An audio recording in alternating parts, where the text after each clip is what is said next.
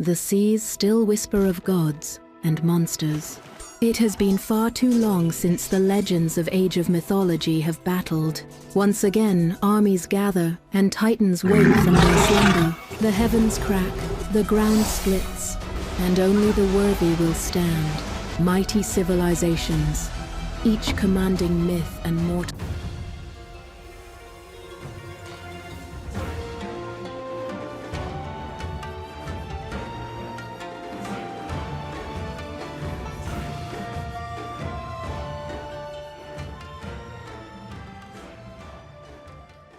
Ladies and gentlemen, boys and girls, assorted members of the jury, another day, another you, another me. It is Challengers League playoffs time. It says it over there. Challengers League is the place to be. Champions League is the other place to be, but that's tomorrow. So today we've got some incredible games for you. Unfortunately, I have the schedule below for Champions League because of reasons.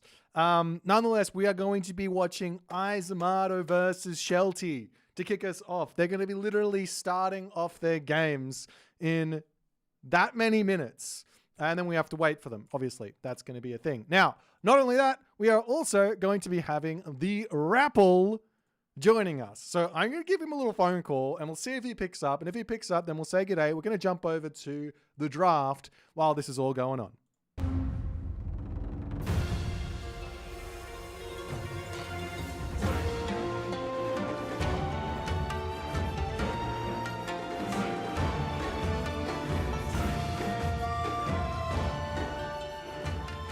Hello, Boit. Rapple is with me. Hello, my friend. What's going on? We've got ourselves some Eisomarto Shelty shenanigans here. If my copy and paste would work, that would be awesome. I've also got a draft. I don't know if you see this stuff or not, but what is happening here? Oh, God. Please. Send me some help. Hey, Rapple. Talk to me, man. What's going on? Hey, hello everybody. I'm also live on the front page right now, so this is a good promotion of Age of Mythology Retold. I'm not shown yet, the 30 seconds left on my timer, so you cannot see me in my stream yet, but I'm talking to you guys. I like you and I know you. What the hell? I can't put in, or maybe I just have to put in the numbers. It's not letting me put in the numbers for this thing. Let's try that. Ah, there we go. Okay. Take your time, Boit. I've got a game URL. These guys are about to be kicking off. We've got ourselves a draft here as well. I don't know if you can see the draft or not. You might have to open up my stream to see it or something. But I'm going to tell these guys to kick off because it does take them. We do have to wait the 3 minutes. For them to get kicked off. So I'll walk you through the draft. We've got Blue Lagoon as the first, as the last picked map, or the map that hasn't been banned. And we've got Ghost Lake, Okuchichibu, Steppe, and Bamboo Grove as the 5 maps we're going to play on. So we skip out on the water maps. Yes. Yeah. Yeah, allow me, Boit, to quickly just see the draft. I think I can... where are those guys linking the draft? I think it's in your server. Do you have... You should have access there. Yeah, it's so, in the so I can show to my audience too. Yeah, Challengers playoffs. There are 2 minutes until we are ready to get going in the game. So that's the thing. What map is it on? Oh, it's on Blue Lagoon. I'm stupid. Okay, cool. So we've got Shennong for Eisomarto as the ace pick, and Shelty does pick Tsukiyomi, still wanting to go in with the Tsukiyomi. And then Eisomarto takes himself Loki as his first pick god. Shelty then grabs all of the Chinas with Fuxi and Nuwa. And then we have Eisomarto taking the Amaterasu and Odin. Shelty then grabs himself Zeus and Isis. And then we have Eisomarto taking Freya and Set.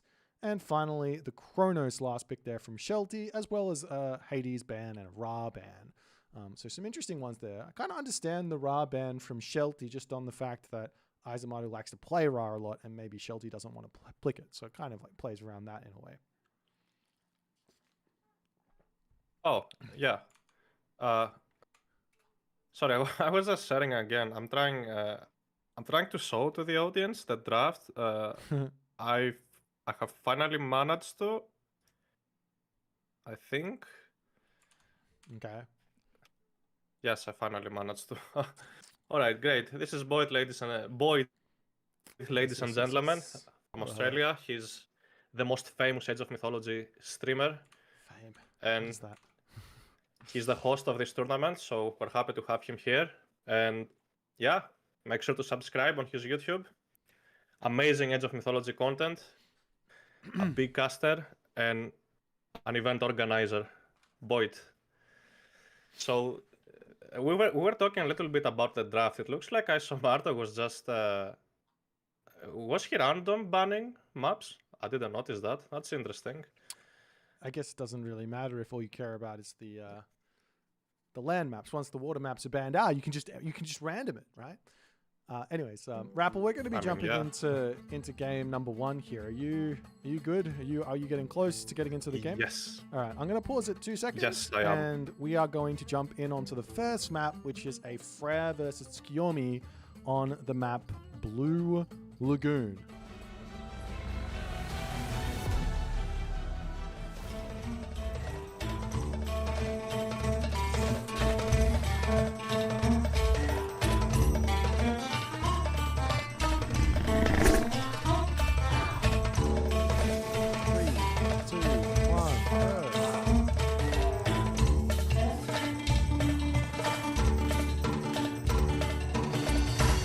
Hello everybody, welcome to the Challengers League tournament.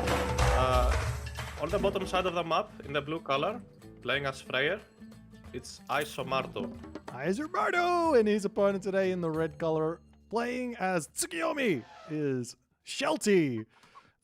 Rappel, I know everybody knows you, but Rappel, let me just talk a little bit about Rappel, and then we'll talk about these players. Rappel is the winner of the most recent sort of Asian Mythology tournament. He won the Gerbot's Japanese Joust, came second in the Mythic Wars S-tier tournament, and has otherwise done incredibly well in the tournaments for Asian Mythology thus far. So I'm really excited to have him as analytical takes today for our first series of the Challengers League. So before we even jump into it, Rappel, what's going on, my friend? Yo, hello, happy to see you, Boit. Thank you for the introduction. It's all good. I'm happy to watch some Age of Mythology today, and these players, I think they're so equal at skill. I think this is like one of the most exciting Challengers League matches so far. I'd like to hear your opinion on that. Well, yeah, I mean, right now, I gotta be honest. We have not really seen that inside of the group stages. There's probably been around about. I mean, there was 4 groups, four groups. So like you have 3, 4. I don't know how many games inside of the group. Maybe everyone plays 3 games, right? So you've got like a whole bunch of games getting played, and then inside of that, there was probably around about half the games were kind of close. When you get to the playoffs, every single game is like really, really high level, really close skill. This is like the highest level of Age of Mythology you're going to see. So I'm really excited. I think you're absolutely right. These guys are super evenly matched, and it's going to be a really interesting series. Isn't it so exciting that some of these Challengers League players used to be in the Champions League in the older seasons? So seeing Shelty, did he manage to get on top 3 in one of the last seasons? Am I right? Maybe top 4? In Champions League, I think the best he's got is in the top 4, yeah, or maybe top 3. I don't know. He's definitely been in the conversation. I think in the first Champions League he was in the top 4. Oh yeah, I think I remember now. So seeing Champions League players actually competing in the Challengers League kinda makes me happy, because that means that the competition is risen and has risen basically, and we can see that because these players were competing, they played in the qualifiers, and they didn't make it to the Champions League. So it's actually so exciting to see that so many players, so many top players are active, and we have new talents in the show. Players like 3DB, 3D Garnath, you know. The Mister, Recon, Mini Yeti. You know, the list actually goes on. There's so many like fresh faces, and there's also a credit to the player who we're watching today, Eisomarto. There's players who have come up from the start of Retold, and they weren't top players at the start of Retold. A year passes, and all of a sudden, yep, they're here, and they are nipping at the feet of everyone else, and they might even get to that level where they start overtaking everyone fairly soon, especially given this sort of a chance at serious tournaments. So I'm excited to see how these things are going to go. But Rapper, we're going to be seeing these classical ages coming through here. We've got Freya for Eisomarto, so not going down that Ula side in this matchup. A little bit interesting. I'll get your take on that. But also Inari or Kami coming through for Tsukiyomi. No changes from the past patch. I don't know how much you can really adapt after one day, but yeah, the Inari or Kami. What are your thoughts? Oh well, Inari Okami is quite, you know, standard for Tsukuyomi. We did see some Tsukuyomi nerfs yesterday, you know, new patch released. And actually the Shogun is not as OP as it used to be. Yeah. I think right now you can train myth units against Tsukuyomi. Something you wouldn't be able to do in the previous patch. So I'd like to see how Eisomarto is going to be playing this out, if he will be going for these Valkyries, what is Freya for, right? And we do see the Valkyrie already hitting a couple of villages on the wood lane. Gonna have to garrison into the tower. Yeah, just a little bit of that. Wait, what time are you in right now? I'm at 5 minutes and 5 seconds. Oh, all right. I'll pause. Oh, I was 5 minutes 30 seconds. Yeah, okay. That's 20 seconds earlier. That's fine. I'm just pausing the game. Okay, sorry. I'm like, what's happening? You said there's something happening already. Alrighty. Oh, you see the Valkyries coming. I see it now. A little bit of a forest fire coming through, and 5, 4, 3, 2, 1, 5:30. Right. And the armory there for Shelty. I don't think that's going to get denied here, but might take out that Kitsune. Does manage to do so as the armory finishes up, and there is definitely going to be an attempt, as not only does the Kitsune go down, but so too does the Juragumo, as well as a Miko. So huge value for Eisomarto from that forest fire early on. Huge value, and on top of that, the Valkyrie survived. It looked like a dead Valkyrie to me, but he managed to save it. We do see him stealing. Okay, he's gonna be stealing a couple of goats there on the left, and he will be looking to raid a little bit more. And I don't think I'm a fan of this strategy. Looks like Shelty just wanna go for a naked fast heroic, but with a Tengu nerf, they're so expensive right now. And with a Valkyrie harassing the economy, is that gonna play out well for him? Look, here's my take on it. Yes, Tengu got nerfed. Yes, Shogun got nerfed.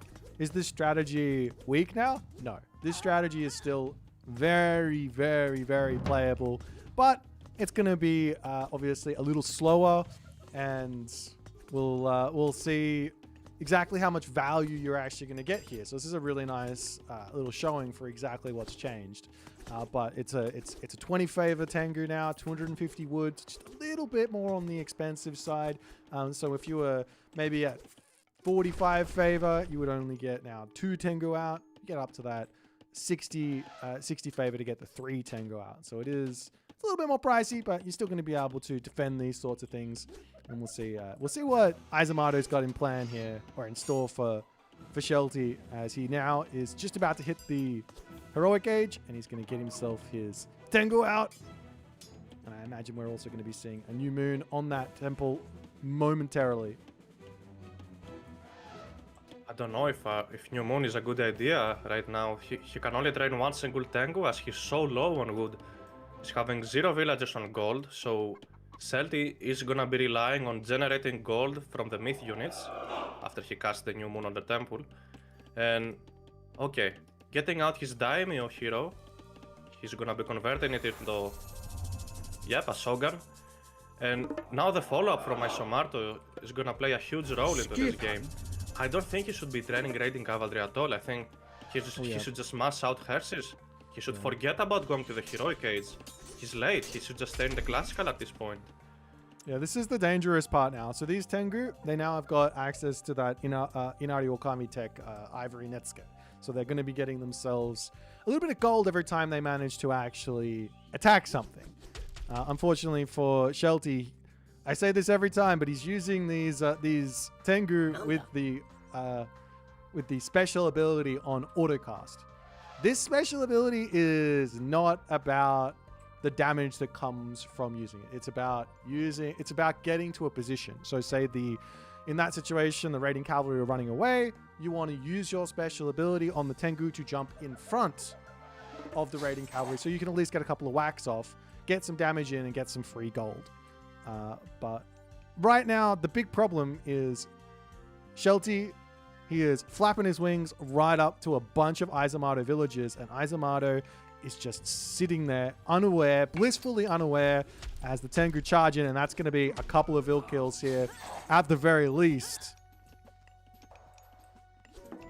It's not even the walls are going to be enough to stop these units. They can jump through the walls, they can jump through buildings, they have no problem with pathing at all. And look at them just dodging those hearses.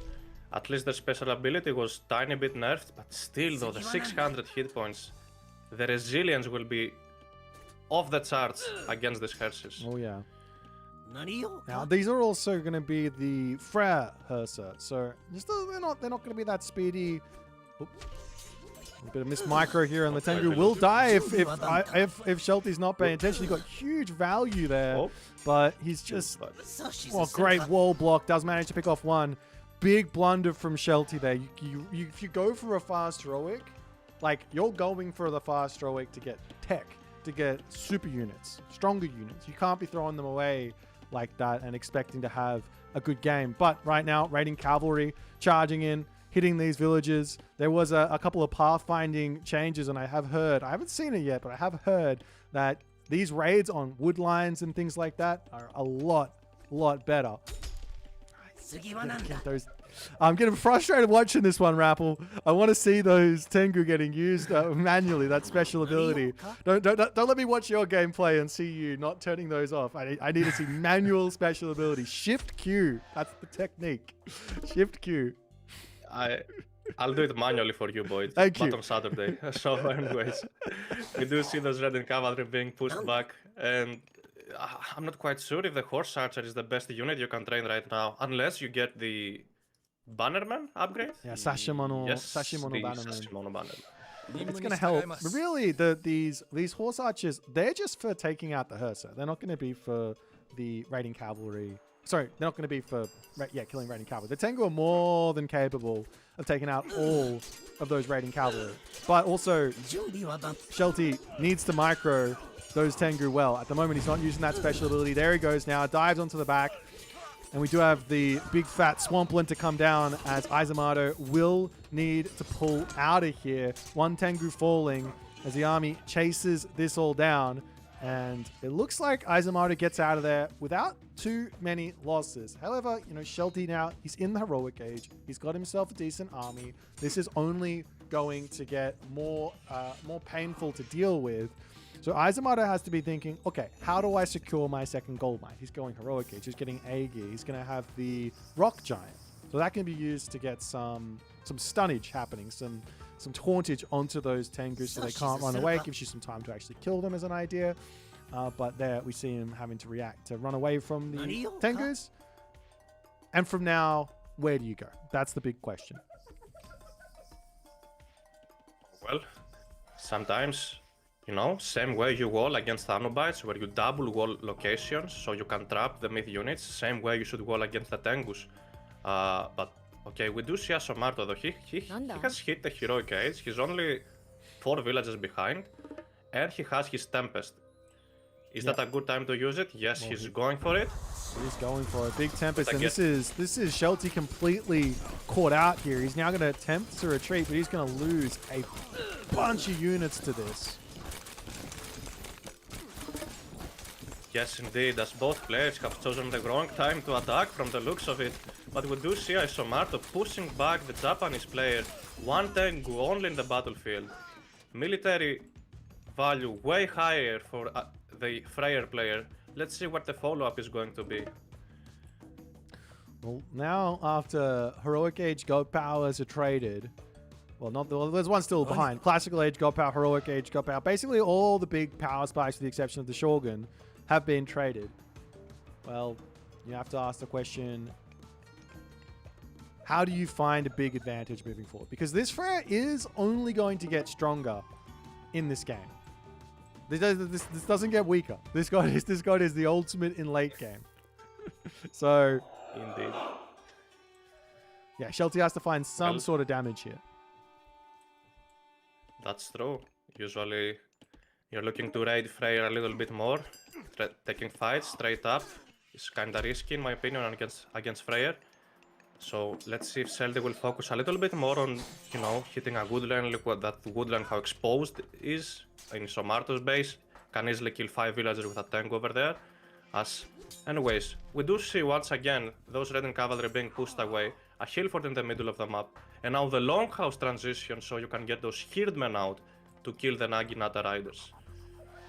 Yeah, this is really important, getting out infantry as well. But there is the Shogun still alive, which does mean some samurai are going to come through. So it's not simple. You also might even need to get some something else there as well. Throw an axeman perhaps. But it's looking like Shelty, he sees the hill fort up and he says, okay, let's take the fight. As the Shogun will start wailing away at that rock giant. Now, it's every 7 attacks now you get yourself a samurai, which is still coming through pretty quickly, especially if this Shogun isn't getting targeted down, but you're not getting them spammed out, so to speak. Oh, definitely, but can we go back like 10 seconds before? We should mention that how good Eisomarto's micro was on the Tengus. I was actually impressed how quickly he took them out, just using the hearses underneath the Hillfort. Yeah, this is a very strange decision from Shelty. A hill fort set up, army all on that position, and he goes, I have no power spike, no god power, no siege. Let's try and take that position out. And Eisomarto very, very, very, very strong in that defense. Now, not only that, he also saw villagers on the left going for food. Was an opportunity to maybe move over there instead of trying to charge in there. But for now, Eisomarto, he is going to be all over Shelty. Shelty losing every villager on that food situation, and he doesn't want to play it out anymore. Decides, that's enough. Let's get out of here. Let's get into game number 2, as Shelty's fast heroic cheese does not end up working in this game. I'd have to figure out a new meta for Tsukuyomi with the new changes. Indeed, Shelty taps out, and Eisomarto takes the first win of this series.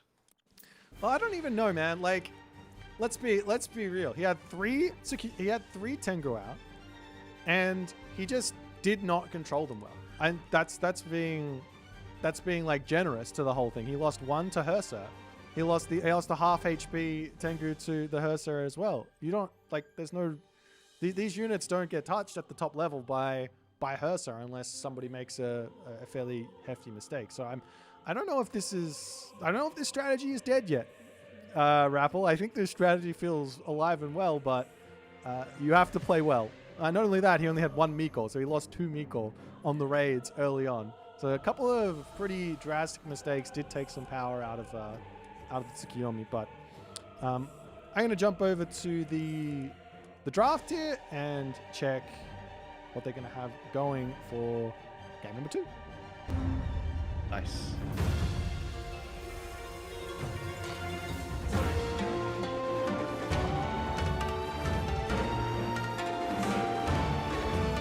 Alrighty. So, that was a win for the... That was a win for the Freya. And a loss for the Tsukuyomi. And they are going to be playing, if I can find it.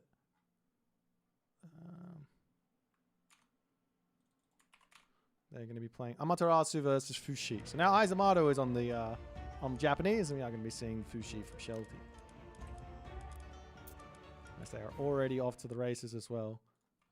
1 minute and 20 seconds until they're in. All right. I'm gonna need also the game URL. Okay, I found it. I'm also in the Discord server. Okay. We're also going in onto the map. What is it? It's going to be Ghost Lake. We're going onto the map Ghost Lake. So let's pause in the game at like 5 seconds, and then I'll give you a 3, 2, 1, and we'll go. Ah, okay, yeah. 50 seconds are left. For the spectator delay, is that right? Yeah. So we'll just pause 40, at 5 44? seconds in Yeah. the game.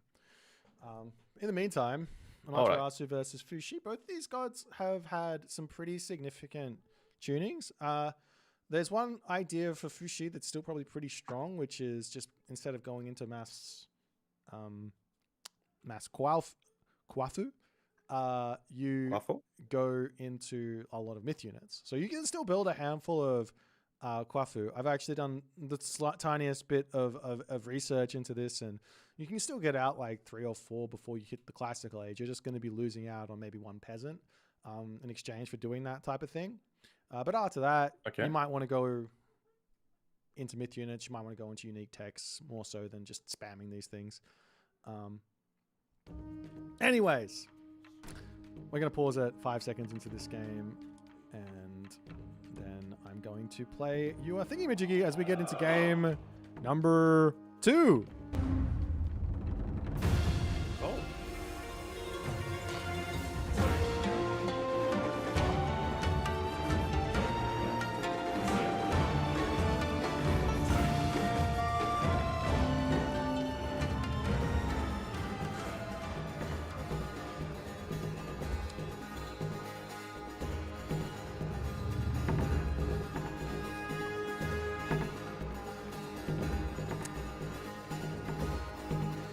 Should I make the intro? It's all right. We are in right now. We just have to wait for the old cool map intro in the left-hand corner of the map, playing as the blue Amaterasu. His name is Eisomarto. Oh yeah, definitely. And on the other side of the map, in the red color, playing as Fuxi. It's DOD Shelty from the DOD clan. He is one of the old Age of Mythology experts of the day. Now facing against Eisomarto in the Challengers League playoffs. Super exciting second game of the series. Ghost Lake, one of my most favorite maps. I would like to hear Boit's opinion on that. One of your favorite maps? What's so favorite about it? Why this map? Why not any other map? What's good about this map? So there's snow. Oh, the snow. First of all, there is snow. I like snow. Okay. Second, there is ice in the middle. Oh, okay. I like ice. So you can go like ice skating or something? Ice skating, Ice yeah. Okay. Yeah. Take the I missiles like out. skiing Like too. it. So. Okay. Oh, good. yeah. And I like it when I have 2 medium gold mines in my base because I'm a gold digger. No, I'm kidding. Okay. Indeed, I like when I can go for the macro game, so as many safe resources in your base. On top of that, high goat spawns, so you get to have way more food in your base and everything. So I like the macro games. I mean, yeah, macro and raiding is my playstyle, so I like it. I see. So you got a whole bunch of variety on this map, right? So you're talking about there's like macro games, there's raiding games, but there's also the aggressive games as well. You get the 1 gold mine, 2 large gold mine variant that we see in this map, and all of a sudden, you better not be macroing on this map, because if you do, you will have a very, very tough time, I think, against a whole bunch of stuff. No? Yeah, I mean, this is yeah, sure, but this is one of the spawns that only give you 1 medium gold mine in your base. So I think this is a good advantage for Fuxi because he's having Peach Blossom Spring. He can convert that into gold and mine from it. So Eisomarto is gonna have to basically move out for a new gold mine way sooner than Shelty. So yeah, I think that's something that Fuxi is happy about, and let's see how it's gonna play out for them. Yeah, I'm sorry. I'm just messing around. I haven't had a chance to look at what this does yet. I'm messing around with the unit point of view thing, and I'm just watching Shelty's Pioneer just staring off into the distance over the edge of the flat Earth. Oh, now he's making a move. Okay, all right.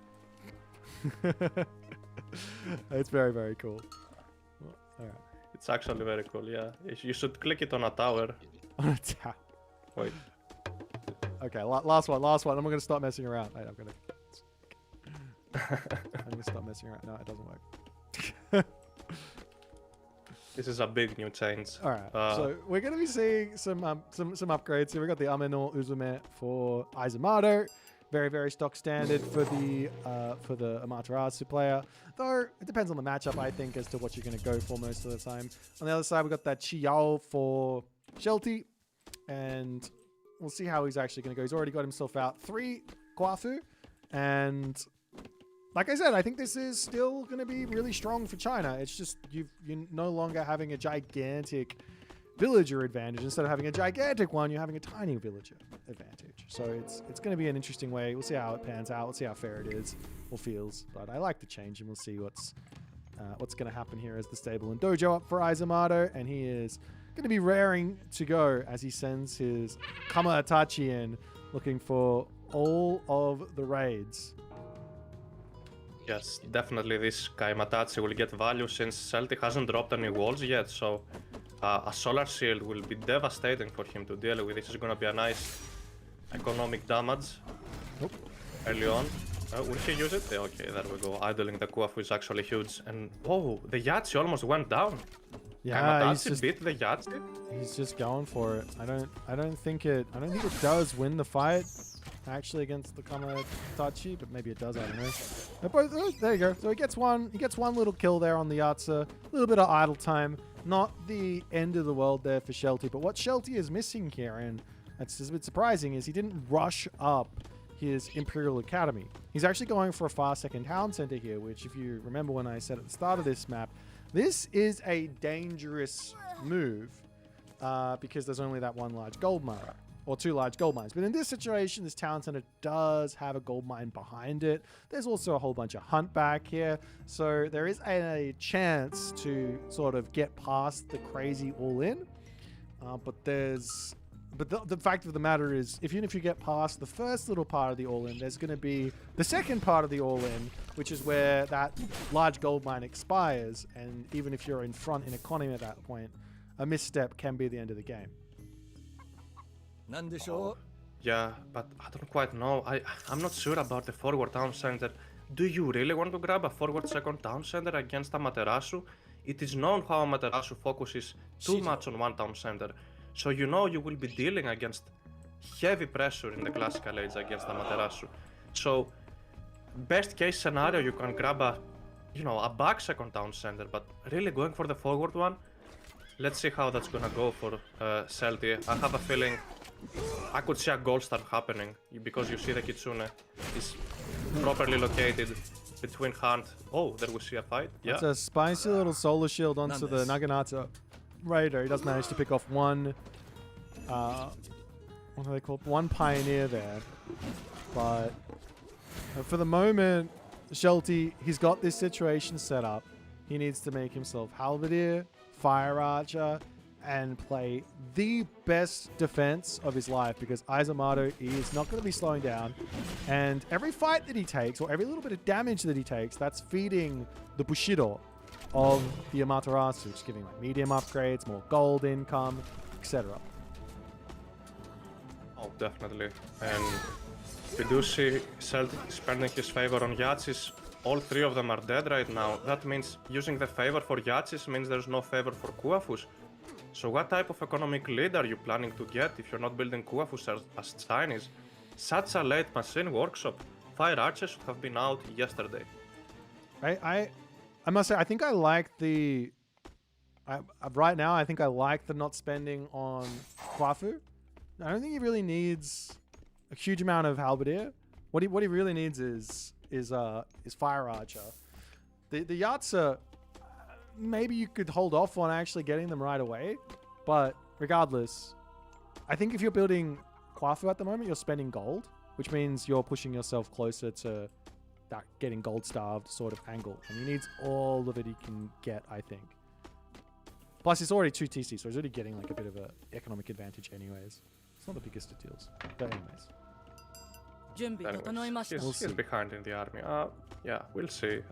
Okay, we do see Eisomarto spending his extra good in the bank to a couple of economy upgrades, not bad. And oh, the beavers are about to get into the main base. Yeah, I mean, I guess there's two ways to try and play around these guys. Just like when they come in, run for the tower, and just poke them down with your guys. They really aren't that good versus. I mean, I'm about to say they're not that good versus the Qualfoot, but they take out one there. They take out one. He does have a relic which gives him HP back, so taking a little bit of damage onto everything from that special attack is not the end of the world, and he does manage to pick it off as well. Definitely not, but losing a Quafu, that kind of costs. Yeah. Let's see that cavalry. Oh, maybe you should heal your cavalry back up with Amico. That's always a decent idea. That's like getting back those resources, because if you lose an Aginata Rider, that's like 115 resources, but if you heal it back, it's like you got an extra 115 resources. Yeah. Right? Yeah, exactly. It's there's the especially with, of course, like Susanoo and Tsukiyomi can also do this, but with Amaterasu, as we can see a bit of a fight in the center of the map, I'm surprised to see Shelty going this hard for this at the moment, as he does decide now to retreat. But Amaterasu has that. Brain is blanking on names. She's got that upgrade which makes her Miko train faster. I'm still surprised to see this sort of a fight from Shelty. Now clicks the lightning weapons, but this can't be good for him. He's on 2 town centers. It hasn't paid itself off. He's behind on military resource cost, and he's giving Bushido over to Eisomarto. Kagura is the technology. Thank you, the J-Red. Kagura. As the army has been cleaned up, but at least the cavalry were also cleaned up. But indeed, Shelty chose to take a fight way too early. That's the point of grabbing a second town center. You're gaining economy.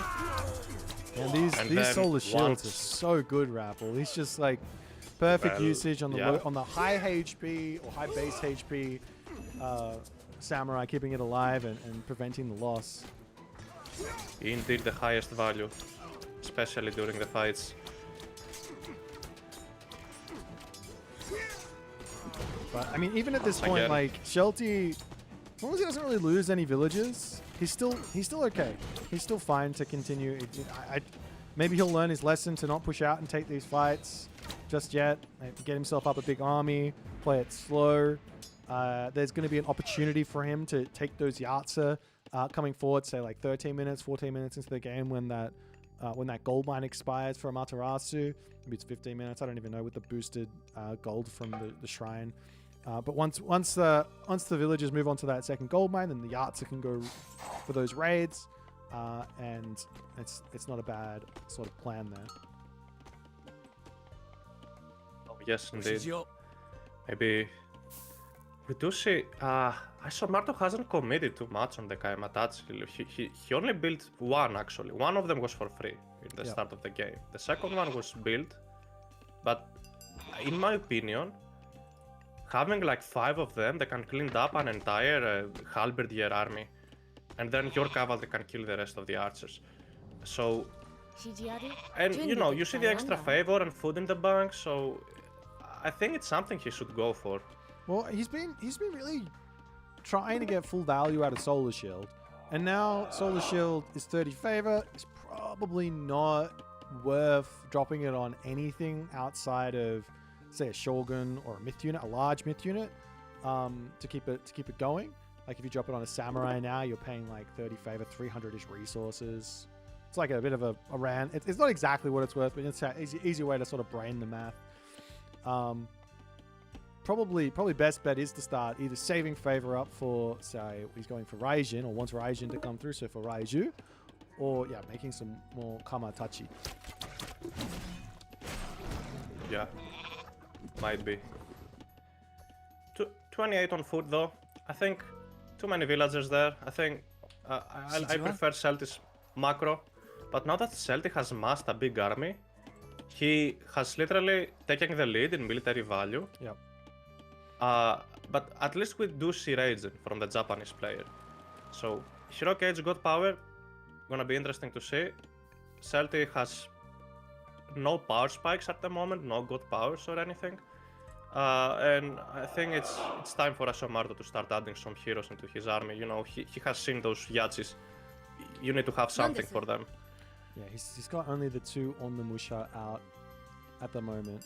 This is somewhat scary for Shelty, because Heroic Age coming in means there's that Thunderdome, Thunderburst, God Power, which can really catch you out. The easiest way to play around this is to just sit on your town center. So once the tech comes in, or the God Power comes in, you just garrison through it and run away. But there's heavy in now for Eisomarto as well.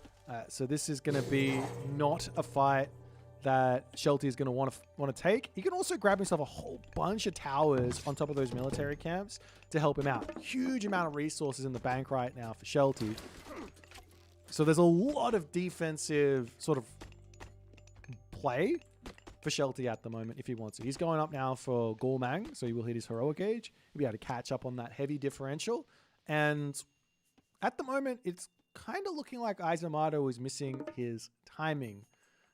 He's waiting for the Hanya Mask. And yeah, he needs to make something happen because Shelty should be happy just sitting here. He's got a 20 villager lead. Oh, indeed, and things will start getting tough for Eisomarto once Shelty manages to get to full population on 2 town centers. That's where he has the population and economy advantage. So Eisomarto has to make a move real quick, and I mean, he can go for it. He can attack the base. That's what we see. He has the 2nd tier or 3rd tier Bushido, so he has heavy units. He didn't pay for that. That was for free. And he's just looking to attack the main base, taking those houses down. Shelty quickly making a move, but I don't think this is a fight Shelty could take until he has heavy units himself. Well, yeah, now the Thunderburst comes down, army retreating away from this, villagers into the town center. Shelty's town center is going to be probably going down, but he does manage to get to the next stage. Right now, he needs to be attempting to escape with those villagers, because losing all these villagers, that's going to be a big, big problem. But it looks like Eisomarto might just take the town center and leave.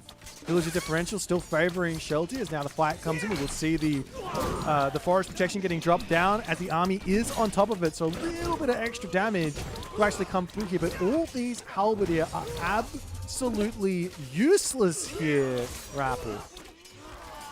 Oh yeah, doesn't look like the entire army is gonna be cleaned up, and Eisomarto is still almost in full population, yet oh, this is just insane. He's gonna have champion units in the next 1 minute if he keeps attacking.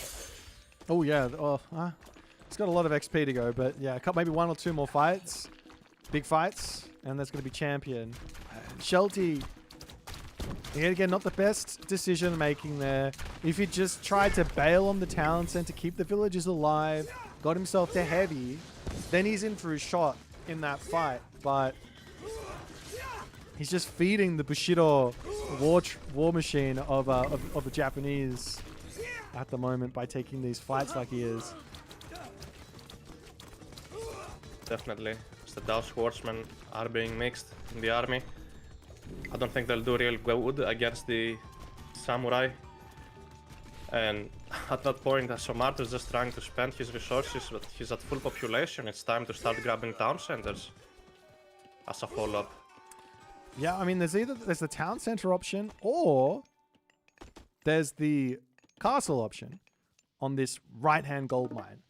End the game right here, right now. He's got, or even in the main base here, right next to the Peach Blossom Spring. Take that for yourself. Enjoy. Go Mythic Age. How crazy. That would be the biggest brain play here, no? Eisomarto just like grabs all of his, grabs like 20 villages, walks across the map, sticks a castle on top of the Peach Blossom Spring and just takes it.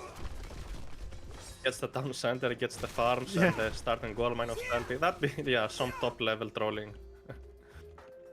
And now Shelty is going to try for this top gold mine, but there's already plenty of villagers there. 2 dojo there as well, so some units can pop out immediately. There's samurai literally queued up, ready to pop. So they will be there to kill those villagers. It looks like now Shelty is going to be going for another little fight. He does get the Tao Wu 10-pin bowling in before it gets picked off. But Oh yes, Shelty, but it's still early to take a fight. No heavy units for Shelty yet. This isn't a fight he wants to take. Just feeding the Japanese players. I mean, this is a nice little choke point, but Eisomarto is not going to fall for that. He's totally fine. Got a ballet coming up onto this position. It's 4,000 gold for this position. The villagers will try and shank it down and deny it. But they do not really do more damage than these villagers are building for. It's close, actually. Maybe it will go down. I think it will. 7, 6, 5. And also the army preventing the reinforcements from coming through. Shelty pulling back to his town center. He's going to have to garrison away here. But immediately, Eisomarto says, I don't even need to fight there. Let me pull back. No problems. Now the villagers are just going after each other, but a samurai, a couple of shinobi also in the mix, and these are going to be some dead villagers. Definitely dead villagers. It's kinda strange. The entire time Shelty has been having the villager lead, but he's been losing so hard all of these fights. Oh yeah, this is okay. Here's my thought. On the one hand, he got sort of baited into making all the halberdiers. They're not that useful. You only need a handful of them versus those Naginata riders. I think the unit comp you actually want and the god path you actually want isn't Gormang against Japan. You actually want Nubar for 2 reasons. One, you get the fire archer tech, which also helps out your Chukonu. So you want to mix those in as well because they're going to be really, really useful against the samurai. And more importantly, you want Tao Wu. Tao Tie, the unit that eats the samurai, or one-hit unit. So you eat the samurai and get huge value out of that. Of course, the god power is a little bit met, but if you get to the Mythic Age, you can use Great Flood plus Drought to take out an entire position. So that's sort of I reckon that's your game plan here. But we'll see if Shelty can bring this one back, because he's losing a ton of villagers now. Yeah, finally Eisomarto has the villager lead here. Equal population. Yeah, this is a nice lightning weapons for Shelty as he's trying to snipe as many of these units as he possibly can. You see a little solar shield. That's an expensive solar shield there. And it does look like finally here Shelty has managed to win a fight. But as he wins the fight, champion will come through. And the villager differential now is 48 to 37, Rappel. Oh yeah, and on top of that, Lucita Mikazuchi is on the way, gonna have Divine Slash to be used on top of these Fire Archers. That's gonna be a beautiful usage of that god power. As Shelty is trying to stabilize, trying to grab his main town center. No, he's going for the gold mine. He's got to grab that Peach Blossom Sprig, man. That thing will give him a little bit of breathing room. And as much as I've been talking about how important this gold mine for Shelty is, it is equally important for Eisomarto. Eisomarto on the top here, 4,000 gold. On the left here, 3,000 gold. If you push off either one of these, it's giving you more of a chance here in this game to find a win. Yeah, indeed. I just think this army composition is just devastating. How can China counter that without the Tiger Cavalry? Like samurai, shinobi. What are you going to train? Dao Swordsman? I guess so. You need a front line. You need a front line so that your Fire Archer Chukonu can do something. That's the tricky part. I guess like White Horse Cap here is not a terrible idea either, right? Whoop. I mean, yeah. Does he dodge it? He does dodge it. He dodges. That's not. Well, I mean, he lost some. He lost some stuff, but 12 archers. And now he's getting chased down on both different sides here. The Shinobi will clean up on the left side. On the right side there as well, it's looking like those champion samurai are going to be too much, and Shelty, the 22nd minute of this game, does decide it is game over as he taps out. Rappel. Oh yeah, what a game, what an interesting series. 2-0 so far for Eisomarto. Expected to see some nice Fuxi abuse, but I just think the fast forward town center was not the best decision for this matchup. Well, I think we go deep into it. I don't even think it was that bad of an idea, no. Like, wasn't it, like, if he just sat there, played defense, sat underneath his town center, defending that back gold mine, defending that food, maybe throwing a wall up so that he can move behind the forest in his base so he can go to his main town center or defend his left town center without too many issues, continue to send those sky lanterns out. It kind of seemed like this would have actually been okay. So, but he takes that early fight, and that's where it's like you're not in front. If you take a look at the military resource value, look at that very first fight that happened, and it's like 2,500 to 1,800 resources. So of course it's going to be a fairly significant loss. And if you're going to lose fights against Japan, well, like I said, you're getting Bushido, and that's going to make it even harder for you to catch up. So when you're playing that 2 town center versus 1 town center game, you really got to be waiting. And you can go for raids, that's fine, but don't take a massive fight. Indeed, it's kind of sad to see that the Peach Blossom was not used at all. It's sitting at 2,800 food and it's still generating, so that's kind of unfortunate. But anyways, could be used as a gold mine. Yeah, let's jump back over to the draft and see what they're gonna do for game number 3. Oh yeah.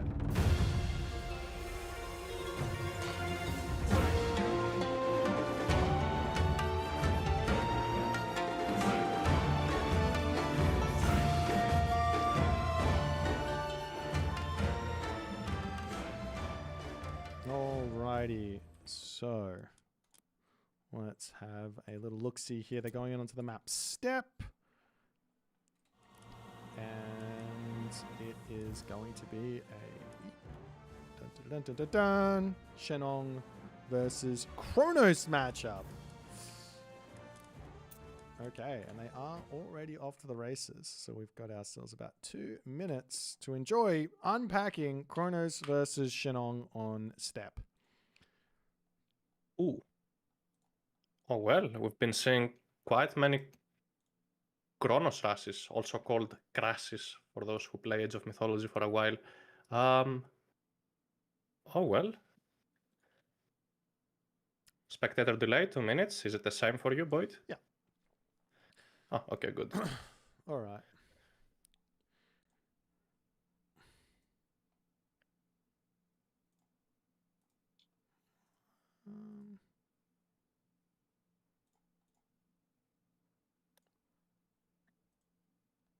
Okay. Well, we'll see how it goes. You've got the Kronos Rush. That's always going to be a thing, which does mean that if you're playing as Shennong, you got to be somewhat careful of taking a really late advance. If you decide to go for, say, 3 Kwafu.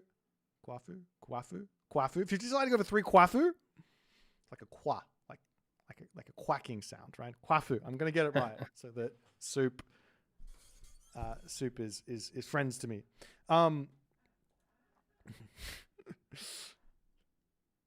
If you go for the Crush against this versus like a 3 Kwafu build, it's probably going to be like a 4:30-ish advance. So that's like a minute and a half of idle time. Unless you play into early Shennong farms in the right positions. So there is some ways that you can deal with the Crush and Greed on top of it. There's also like deconstruction ideas for the Shennong farm as well. If you haven't tried that, I'm pretty sure it works. So you got to also have that in your back pocket to understand as the Kronos player that you can also shut down that idea. But also you don't have to go for a Kronos Rush here either. Taking down the temple is going to be super important against Shennong, because that way you completely cancel the first tier, so Shennong will not be spawning any myth units for free if you make sure that their temple is down. So you either deconstruct it, you deconstruct it every time your deconstruction is available, or you just attack it with your army and stuff. But anyways, I'm curious to see what Shelty. Yeah, I've paused. Okay. Well, let's get into game. Where are we going? Well, let's get into game number 3 here. Eisomarto 2-0 onto the map Step. Cue the intro.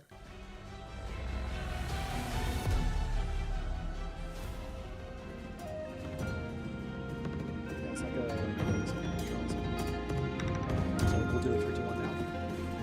3, 2, 1, go.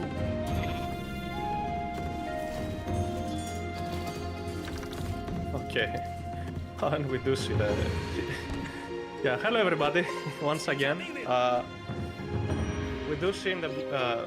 well, I have the colors changed. Anyways, we do see on the left side of the map Eisomarto playing as Shennong, and we do see him already opening up with a silo and double farm. Okay, he's having some invisible units. Yes. So, Eisomarto, left side of the map, he's Shennong. He drops his farms down. In the right-hand corner of the map, we have Shelty. And it looks like Shelty is going for... Actually, I mean, you can't tell just yet, but it looks like he's going for some version of the Kronos Rush. He's going to get himself the goat already ready at the front. But, yeah, farms are up. There's going to be a late advance. The villages will be underneath the town centers. You can't raid those. You can't raid the villages on the gold mine. What is this Kronos Rush really going to be able to accomplish? As I say that, and we see Shelty overgathering gold, so... Oh, no, he's the temple down. Okay. He realized, yeah, so action already. We'll be seeing a 3-minute age up from Shelty, rushing the Shennong player, and I think I like what Eisomarto is doing right now, but I would have much preferred if the silo was on the other corner of the gold mine. So there's the town center fire, because right now that silo is exposed and it can be attacked by the Prometheans, and that house as well, so unfortunate building placement from Eisomarto so far. Yeah, he's a little bit more concerned about getting the favor in, I think, than actually defending against what's coming for him. This is something you often see from Chinese players, like for example in China versus Norse, you often see a China player trying to expand their favor income when really they should be playing a locked, just like a standard building formation to defend against like the raids coming from a Norse player. In this situation, you're playing against Kronos, so we don't care about our favor. We just care about getting through the early stage and getting a nice advance time, and then we can play the game. Then we can start expanding our favor. So you have to play against what your opponent's doing. And I am surprised to see this here from Shelty. He's actually going for Prometheus. For this rush, Leto makes so much sense. You can sit underneath the town center. You can run around there. You can take down the farms with the automatons as well. No problems. But Eisomarto doesn't even have a temple down yet. So, yeah, this is going to be a late advance. Yeah, Eisomarto is not prepared at all. He's not expecting a Kronos rush at all. You should expect anything from Shelty, as Shelty is known to be super aggressive as a player. But what at least I like is the fact that he pushed all of that hunt underneath the town center, so the hunt is not harassable for Eisomarto. Oh, I really like him killing off that house. Of course, there's enough wood there for him to do anything, but he's going to start beating up the farm. And that will be able to expose this, and then he can deconstruct the other one. So you give your opponent 100 wood, but I mean, that's totally fine. There's still no temple here. Where's the temple? Well, he's at the very least now putting the temple down. Deconstruct the farm? No? Okay. But can you? Surely you can. Surely you can. You can. Okay, you can. He's going to take a whole bunch of damage from the towns, and imagine if these guys were automatons, deconstruct the temple, and that does delay any sort of pioneer production here, as the pioneer will get beat up. But Eisomarto, he's really not having that much idle time. Not really, yeah. You can use the back woodline, that's exactly what he's doing. And a myth unity will be 7 more favor, and a myth unity will spawn from the temple for the Shennong player. So the farm is under attack. Maybe it would be nice if he repaired that. No, he's just gonna run away. And Eisomarto no longer has access to a gold mine. Yep, and we do see it very smart on the top side here from Shelty. He's actually got his Oracle scouting out the top position. And basically Eisomarto here, he needs to find a way to get gold. And he goes up to the top side. He could go for another sort of idea with the farms. He could push back over onto this gold mine, drop another 2 farms down, start gathering again. I mean, yeah, definitely. What I like about Chinese when they're being rushed like that, when you just want to get out a big mass of Wuzu Javelineers, right? Yeah, so 10 gold. They cost 10 gold, exactly. So at that point, with that gold in the bank that Eisomarto has right now, he can train up to 16 Javelineers as long as he gathers wood. So wood is the most important resource right now for Eisomarto, and Shelty is nicely harassing that. Yeah, and attacking villages underneath the town center. But yeah, you're absolutely right. This gold mine almost doesn't matter here, right? Just run around the side and attack that wood line. Gets a villager pick. Exactly. So the rush is in full force here for Shelty. Too much food in the bank. It wouldn't even be a bad idea to put everything on wood right now. Alrighty. The first few units are being queued up. I would like to see double military camps. One is not gonna be enough.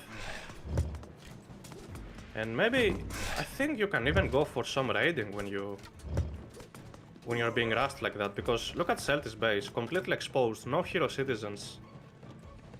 Could definitely grab 2 mid units and attack that location, the wood line and the gold mine, forcing Shelty to retreat.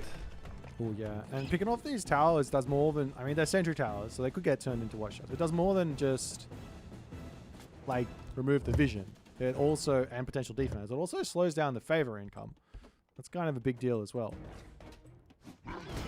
Oh yeah, sure. Some units are caught there, but I guess they will survive. No problem. Oh yeah. Nice micro. That Caraballister hero does go down there just before the halberdier goes down. Not the best of trades there for Shelty at all. He's kind of struggling to get everything going here. He's making Terma. Coming around the left side, trying to get onto this wood line. So many villagers on this wood line, and with that house placement as well from Eisomarto, not the best at all.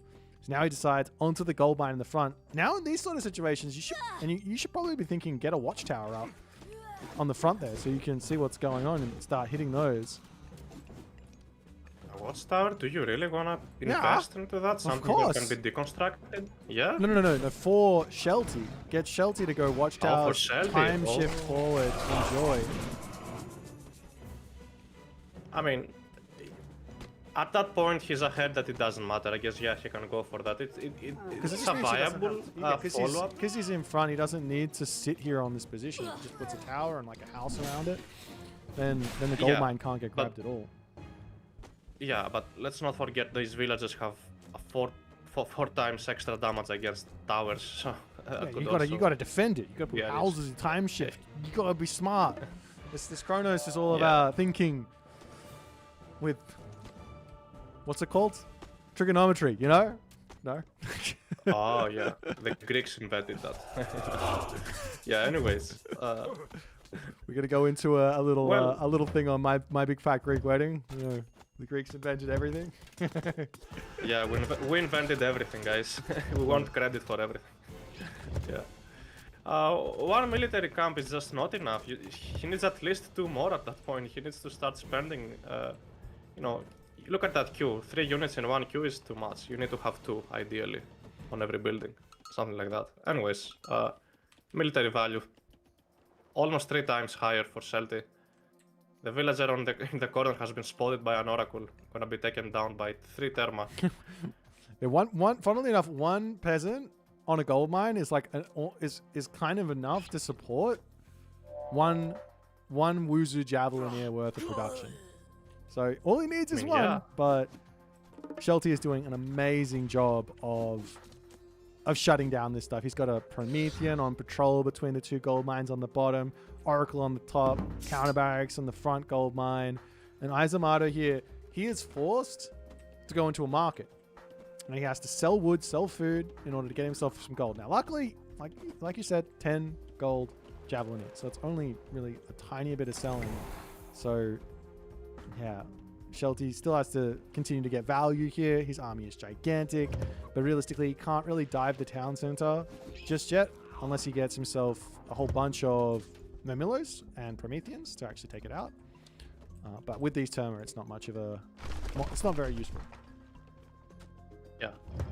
I think this might be one of the first times Eisomarto is dealing with this rush as Shennong, because I think Halberdier is a mistake. They can kill the Therma if they get on top of them. But, oh, look at that. Oh, yeah. Look at the Terracotta Riders. Terracotta Riders coming in. There's a huge amount of those catapulties though, so they're a really nice counter for the Terracotta Riders. But with the lightning weapons, smart move from Shelty. Back off. The Terracotta Riders will lose a little bit of HP as well. Turn, take the fight a little bit later. Eisomarto should not be chasing here. He's going to lose everything. Definitely taking a desperate fight is gonna cost him the game, even though he was indeed very behind. He felt like he had to do something, but at that point the entire army has been cleaned up. And what is left for him to keep him into the game? Well, yes. The villager differential is kind of close. It's just the military differential that's the problem here. So a misstep from Shelty could be the big one, right? Like he throw away too many units to the town center, like he's doing right now. There's some good garrison micro villagers coming through, can try and take these out. Kwafu to use their ability to try and get some value here. Shelty is going pretty aggressive at the moment, but he does manage to pick off the majority of those units before pulling back.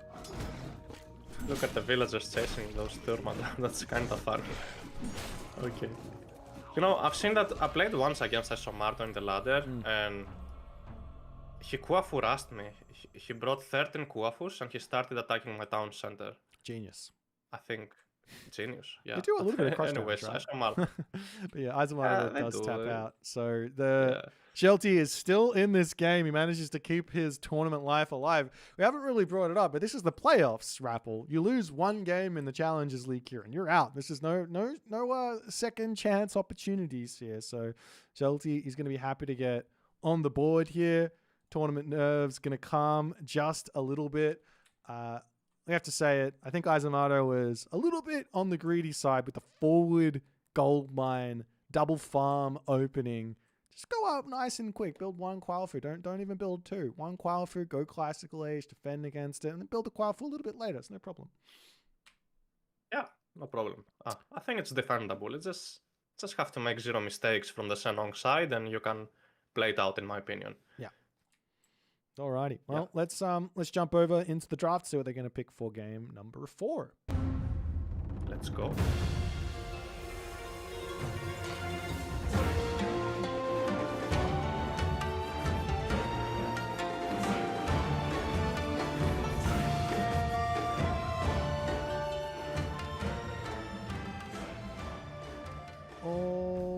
Alrighty then. Okay, so we're on to Bamboo Grove next. Bamboo Grove, and it's going to be a Odin versus Isis matchup. What are you thinking? Oh. Odin against... You are the resident Odin main, Odin expert, Odin know-it-all. You have to tell me how Odin beats Isis in Bamboo Grove. Okay, I think I've given to my audience ways to win that matchup for Odin. I think I've said it before, there are 5 ways to win that matchup. You either resign, or cry, or flame your opponent, or make an RTS post, or flame the developers. These are 5 ways to win these matchups. You choose which ones suits you the best. Sounds like what you're saying to me, and I could be wrong about this. It sounds like what you're saying to me is a gigantic skill issue problem coming from the Odin players' side, right? Yeah, we need to do some improvement. Yeah, let's be honest. Yeah, I mean the Egyptian players, they are just built differently. They've got they're just better. So yeah, so less crying, more getting better, and we go from there. Okay. Realistically, I think Odin can play that around, can play that matchup around. Okay, it is a bit hard, that's fine. But can play that around because you get access to gold in the classical age. So that's quite interesting. If your opponent is spamming out myth units, you can deal with that, building Goldie, with Sesomnir. And later, you're going to focus on economy and raiding. You don't want to fight too much the Isis player. You might lose head-to-head fights. That's one mistake some Odin players do. But I'd like to hear your opinion too on that, Boit. Well, I mean, I think specifically we play on Bamboo Grove. One thing about Bamboo Grove is the full spam, full send classical fight from Egyptian, which is normally where Norse struggles the most, is kind of easy to defend in my opinion. I don't know about you. I don't think that this kind of works on this map, especially with things like Heimdall. We can build walls, we can get towers, we got the back gold. The only thing we have to think about defending is Anubites, and with some creative baiting using garrison micro on sentry towers, you can snipe off those Anubites that greedily dive in without thinking, and then you just sort of play that defensive game. Now, of course, there's what happens if the ISIS player then goes and does something different, and now we have to start dealing with that. But I do think this specific map, this specific matchup, Heimdall sounds very, very good to me. Okay, yeah, interesting. Even though if you go Heimdall, you will not have access to Godin, the classical age, so that's one negative. I don't need him. You don't need them? I don't need him. Well, get good. It's a skill check, Rappel. I'm telling you, it's a skill check. These Anubites, they're not even that good. I mean, they're actually really good, but they're not that good. I'm going to slam my desk. Okay. We'll see the win rates after the tournament. That's right. We'll find out. Yeah, my win rates going through the roof because I believe. You have to believe. It's like the Matrix. Rappel, we're about 5 seconds from jumping into this game. Mm-hmm. Have you got this one loaded up? Yeah. Okay, so it's Blue Lagoon. Me and Rappel are going to be pausing at 5 seconds. You guys are going to be enjoying a beautiful little map intro. Let's get it.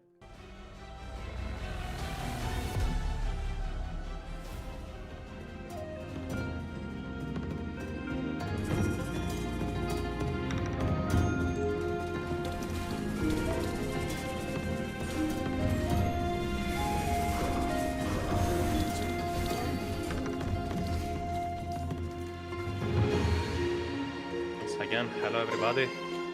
Left side of the map, the blue color, at least for me it's blue. We have Eisomarto playing Odin. Eisomarto playing the Rappel's choice god, the god of the people. His opponent in the right-hand corner of the map playing as Isis. It is Shelty. Alrighty. First thing, Rappel. On this map, there are 2 types of spawns. I don't know if this one is actually on the ranked map pool at the moment, but regardless, 2 types of maps. You have the map that's got a back gold mine with 3,000 gold in it, and you have one that doesn't have a back gold mine with 3,000 gold in it. So this one doesn't. It does have a 6,000 gold mine that's kind of back, but that's not that. That's a different type of gold mine. This is completely different. Yes, completely different. Have to agree. I like the backhand. You know, we were previously discussing how Odin can play this around because, okay, it's a bit hard of a matchup. And I wanted to mention that if Odin actually gets the resources he needs, then it's a fine matchup. If you manage to get a gold mine, to secure a gold mine, and hunt, you can win as Odin. So this is a good pick. I think Bamboo Grove is like a map where it's easily to defend resources, you know, backhand, back gold mines once again. And usually Norse dies on the second large gold mine against Egyptians, but that's not possible on Bamboo Grove. So that's why I'm very interested to see this game now. Yeah, I mean, there's so many landmines, so to speak, for Odin. Like, 1, don't lose all your villages to an Anubite raid. 2, Plague of Serpents. 3, you've got Sphinx raids you have to be thinking about. Or Mass Sphinx, for example, trying to crash through a position.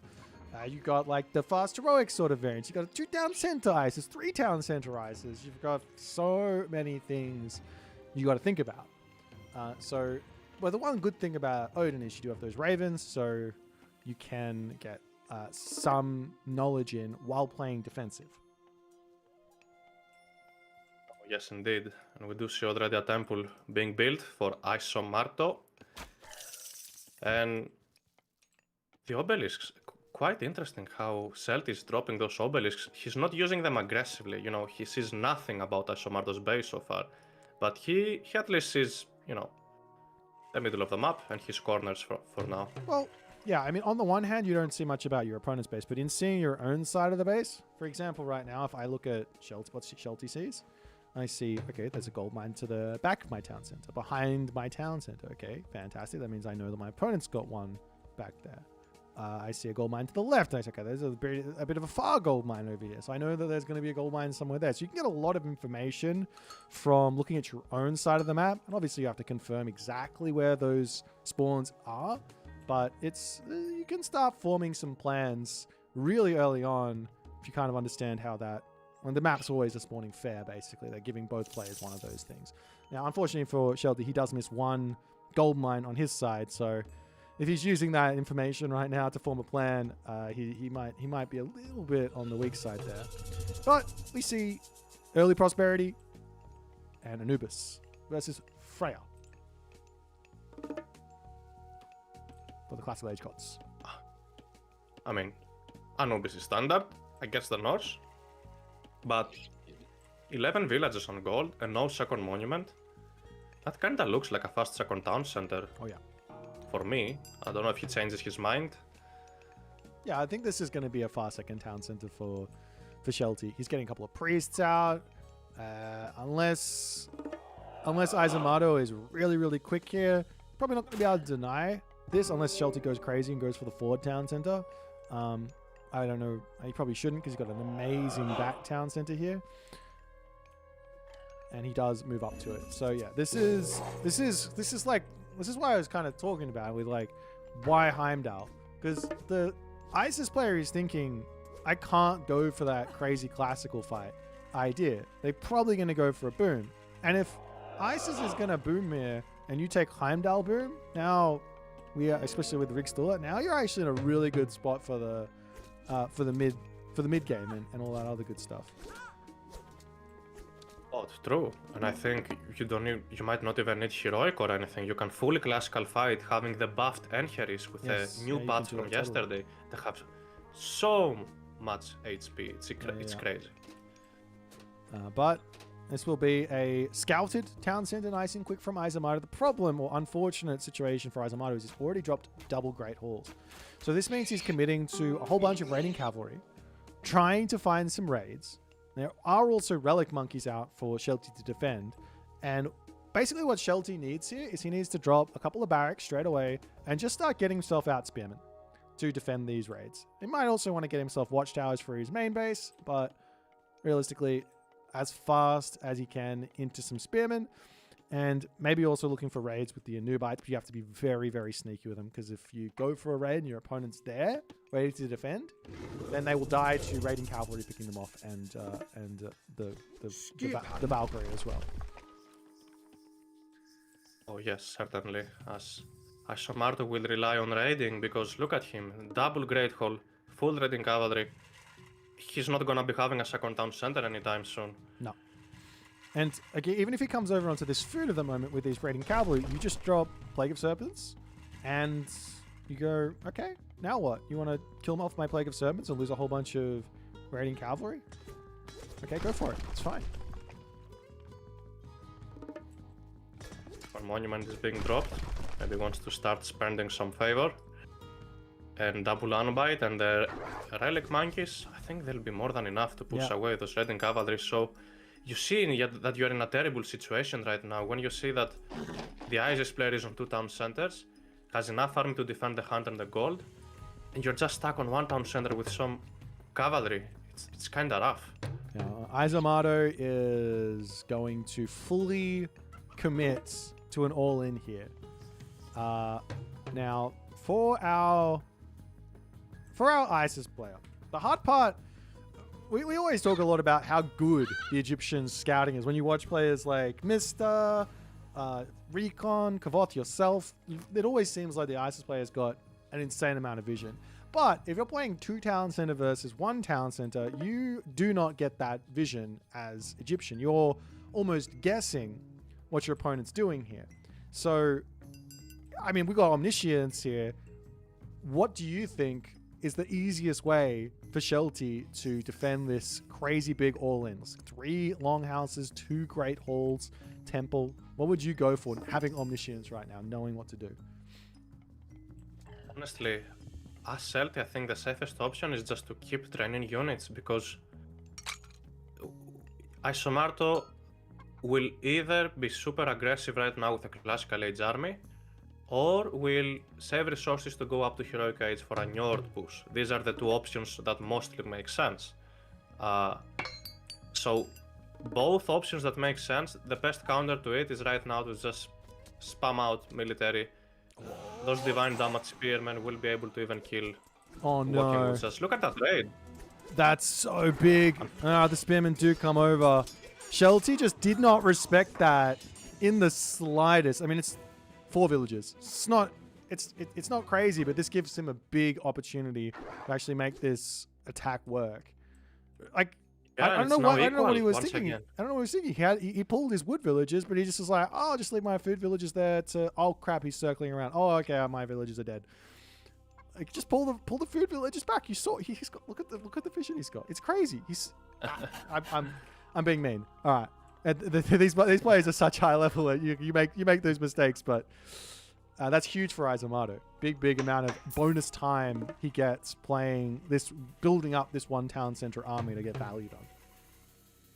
Oh, definitely. I'd be using the chickens if I was Shelty. And we did see on that raid that the monument kind of blocked the forest fire. Imagine a forest fire on that wood line while trying to retreat. All of those villages would be dead. But anyways, we see more villages being attacked. Oh, one kill. Yes. In the tower. We also got the throwing axeman on the top here, taking out a whole bunch of spearmen as Shelty. He is struggling a little bit here. Oh, but he gets a nice cutoff on the top. This is nice. And the Anubites are in as well, so they're going to be able to jump over this wall with good control and deal with all of this. The raiding cavalry coming around onto the top side. We do have that plague of serpents to come down over here, as well as the villages might get blocked off again, but with the plague of serpents, he gets away. But even in losing these villages, the fact of the matter is he just picked up a whole bunch of military, so he should be good to go. But he's not pulling back and defending himself. Oh yeah, that's true. Slingers are being trained right now, so you can kill throwing axemen. And Eisomarto look at the food in the bank. Maybe Eisomarto just wants to go heroic age as a follow-up. Yeah, a nice. Given the amount of damage he's done, I don't fault him. Why stay classical age? Get heroic age, go Njord, have yourself the mountain giant to break through at the top. Walking woods as well. Got that raid on the gold mine. Yeah, He's not gonna fight at all. It's good defense from Shelty. Nice reactions. He's got the units chasing, but still no watchtowers in. I feel like Shelty's missing out on a lot of like little tiny bits of damage, and those raiding cavalry probably would have had some losses onto them as well. And I mean, right now after that first sort of fight, finding a villager lead, or not a villager lead, a military lead, even being equal at the moment. Shelty really does need to start thinking about getting those raids in himself. Those Anubites are really good at this stage of the game. There's villages in the center of the map. There's villages on the bottom of the map. Super out in the open, just not caring about them in the slightest. One little bit of damage here could break this sort of hold that Eisomarto's got. Oh, yes, indeed. Now, we do see Shelty looking to make a move. Serpents have been used, so there is no other God Power Spike right now. Attacking the long houses already. This is so dangerous for Shelty. He made this mistake in the last game as well. Half of his army isn't actually here. He has to turn. Priest can take out the Valkyrie at the very least. Forest Fire on the back there. Can this fight even be won though? It's looking like Eisomarto says, I'm not liking it. A little bit too much fiddling with the army. As he pulls back into the forest fire, Shelty will have to retreat as well, which does give him some advantage with the throwing axeman there. But Shelty, got to be careful. You can't sit on top of that forest fire. It's still going as the front line somewhat melts there. What a play. It looked sketchy for Eisomarto, but it looked like he had a plan. Yeah, got a micro the Valkyries. Yeah, but this is still a close fight after all is said and done, because look at the resources in the bank for these two players. The Slingers on top of the Throw and Axeman, good control there. The Priest to take out the Valkyries behind all of this. And now Shelty will have to pull back. He's still got himself a little bit of berry bush going over there, but he has not been able to pull himself out of this position. And this is another problem. Only 2 barracks here. He needs at least 5 more given the amount of economy that he's got. Or he needs to be throwing an armor down and going heroic age as soon as he possibly can. Yes, the biggest of problems will arrive for Shelty once he has to do a farm transition, because Eisomarto has the entire map control right now. Yeah. Shelty is at his last berries right now on the top side of the map. So look at him, he's already dropping farms. So these are resources that Eisomarto is not spending in order to gather food, but Shelty is. So that's why usually the one who transitions into farms first is gonna be slightly behind in economy. Yeah, the next plan here for Shelty really should be getting this forward gold mine, trying to secure these boars. I would have, instead of putting those farms down, that's 9 farms, I would have loved to see like 2-3 towers with watchtowers getting placed on this forward gold mine, securing the boars and securing the gold mine all in one little go there, as well as a monument to play around any potential frosts or walking woods here. But yeah, with the farms up, this is going to be a very tough thing to defend, I think. Oh yes. I'm gonna be going for some winter harvest economy with Skadi, and we do see copper weapons being researched. The Red Cavalry and the Valkyries are back. I'd like to see him upgrading these Valkyries so they can heal way faster the army. And the military value is dead equal. Yeah, it's dead equal, but there's a Skadi coming through. Right now, Shelty, he keeps on moving his army around. He's getting a little agitated with all these guys. He's got so many different places for him to attack, but he's just in full defensive mode here. Any little bit of damage onto the economy of Eisomarto would just be so gigantic for Shelty, but he has one mind in this game, it looks like. And not only that, the frost is going to come. The army is coming through, and that means these villages on the front are also open for the pickings here. Oh, they're dead. These villagers are dead. Cast the frost on the army and snipe the rest of the villagers. Let's see if that's what he's gonna do. Well, he just drops it onto everything. He's freezing the village. And a hill fort. I don't mind this play. This is nice. I still like. This is nice. Yeah, it's nice. If the follow-up is, you know, getting the heavy upgrades, you know, heavy infantry, heavy cavalry, I like it too. Will he do that though? He has the resources for it. Definitely have the resources for it. Yeah, these villagers on that forward food finish up, and now they're getting chased down as well. So it's going to be the forward villagers here going down on the boars, the villagers at the top going down, and all of a sudden Eisomarto, he's looking really, really good here. And also Jarls to start getting mixed in. He is housed though. He needs his houses up. He's got a couple of foundations at the top that he's forgotten about. But can Shelty just fight out of this position? He might be able to. Maybe. He does have all those priests. On top of the throwing axe. Yeah, Anubites on the throwing axe. Great micro through the hill fort there, though. I mean, is there enough? He doesn't have an answer for all these slingers at the moment, and the army, the raiding cavalry, are just off in no man's land. That wasn't the best micro on the Anubites. They've managed to get so much value. That was a fight. I think Eisomarto might still win the fight if he micros the throwing axe. There we go. But there's also there's not really like that much reason for Shelty to stay here. He sort of won the fight, but then in staying here, now he's losing the fight. Also, yes, definitely. Yes. Also, I don't know why no Huskars. Yeah, no Huskars just yet. But look at the queue. Look at the building queue for Shelty. He's got 4 barracks. It's not enough? This is not enough. And his gold mine, 700 left. He's got an opportunity to move forward and just do what I said, towers. Like, this is a completely good option. Of course, there's going to be portal rams as well to deal with. But if you have an army plus the towers there, there's not really any feasible way for the Odin player to get through there. Yes, that's true. As once again, Shelty having to pay for his food income, like doing farms.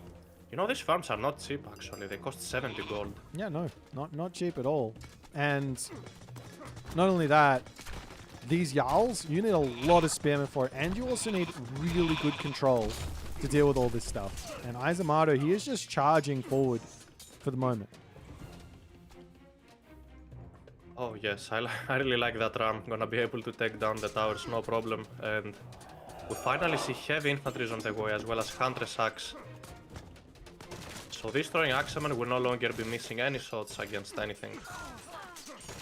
They will be snipers. He does manage to at least pick off the portable ram, but behind all... I mean, this is just a problem of production here. Slingers are not useful anymore.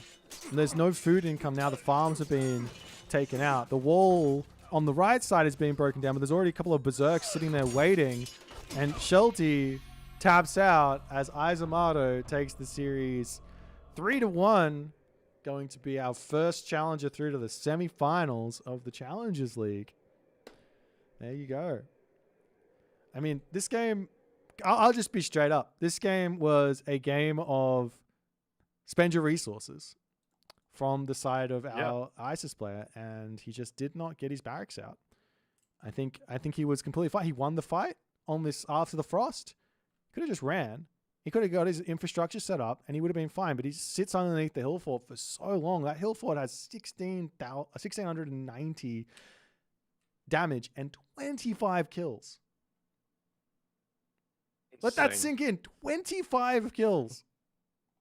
That's like 2,500 resources worth of damage.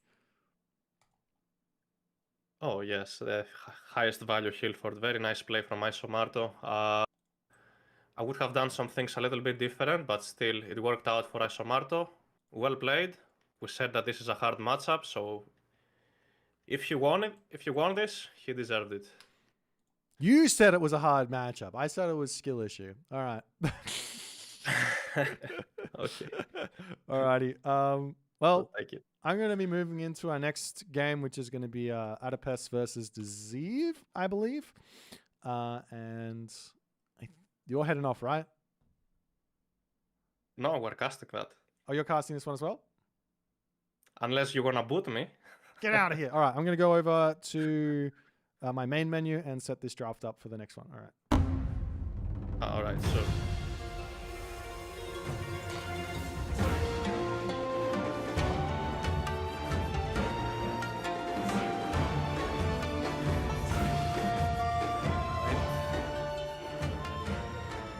Get this all sorted out. So our next competitors have had an interesting route to the playoffs. I think Desive has had some very, very nice wins. He's another up-and-comer. Same for Allapes. Is he an Atlantean main? I think they're Desive? both originally Atlantean players, yeah. I would love to see some Atlantean. Nice. Some Gaia or Uranus. Yeah. Wait, let me just double check who is... I think Desive might... Wait, who is the host? No, whoops. Hang on, let me just double check. Okay, Allapes is the host. All right, Have they started already? I'm going to jump over to the draft and just see where they're at, because I think they're drafting right now. Oh. All right.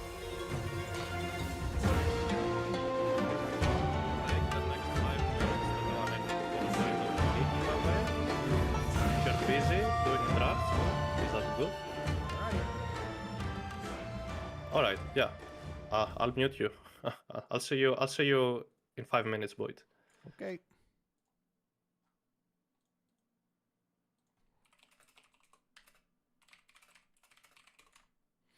Alrighty. So we got ourselves. Oh, I have messed this up somehow. How did I mess this up? Give me a second. That was not what was meant to happen. Whoops. We have a map draft. That's better. We have a god draft. All right.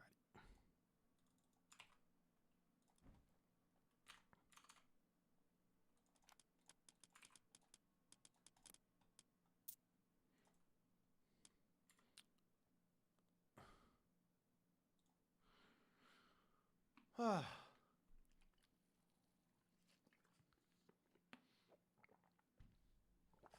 so at least we can talk through this one. So we're going to be getting into this next game momentarily here.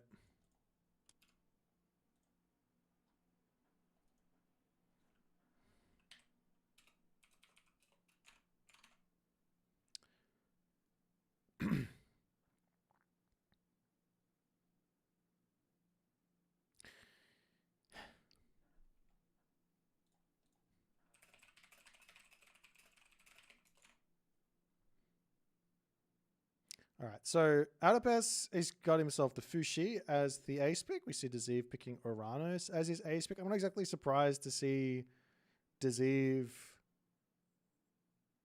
playing Kronos here. He's a Kronos main and all the other good stuff.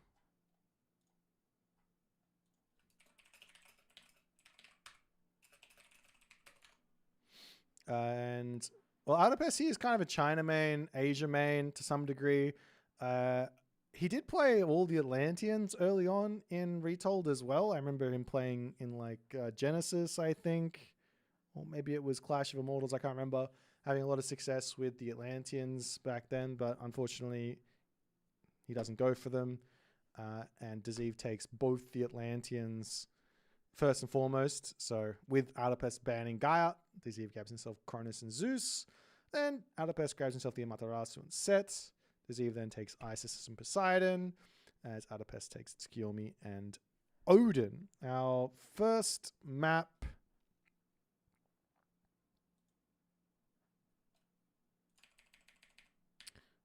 is going to be what? We don't have Settle Naikai in the map pool. Sorry, Pop Scribble. Okay, so we've got... Where's the God Picker?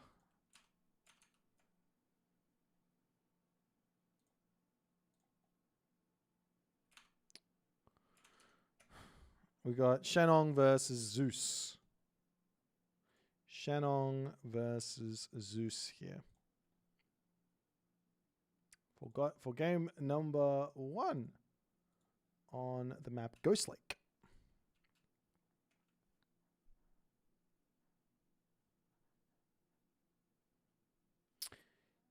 Yeah, right now the Japanese, I still think they're strong, but yeah, you have a lot to worry about.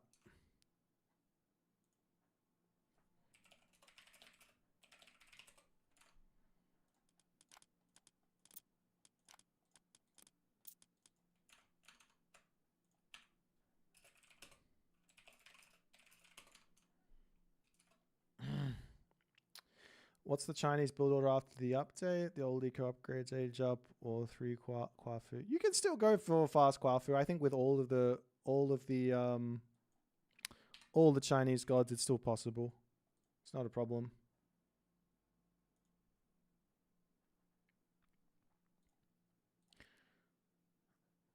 Alrighty. So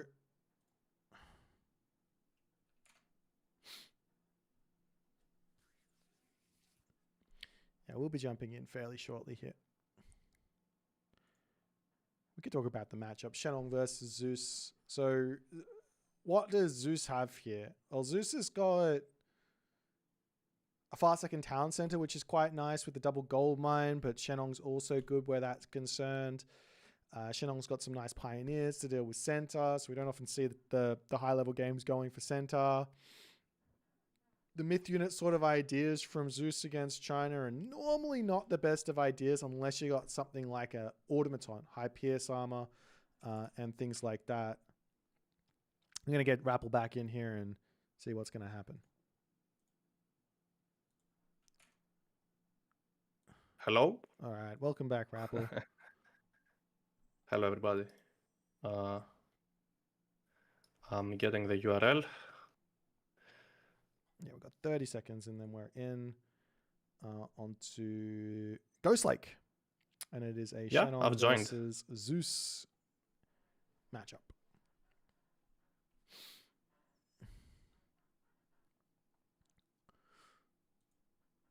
Alrighty. You got any thoughts? You're the Zeus. You're the Zeus on Ghost Lake main. I like Zeus on Ghost Lake. I think Zeus has been buffed, by the way. He can deal with myth units from the looks of it. So, yep. Yeah. Alright. That's how it plays out. I got an out of sync. That's okay. I'll jump back in. Oh, me too. We'll do another pause on 5 seconds. When this loads. If it'll load. Sometimes when I get an out of sync, I just get that refreshing game list bug, and it just doesn't work. So I have to load a game and then go out and then go back in. It's part of the whole shenanigans with everything. Oh, okay. I've paused the game at 5 seconds, by the way. Let me know when it's for you to. No worries. Alrighty, I'm gonna get that pause in, and we'll go.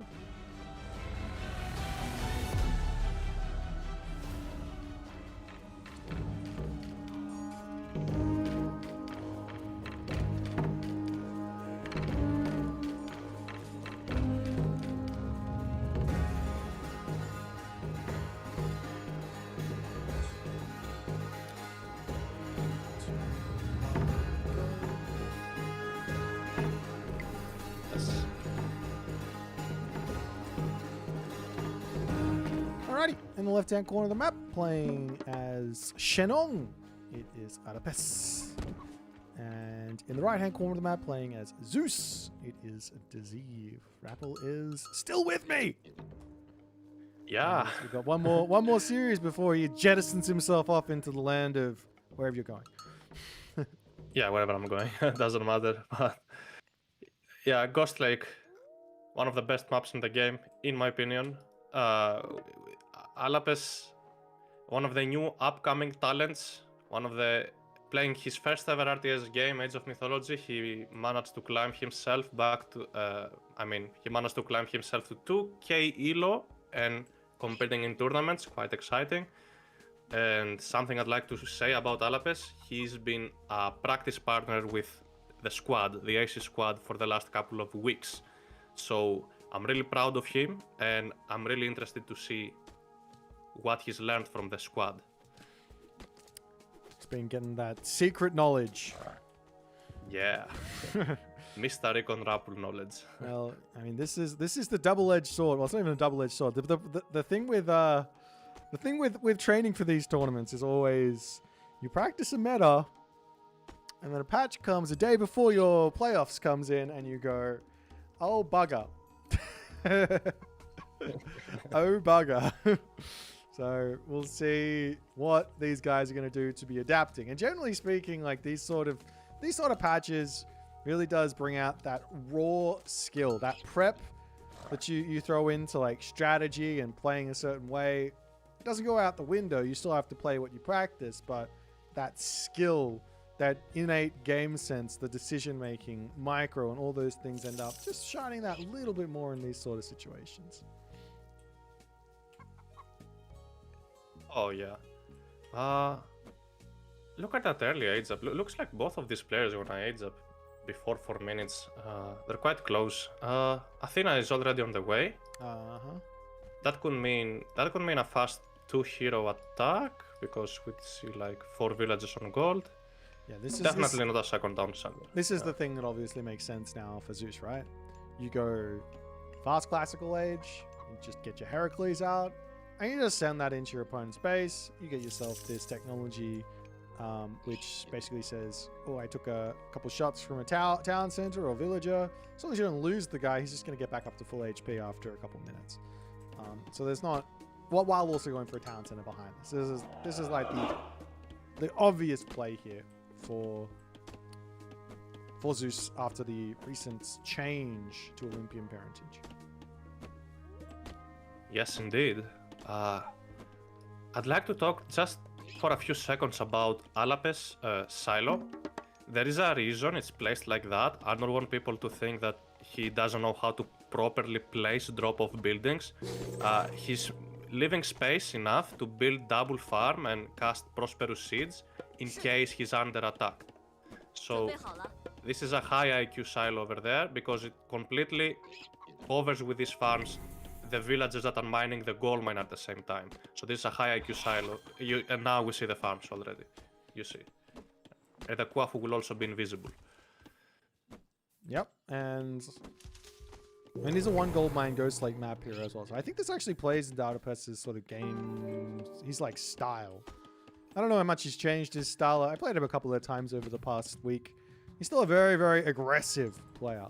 So this sort of a map does play into his aggressive tendencies, as the Tigerboss getting some scouting in. Heracles coming across the map, 439 HP of pure pain coming his way. Yes. Heracles is out, already having Olympian parentage, be regenerating as we mentioned. And the Minotaur is looking for something to hit as well. Dow Schwartzman? Opening with Dow Schwartzman? Do you wanna do that? Yeah, I think he needs the Dow to deal with the heroes. Like, how else are you gonna kill them? Like, you need a high DPS unit to play defense. It's the Yatso on this back here, he's gonna die. Heracles, that's not exactly ideal.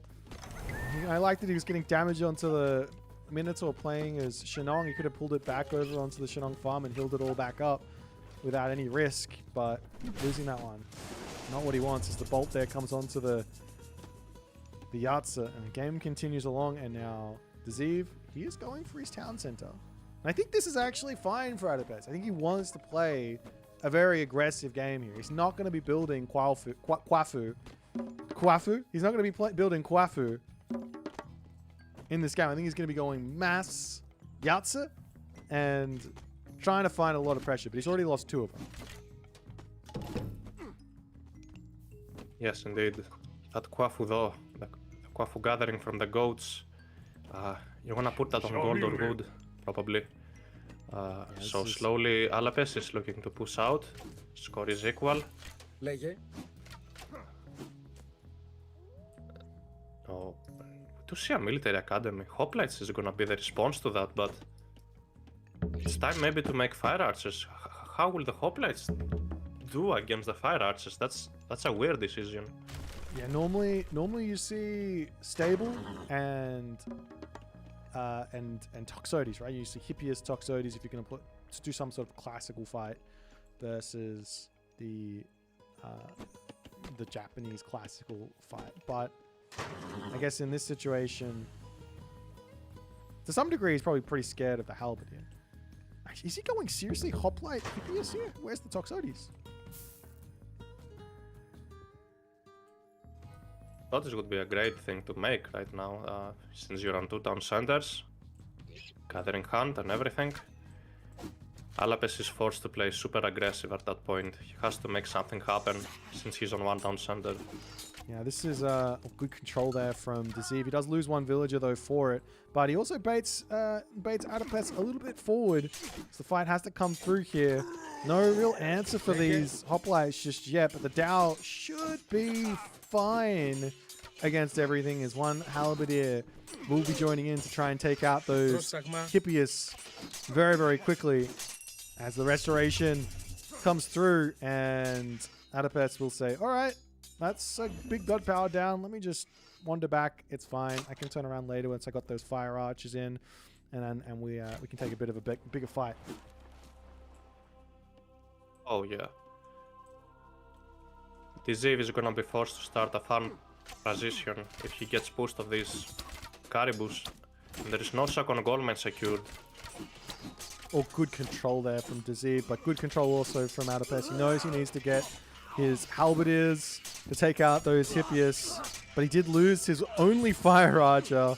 And there's still a couple of Dow. He has to just target down units not named Jason and Heracles here. He can kill off those last. Maybe the lead. It's actually very tough to kill off those units, it seems. But a good defense Look from at these Desive. heroes how fast regenerate. Oh my god. Do you see that they regenerate like faster than Odin units? Yeah, they regenerated 1 HP a second. I made a mistake in my my patch rundown of this. Regen doesn't get affected by fighting, so they are 1 HP per second non-stop. So yeah, that's I think this is an insanely big buff for the heroes. It actually is. Look at that value. They've managed to hold the line against one town center, all in against 2 town centers. That is insane. Actually, Allapes is on the run right now. He's behind. He's almost behind in the military value, and he just gets pushed back into his base. He didn't even manage to push DC from his forward hand on 2 town centers. These heroes are actually crazy. Yeah, and I mean, you understand why and he can literally just stay here, take this fight, pick up the unit, and now he goes, all right, I'm out of here. See ya. I'm a speedy Heracles. Let me get back up to full HP. And he's good to go. And now Desive is like, all right, off to the heroic age. Apollo on the way. This is insane. Look at that economy in the I'm actually impressed how well Desive played this so far. I'm impressed. I didn't know he even plays Zeus, but this is looking very good for him right now. Yeah, he's still throwing some villages away on the front here. Oh, doesn't actually lose any though. Good control there from Desive. One thing here that I'm liking actually at this point from Desive is he's actually going into 5 villages on the favor. And he's going to be starting to make some Manticore, it looks like. And in this position, when you're 1 town center, or 2 town center, excuse me, every amount of value you can get that doesn't cost gold is going to really help you stabilize. Oh, yes, indeed. And he's using your favorite box formation, by the way. Are you a fan of this formation with the pathing issues right now? Yeah. Yeah? There's no pathing issues with box formation. It's skill issue. You can't use box formation. No. I meant the spread formation is something you don't want to use right now. Yeah, spread formation is tough to use, yeah. Manticore will go down, most likely. He's gonna be retreating away. It's an unfortunate spawn. I think he also had the... Does he have the... He doesn't have any waypoints set on that temple, so yeah. Bit unfortunate spawn. But he does manage to escape with it.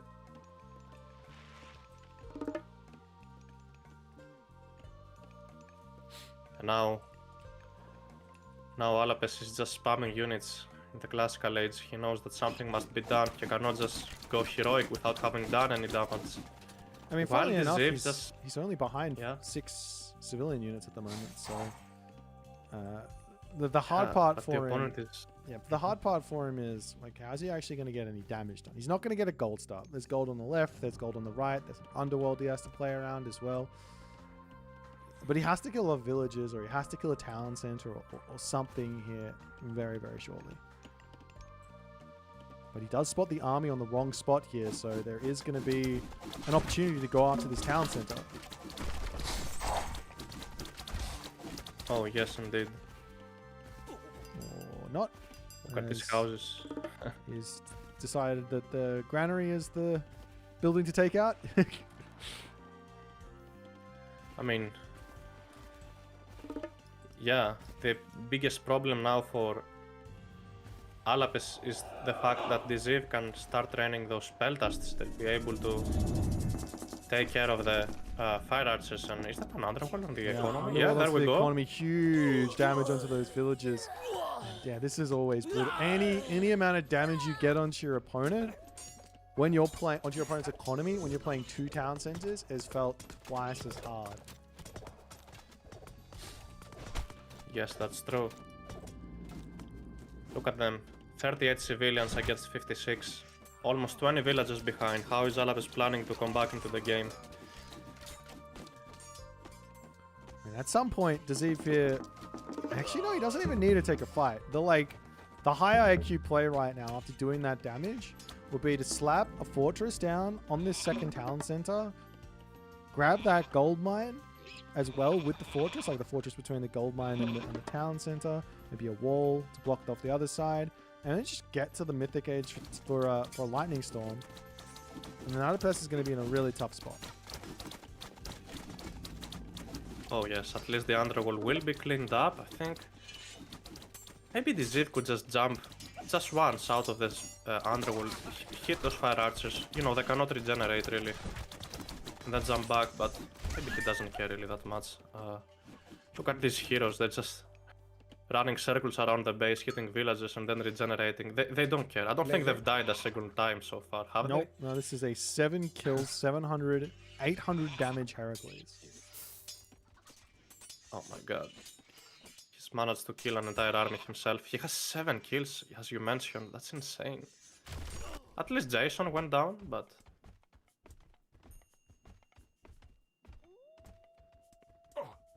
Look at that Kuafu going down on the gold mine. Nice raid from Desive. What I like is that he's not committing too much into any fight or raiding. He just hits a villager, runs away. Shows up with an underworld, runs away again. Oh, he's being sniped now. Yeah. After tanking an entire army, finally he's been taken down. Well, there's a... How hard will it be to kill Odysseus? I really don't think it's going to be that big of a deal on Odysseus. It's mostly just a big deal on the early stages of the game, right? It's like that get in where there's low amounts of units. It's like that idea with the Caladria. Caladria is super value when there's low amounts of units, but as it gets more units, then the Caladria value sort of goes down. You just think about it like a Caladria is constantly healing the Heracles. Except the Caladria is kind of not that strong. Yeah, that makes sense. Okay, Allapes is just pushing once again. Yeah, he has the right side of the map. He has himself lightning weapons, so he's looking to use that. These villagers were spotted on the gold mine, but for some reason Allapes is just letting him survive there. He now hits the heroic age. He's got that rush ult. He will be able to drop lightning weapons and Fey Beasts down if he likes, as he drops it onto the back line of Peltas there, and Desive, he's going to lose both his Manticores. He pulls back, but Allapes still hasn't managed to really get any significant damage anywhere. However, one idea now for Allapes is to send the Baihu to the top gold mine there while he's charging in here to get more value. Look at that buy, how quickly kills a Hippeus, such an expensive unit. Yeah. Now Desive, is Allapes making a comeback? Desive has no army at all. Look at the resources in the bank. It's not like he can even repopulate. He's not spending at the moment. He's got plenty of resources, but he's just not spending. And now the villages are going to start getting cleaned up. I don't know what's happened here from Desive, but it seems like he's switched off. All these villages aren't running. And Allapes is finding a really big advantage here. Oh, yes, indeed. But those farms are all idle. At that point, Allapes has managed to make a comeback. The town center will likely go down. The villages will be attacked. Jason attacking the Baihus. Look, you've got to control this Baihu better than that. Jump onto the villagers. Heracles, there you go. Heracles and Jason popping out, and Allapes has overstayed his welcome on this town center. He doesn't have any siege here. The fire archers kind of work, but there's a whole bunch of peltasts, and Allapes needs to pull back. He needs to kill villages is the big thing. I like the idea of all these Baihu, but he needs to find some value with them. There's villagers up the top here grabbing boar. Any amount of kills here. This is going to be tough for Desive to actually defend, because he needs those. He can split the heroes off to try and chase the Baihu, but they're moving quite quick, and he can just escape afterwards. You know that Baihus work kinda like the Tengus. You know, they can jump through walls, woodlines, and gold mines and everything. That's a cool thing. I love that. I love that. Yeah, and now Allapes here checking this gold mine, making sure it's not getting taken. He doesn't see the gold mine at the top of the map. That's why he's feeling like he's got a gold staff going on. He hasn't spotted it. But he has no idea, actually. He hasn't counted the gold mines or something. He sees 1, 2, 3, 4, 5 on the map. For all of those veterans out there, you will be able to know, okay, 5 gold mines mean there's another gold mine somewhere. But he doesn't know there's a gold mine at the top, which is just like Desive is getting away with murder up there. Indeed. Again, it looks like even though Allapes is super behind on the civilians, it's just... It doesn't look like... At the same time, Allapes hasn't spent any resources on farms. He's just happily hunting and everything, getting some map control. While Desive has dropped like how many? I don't know, 20 farms? He's got 16 farms. Yeah. It's still kind of... Oh, the Bifus are in the main army now. Baihu are back. Committing into the fight. Restoration does come through. There's a lot of favor in the bank here for Allapes. He's ready to drop another lightning weapons if he can. As the Baihu do end up all going down there, but they do get a pretty big amount of damage done. There's also a whole bunch of these kind of useless-ish Javelineers, and they're just not that...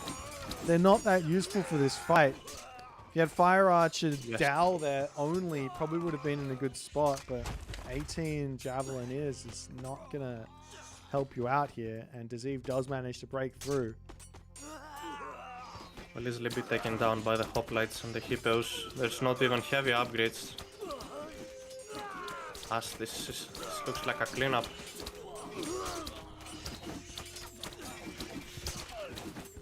Allapes' army will get cleaned up. And from here now, Allapes is kind of gold starved, and he does tap out. And he's got a gold mine over here at the back, but yeah, he does tap out. This one's got to feel pretty disappointing for Allapes. I think he just thought he had a gold staff,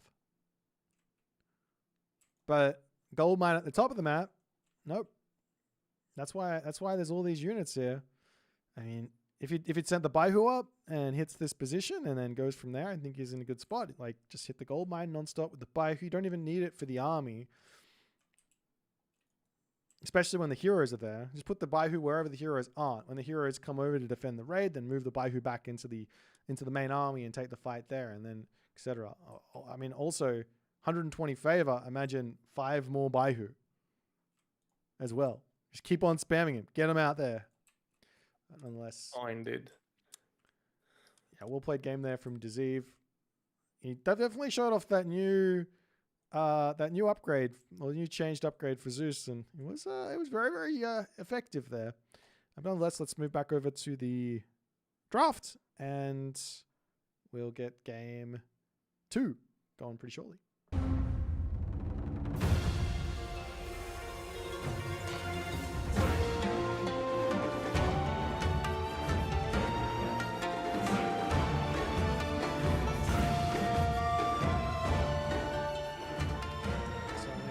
Is going to be on Elysian. It's going to be Amaterasu versus Kronos. Amaterasu versus Kronos. Chunk. I believe Allapes as Amaterasu. Let me check the draft. Yes. Yes, I'm a big fan of Allapes Japanese. Well, he does have does have the Japanese blood, so exactly. You have the Japanese blood too, Boit. You're a Japanese main. No, I got no idea what I'm doing. You at least play Susanoo well. I just make me make OP myth unit and me go boom. Me too. All right. I think these guys are... I think Allapes is having some lag, unfortunately, so... Yeah, we don't have a lobby just yet.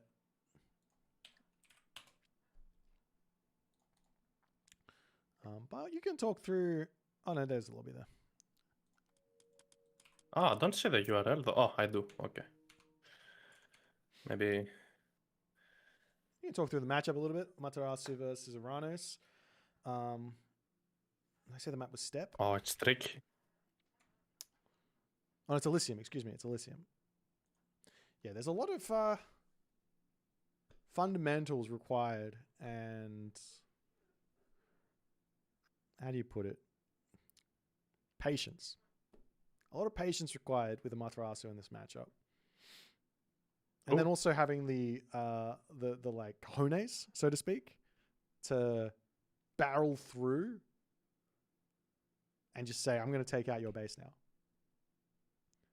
Like at some point, because I feel like the Uranus players just keep doing Sky Passage shenanigans. You just go, well, I'll just kill you. Yeah, kind of works like that. I don't really know who to listen about this matchup because it's mostly people saying it's such a good matchup for Uranus, but then I see the other side, people saying no, Amaterasu demolishes the Atlanteans, and I'm like, who should I listen to? Maybe I should just listen to myself. I'm like, I can't choose. I cannot pick a side, Boit. What's your opinion? I don't know, man. You don't know. That's fine. I got no idea.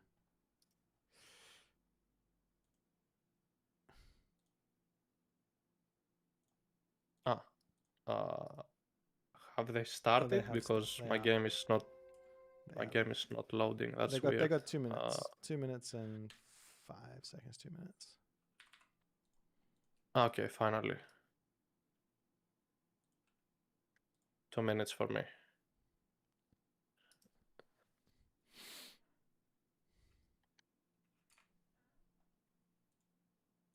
Okay.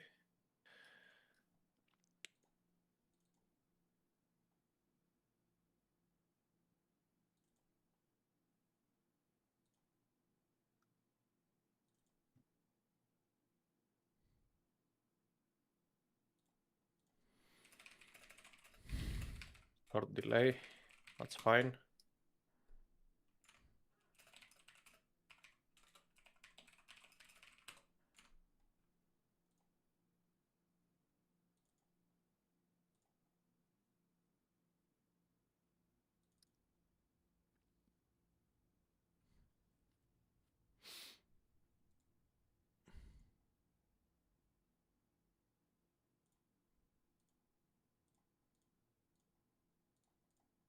Oh, well. All right. I think Desive is an Uranus main. I'd be happy to see how he approaches this matchup. Yeah, he is 100% a Uranus main. He plays a lot of Uranus. He's very good at it, but he does like the Murmillos, which I don't think is like the best unit versus Japan. I don't know, the success that I've had playing the success that I've had playing Atlantean versus Japan has often been going through the counter barracks more so than the military barracks, at least at the start. Like things like Carabalista, Catapultes, Terma, and then later on transition into Murmillos and things like that. But nonetheless, I'm going to pause here at 5 seconds and we're going to get in onto the map Elysium. Let's go.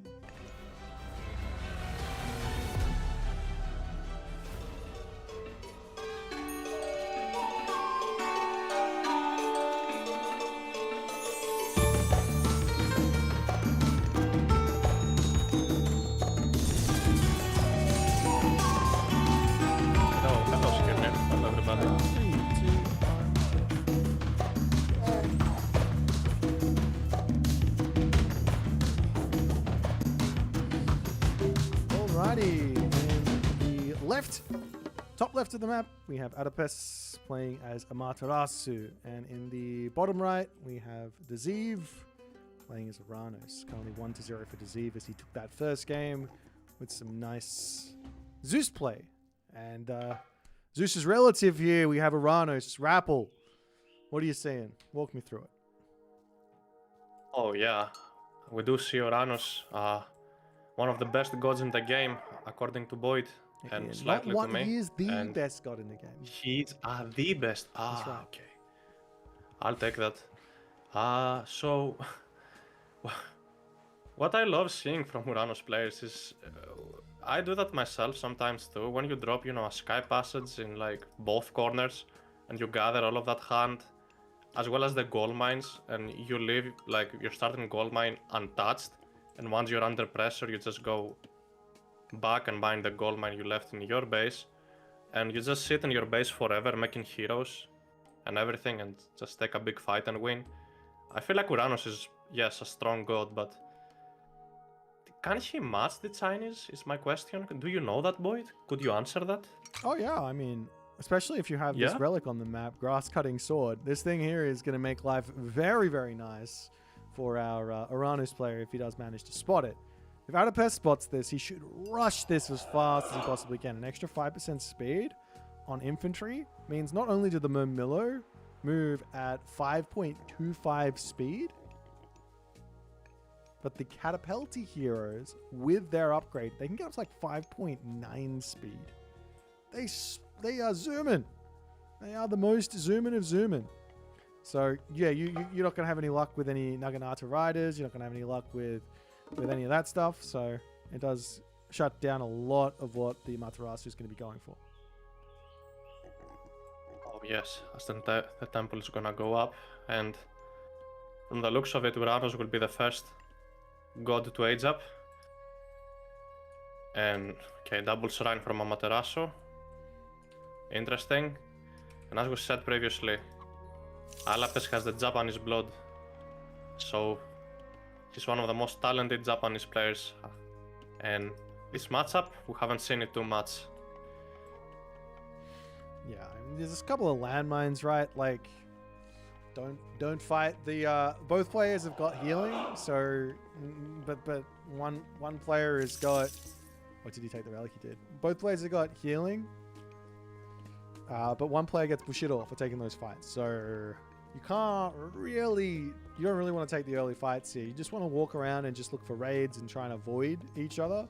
Heal off any sort of arrow fire or any little bits of damage that come in. But yeah, the Uranus here with that grass cutting sword. This is, I can't under exaggerate how much impact this relic has on this matchup and how this all goes. Oh well, yeah, I agree with that. That's a very early age up, 330. What is he planning to do with that? Like military barracks? Okay. Yeah, this is probably just going into the idea of Japan is somewhat weak early game. It takes a little bit of time to get your stuff going. It's a pretty late advance here, all things considered, from Allapes, but he has a really nice defensive gold mine, so should be fine. Well, yeah. Yeah, should be fine. I think so too.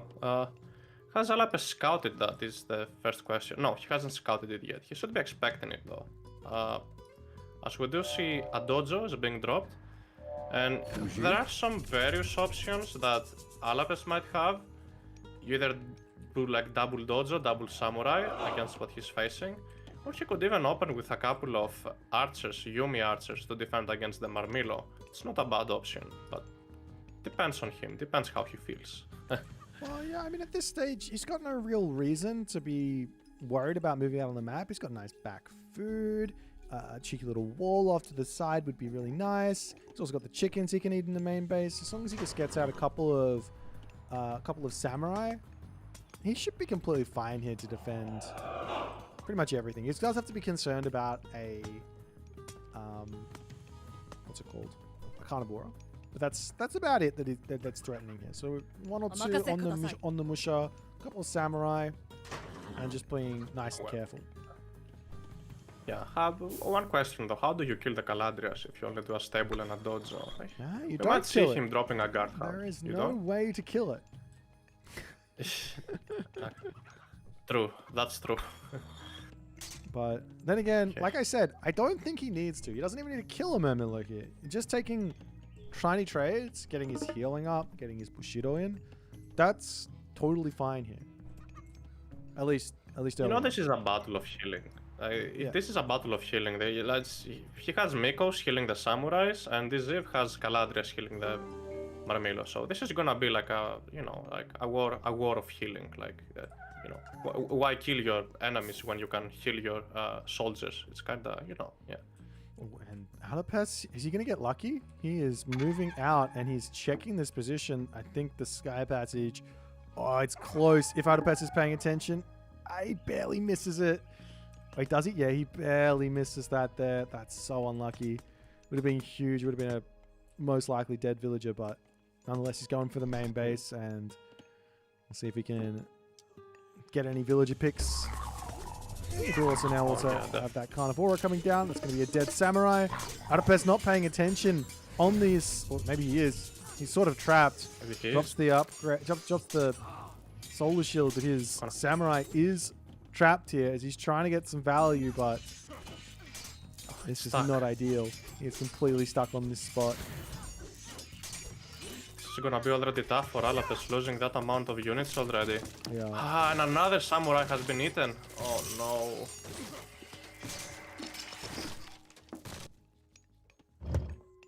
Tough start.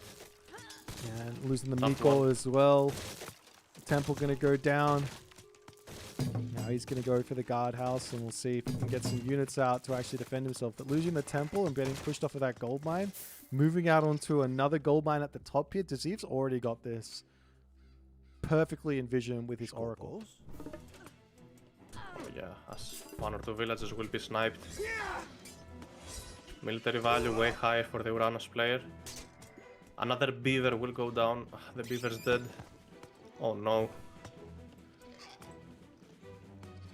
Yeah, I mean, what can you really do now? I think he was like not paying attention, or thought he could take the fight. But like I said, you don't want to take fights. You just want to take little pokes, and that's about it. Oh, yes, another stable is being dropped, but I don't like the stables. There are no range soldiers at all out there. Yeah, I don't understand that. That doesn't make sense. He's got all the military buildings I think he can afford to use at the moment. He's going to make some Yumi archers. Oh, hang on. Desive does... Oh, no, he does have... Yeah, he does have the vision on this gold mine. And those Murmillo will now have 5.5 speed on the Murmillo. Does he have the upgrade for it? He does. 5.25 speed on the non-heroes. And now Allapes... He is in position to defend. These villagers will pull back. And that'll be at least one kill. And he can... Yeah, Desive just says, all right, I'll leave. No worries. It's all good. Meanwhile, on both sides of the map now, got sky passes set up for Desive. Oh yeah, and the Carnivora is still alive. That's kind of funny. The archers will take it down. Okay, I thought he was about to run the samurai and lose even more. That was close. And behind this now, the Fuxi is out. Yeah, now Desive says, I've done enough damage. Let's go heroic age. I mean, has he done enough damage? Kinda. I think so. I mean, 6 villager lead and higher military value, and on top of that, can afford heroic age. So, well, guess what? Satyrs will be very devastating for Allapes.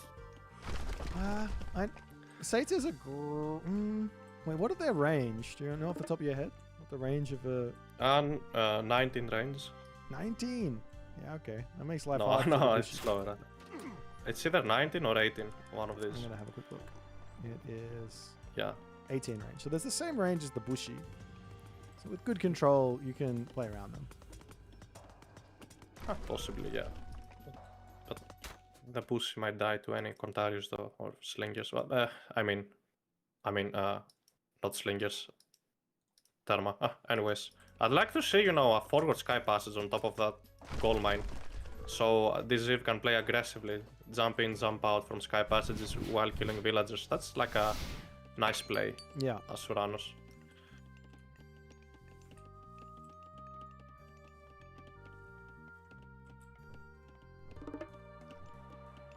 Double stable, 2 dojo, and 2 guard houses. Really, too many military buildings considering you cannot really afford to produce from all of them, so... Okay.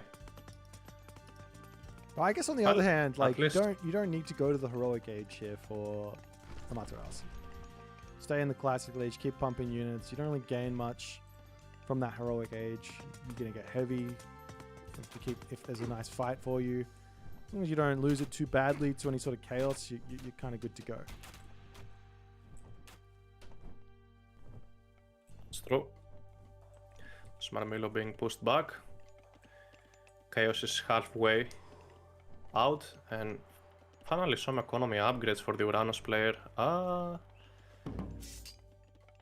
Okay, Allapes now has the military advantage, so he might wanna be a bit more active with his army. As we see him moving out, maybe he's looking to finally take a fight.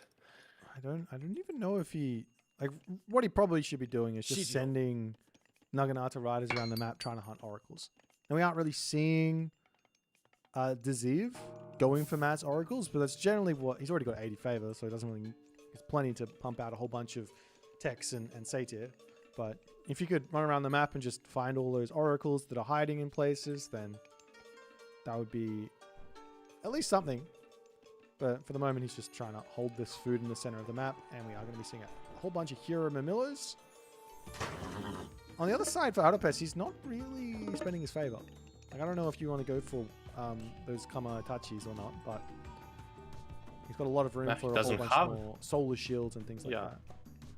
Yeah, just doesn't have the favor to build any. I mean, the food to build any myth units, but at least can recast the solar shield and everything. But anyways, look at the amount of heroes Desive has these converted. villagers Looks just like moving over to this food just as Desive comes through, and he will cut those villagers off, and they are all going down. That's so brutal. But also equally, one oracle is in the defense here, as this Kamatachi will not be able to do anything. Yes, indeed. He should have just sent the villagers to the forward food where his army was. Like, you don't want to split your economy up. Exactly, unless you have walled your base completely. Yeah. You see, what would be smart from Desive would be if he casts, just before he takes a fight, he casts Chaos, so those samurai do their special ability against each other. That would be a high IQ play. Let's see if he's gonna go for that. At the moment, they've all got it up. So, nice little win there, finding an oracle. Now, Allapes is halfway to Bushido tier 3 here. So the longer this goes on, the more scary it gets for Desive, because I mean Desive is also already on heavy himself, but this can go poorly. He's basically got pure infantry playing into pure anti-infantry.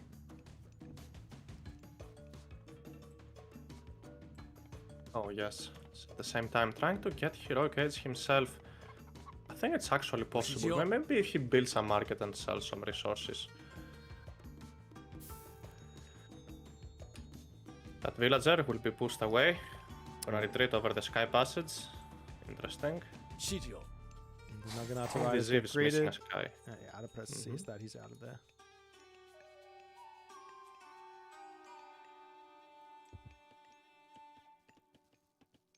Allapes will have to move over a new gold mine very soon, so I would like to see again a sky passage on one of these forward gold mines for the Uranus players, so he can jump in and out, killing armies and villagers. And on top of that, he could even escape from the raging god power. Oh yeah. Raging's god power, if he uses a sky passage aggressively. Yeah, this is always like the best way to play around things like Tempest or like the Thunderburst or like any of those sort of god passes. Just make sure you have a sky passage right behind your army. Yeah. I mean, Frost is difficult, but you know, if you've got the sky passage there. Now, the villagers do come up to the mining camp, and they they get spotted. They get spotted, and Desive does notice it, and he's going to turn around, and Allapes is yet again caught out here. Allapes hasn't noticed. Yeah, the villagers will go down. Maybe 2 will go down. Yeah. Moving back with his army. But at the moment, if he catches this army out with Thunderburst, there's Shockwave, there's Carnivora, and there's Chaos. So, and he's behind. Well, he'll probably hit heavy mid-fight. So, we'll see. He's getting close to his sky passage to escape here.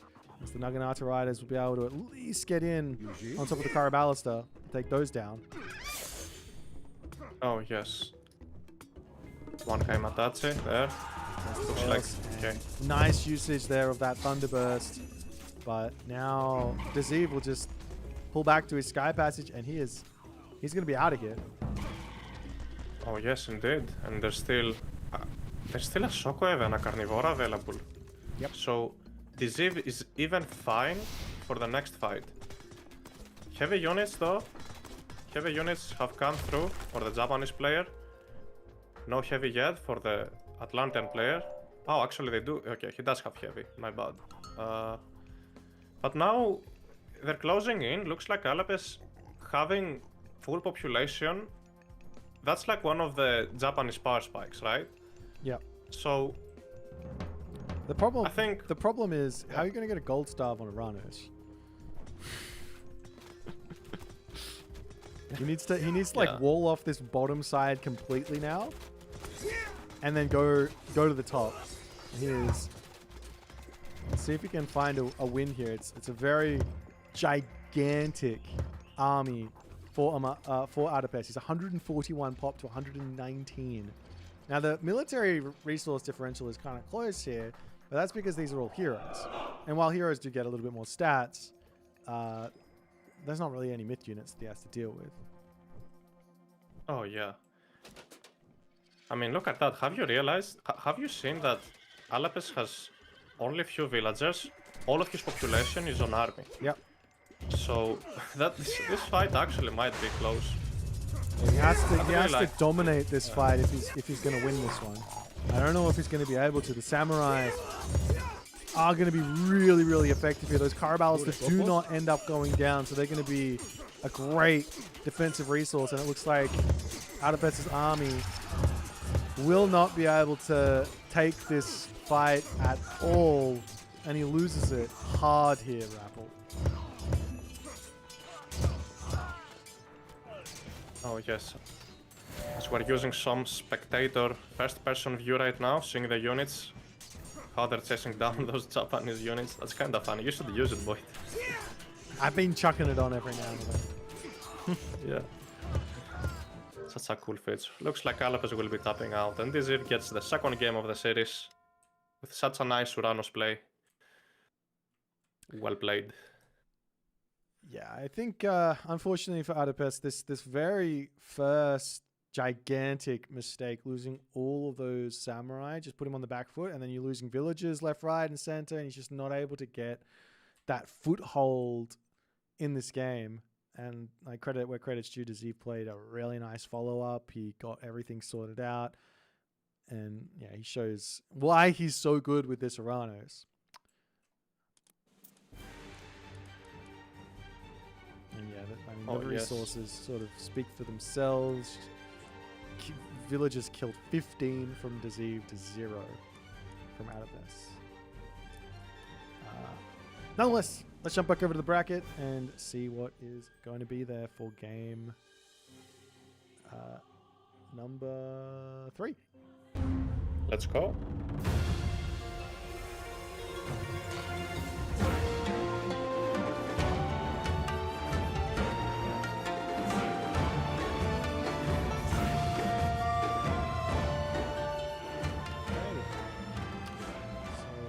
Win for our Uranos, they lose for our Amaterasu. And we are going in onto the map step. And it's going another to be, nice map. It's going to be a Fuxi versus Kronos matchup now. Ooh, again. And this is the ace pick from Allapes. And the final Kronos, the final Atlantean for Desive. This has actually been the sort of story from Desive in this tournament thus far. The story from Desive has been wins with the Atlanteans and then loses with everything else. And considering he's taken that win with the Zeus, now he has 2 Atlanteans to get himself to 3 wins here. So, Allapes will have his Desive has work. 2 Atlanteans? Pardon?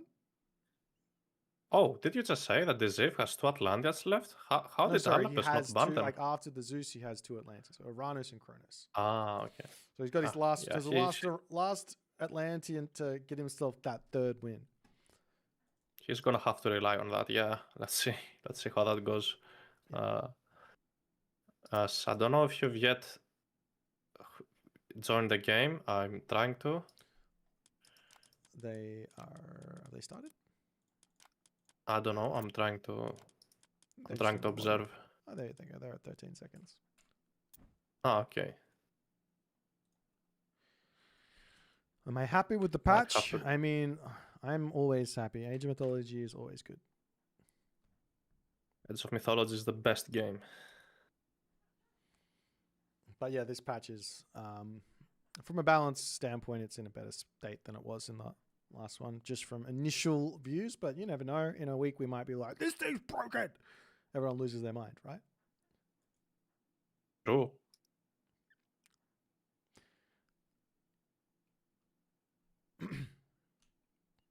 Alright, so I'm quickly restarting the game. I'm launching right now because I don't know if they started playing. You said there's a spectator delay. 2 minutes. Running. Oh, 2 minutes. Ah, amazing. I'm on time.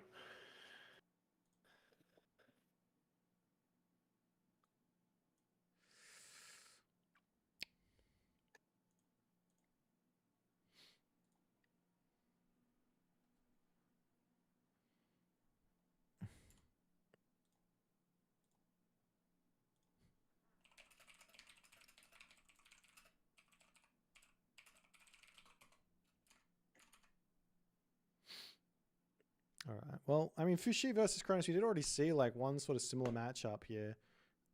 Shennong versus Kronos in the previous match, where it was a nice fast Kronos rush, and the Shennong player kind of just fell over. Allapes here doesn't have access to those Shennong farms, so he will just have to go for a fast advance here. I don't think there's anything wrong with that. Like, just advance at, what, 3:30? Don't build a second Qualfug. Just get your temple up as fast as possible, put everyone on food, get to the classical age, and then you got your pioneers to defend against automatons or Najar, and you're good to go. And you can build the Quafu later.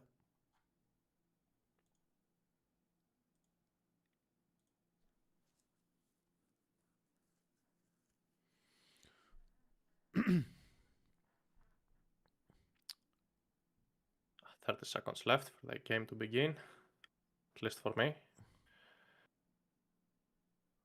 Do you think we're gonna see another crash from the Kronos Desive side? is very, very aggressive with this Atlantean stuff, so I think he wants to find the advantage early. He'll probably do something like that. But it's very easy to scout as well. You just send your pioneer straight forward, put a Sky Lantern in your opponent's base, and see how much gold is being grabbed. If you know, you know. Mm-hmm. Anyways, we're going to jump into this next one. It's on Ghost... No, it's not on Ghost Lake. It's on... hold on. Am I going to get it? Okay, I got out of sync. That's okay. We're going to go into Step for game number 3. We'll play the map intro.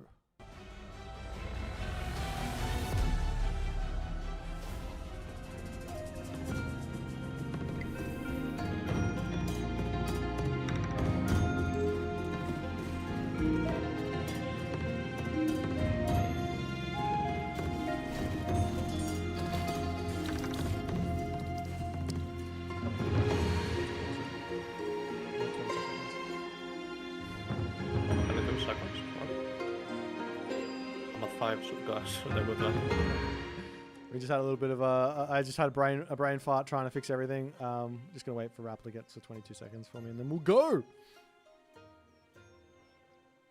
Yeah, I'm 20 seconds in. All right, let's go. 3, 2, 1, go. Alrighty, in the right-hand corner of the map, spawning as the red Fuxi. His name is Allapes. We also have... And on the other side of the map, in... I don't know which color, because I use friends and foe colors, we see Desive playing as Kronos, right? It is Kronos, yep. And it's impossible to tell if it's going to be a Kronos rush or not. Basically, up until whether you see a temple getting built or a mana getting built. If you see the mana, it's not going to be a Kronos rush. Or it's not going to be a 3-minute advance. If you see the temple coming up, check the gold mine and see that there's, I think the number is something like 2925. If you see 2925 on the gold and no mana, it could potentially be the Kronos rush. Oh yes, indeed. I mean, people usually rush. Sometimes people have been rushing so much with Kronos, it might not even be a bad idea to just fake rush, you know, just get those Prometheans out and then follow up by grabbing a second town center. That, people would be so surprised. It could work as a surprise strategy, but... Oh anyways, yeah, another way to tell if... Sorry to interrupt. Another way to tell if the Kronos rush is coming is if there's a villager on wood or not. If there's no villager on wood... If you see a villager on wood, it's not 3-minute advance. It's something else. There's lots of different ways to kind of tell what your opponent's doing. But this is going to be the 3-minute variant. As we already see, Allapes has his temple up. He is going for a fast advance. It's going to be Leto, though, from Desive. This is the... I would say this is the hard to defend version of this Kronos rush.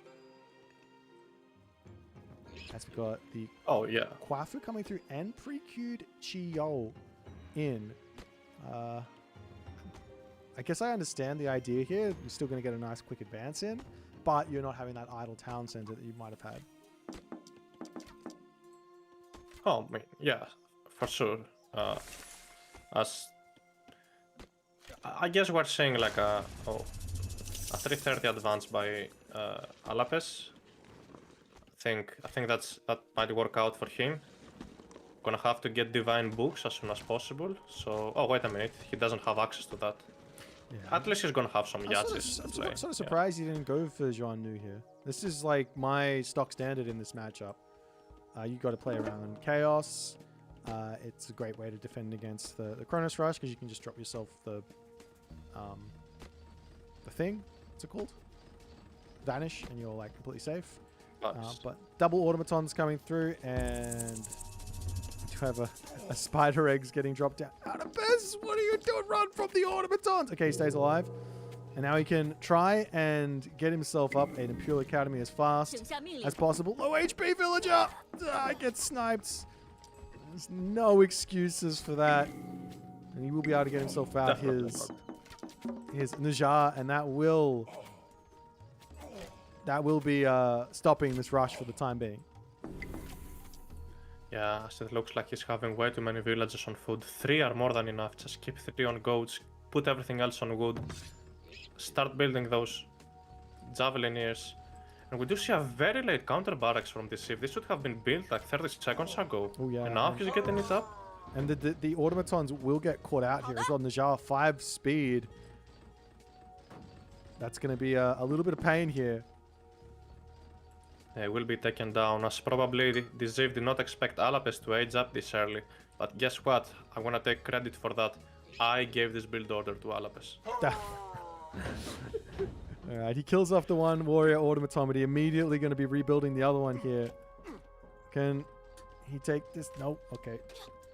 And that's going to be an Oracle hero going down as well. Yes, he gets that. He can turn and take the automaton down as well if he wants. There's no real sense in running from this, but... It's 3 hits. One more hit and it's gonna die. Maybe it's gonna die already. Oh, look at the damage there. Yeah, it's a lot. So down to 11 HP. He's going to pull back at the moment. It's a bit too scared of those Terma. They aren't that useful. But nonetheless, the temple going to be under attack now as the halberdiers are through. And this Kronos rush, I mean, he picked off a villager. And here's the honest truth about the whole thing. This is not a cheese from Kronos. This is the same as a sort of Zeus player going for a quick advance and getting out like an early Atalanta to try and get a little bit of damage done. Of course, if you don't get any damage done, your opponent is in front by a little bit, but it's not going to be a crazy amount in front, like 60 resources, 120 resources, 180 resources, depending on how much further later they decide to advance. So, yeah, there's no advantages here for Allapes defending this. He's just... because he advanced quick. Oh, yeah. Definitely true. Gonna be careful against these spider god powers. Like, I think he saw it. Yeah, he probably saw it, so he knows where not to go to. And I have a feeling Allapes is trying to attack too early. I mean, your biggest power spike is Latin weapons, right? Yeah. The more units you have, the stronger that god power is going to be. So attacking too early is not really an option for Fuxi. You see he's gonna get caught. Yeah, and the other thing is there's that mass of warrior automatons that he's kind of worried about, I think. If there's a low number and you win the fight, well, first you have to win the fight. Never. If you lose a fight against automatons, then they're just going to come back and they're going to be a pain. But if you win the fight versus the automatons, then obviously they don't come back. So yeah, that's true. He's got to be somewhat careful. But there is one technology here that is super helpful in this matchup, which is celestial weapons. This gives your pioneers some divine damage, which means they're going to be ignoring the high pierce armor, 55% pierce armor on the automatons. Plus that goes up as well once you get the extra technology. Hephaestus Revenge or something. Need that. So there's a lot of counterplay here for Allapes, so long as he knows to go for it. As long as Allapes spends his favor on Kuafus, he will be able to keep up with the Kronos economy right now. And the military values like dead equal, look at this. So I really like how Allapes has held on so far. So I think, okay, and he's not making the mistake that Eisomarto previously made. He's dropping already a second military camp. So this is gonna be super important to keep up. And alright, I guess it's gonna have... It will depend on the micro, I guess. Let's see how these players micro against each other. Oh yeah.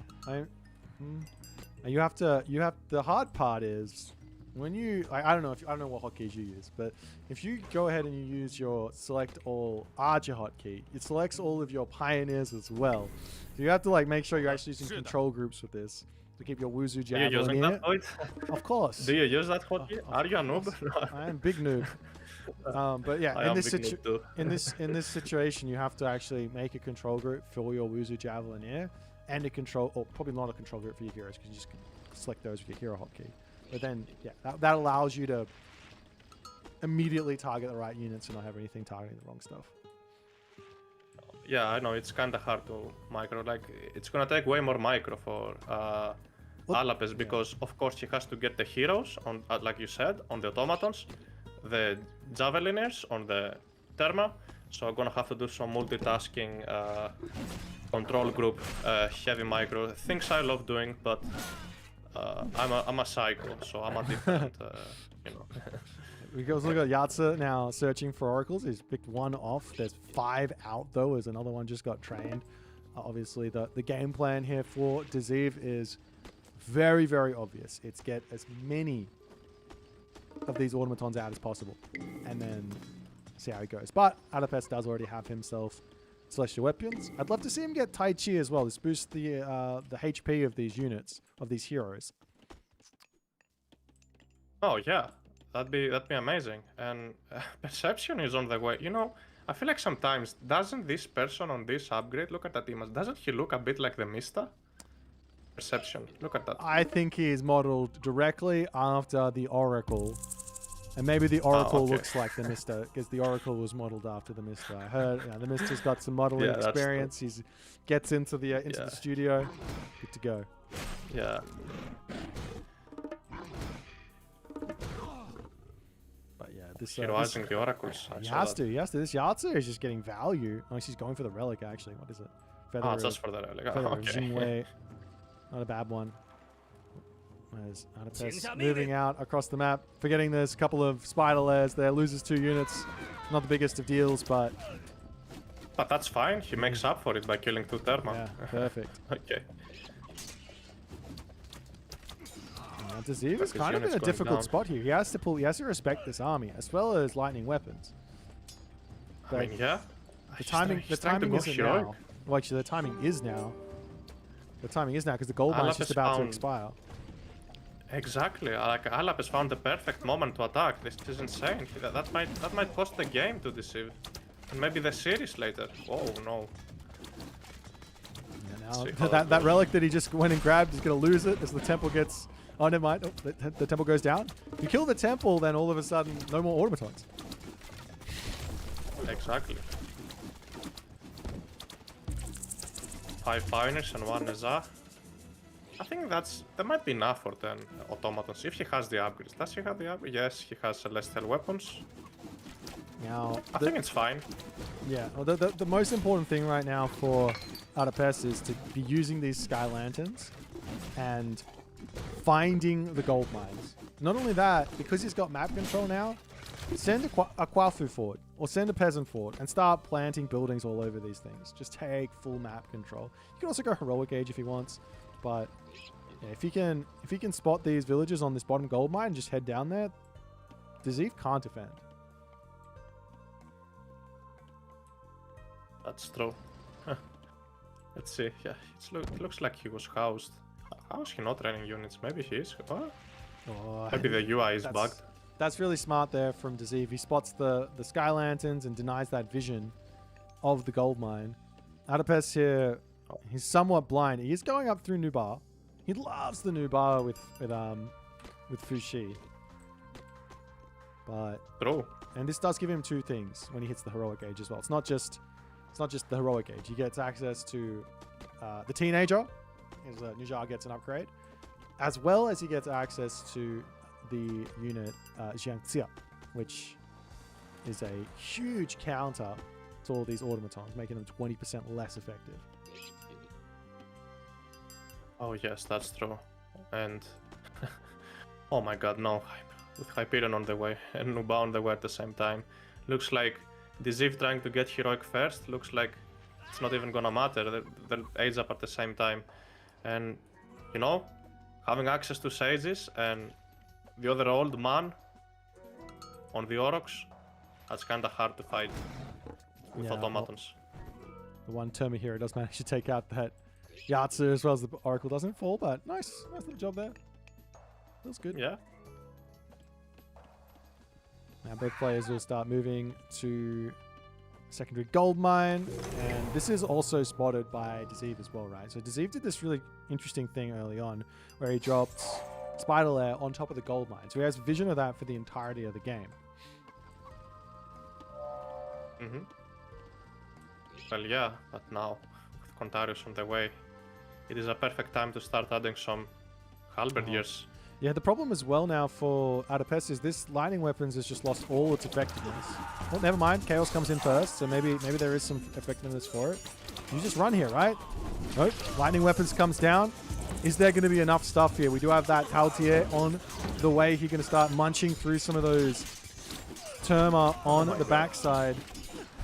The Najar is getting poked down very, very quickly here. Like I said, if you lose this fight here, then all of these automaton get rebuilt. And for free, so that's gonna be insane. Yeah.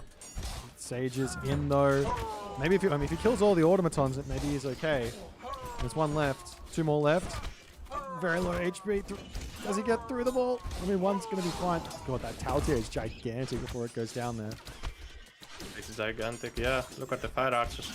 Melting down armor from the Contarius. This fight is It's not so enough. close, and now the Sage and those Pioneers on top of this at the back here. Looks like it will be enough after all is said and done, and Desive has to pull back.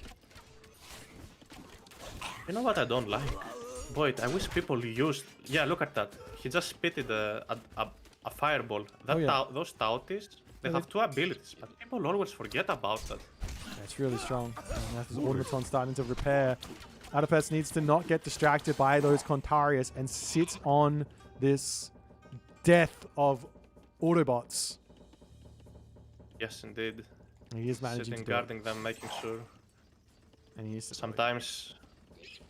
What if he brings a villager there and builds something on top of these automatons? Yeah, that's always an option. That would be interesting. And now there's just like not enough units on the front here. He's pulling back, but does manage to get away for the time being.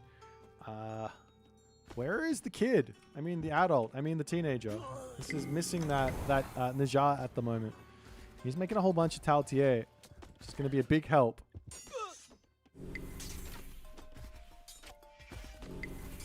He's draining his gold economy by training these Tautis. I think gotta put some more on gold, honestly, but look at that special ability, eating an entire Contarius. Imagine eating a horse and a human at the same time. This is One good. bite. This is good. This is what you want. Lots of protein there. Another Lots Contarius goes of down. protein there. And now those automatons will go up at the end of the day. 10 warrior automatons are back fully for free. This is a real big problem for Allapes. How many heroes... The problem isn't even like dealing with them. It's that the fact that he just got himself like 90 gold, 6 favor for free back times like 10, right? Like, and now Allapes is in full all-out war mode. I don't think he's respecting this at all. Sure, he's got the same amount of resource value, but he's actually the player who's on the defense. He should be on the defense at the moment. He shouldn't be looking for attacks. His villager out in the middle of the map. He does not have the speed to deal with these cavalry raids. Boit, do you want to see something cool? Select authority and go over the camera spectator, perspective camera. Use that. Look how cool it is. Oh my god. Only if you look my point of view. Do you see that? I do see it, but I'm looking at the villagers getting raided here, Raffle. As okay, I'm sorry. These guys.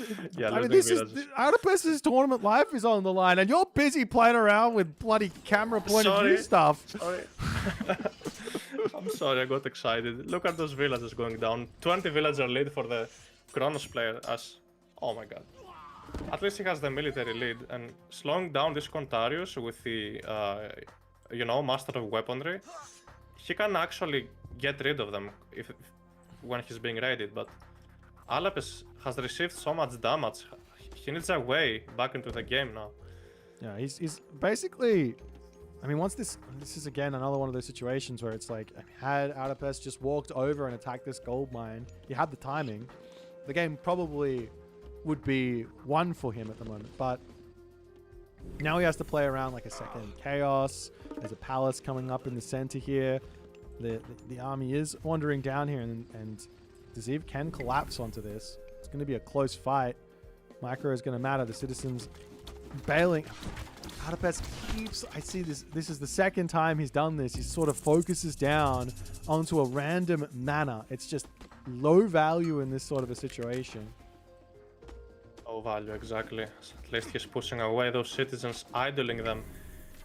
Having the military advantage over there, some units will be eaten alive by the spiders. A citizen at least will go down, again making up for it. But are there enough heroes there? 1 Sage, 1 Jianjia, and 5 Pioneers. I think he has enough heroes. I'd like to see those Tautis though using the special abilities, because he has 5 available in one of them.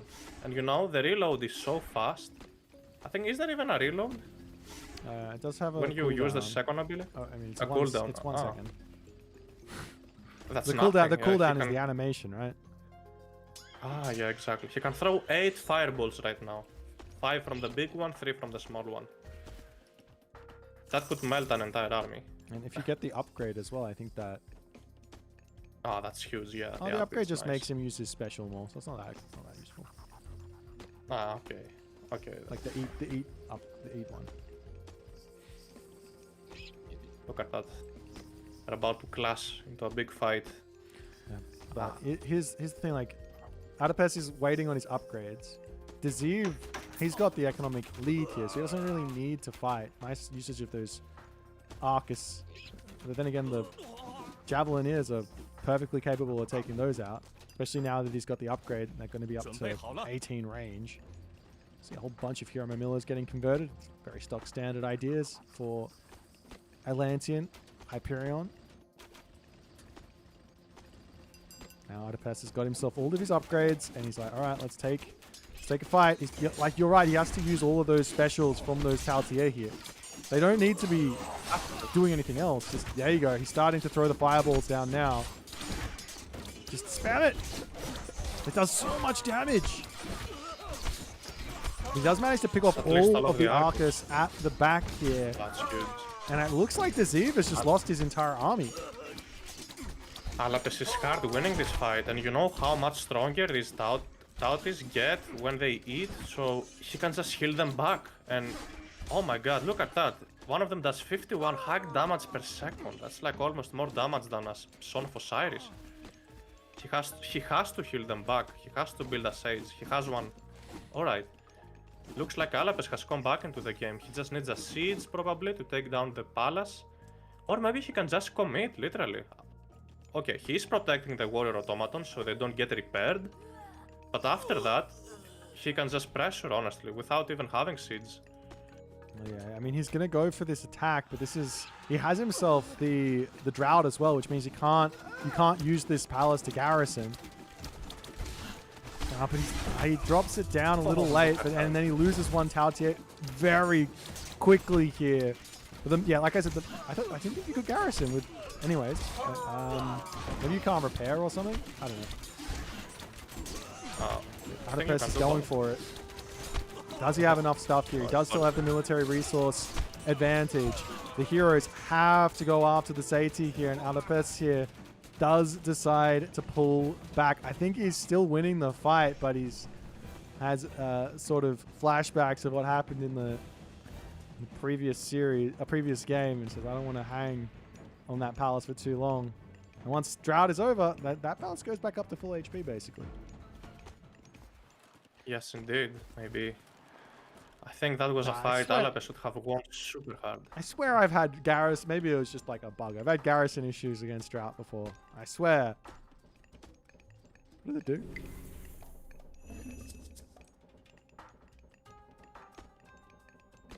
I don't know. I know there was something weird about it.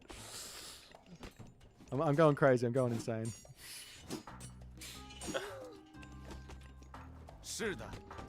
Literally came down to microing those Javelineers. Yeah. At the end of the day, they died with the Contarius. Was it a bug or a shift click, misclick maybe? Not sure, but anyways. Machine Workshop for Allapes means he's going to go for some siege to break through this position, but I don't even know if this position matters. What matters is the top of the map. If he kills this palace, sure, happy, well done. But there's no more gold over here. What does it matter? And Desive is about to age up. Yeah. Yeah, this Atlas is on the way. This is going to be the entirety of Allapes' army melting here. But this does give a bit of a timing, though. You can push in, you can get some big damage done, kill off some citizens if you kill off... I mean, there's 82 to 56 villages, though.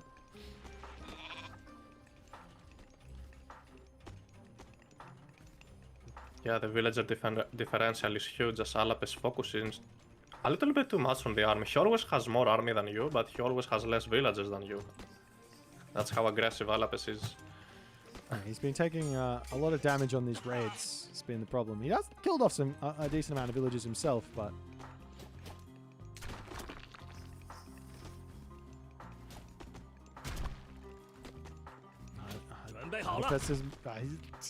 just whenever you're sieging, just sit your army on top of your siege units so that they don't just get run over by a couple of stray cavalry. I'm feeling like this is going to happen. Villagers finish up on the gold mine. We see walls coming up to the top here to try and secure this top gold mine here.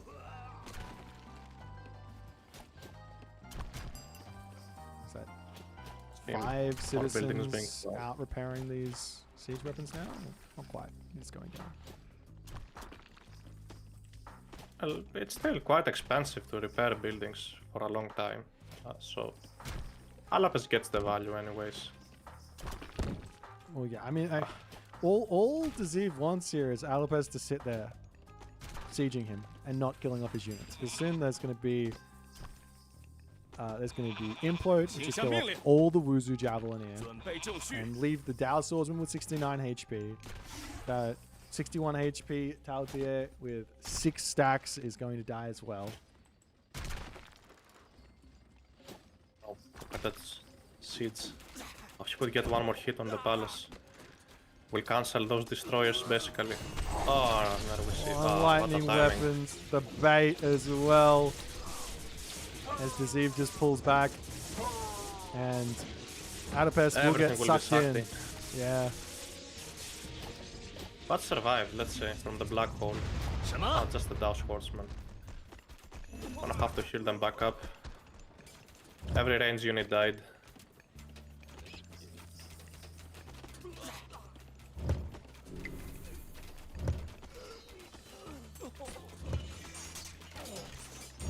Desive is Both committing. Desive is in a insanely strong position now. There's like 300. There's like 0 villagers on or 0 food in the bank for Allapes. He's got not much remaining here. He's trying to make the Javelineers out to kill off all those range units, but this is one incredibly strong army for Desive here, and I think unfortunately for Allapes, that's where his tournament run ends, as Allapes proves too strong in this series. That's it, I guess. Desive getting the series. A quick 3-0. Well played to both of the players. Very nice games. And very aggressive. Yeah, I mean, this last game is such an unfortunate one. Like 2 things here could have been like one thing which is just like not even a like just from a strategic standpoint.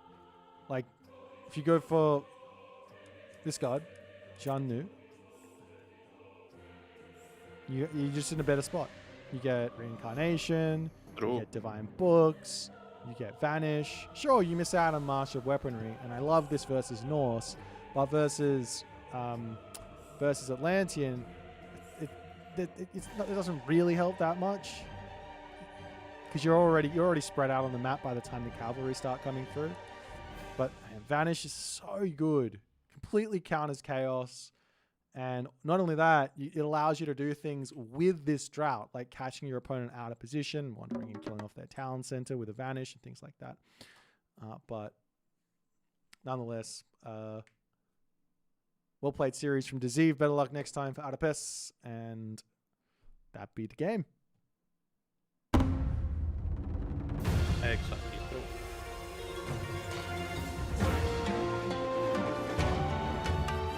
I think I'd like to thank Boit. I believe we have one more series to cast. You said, right?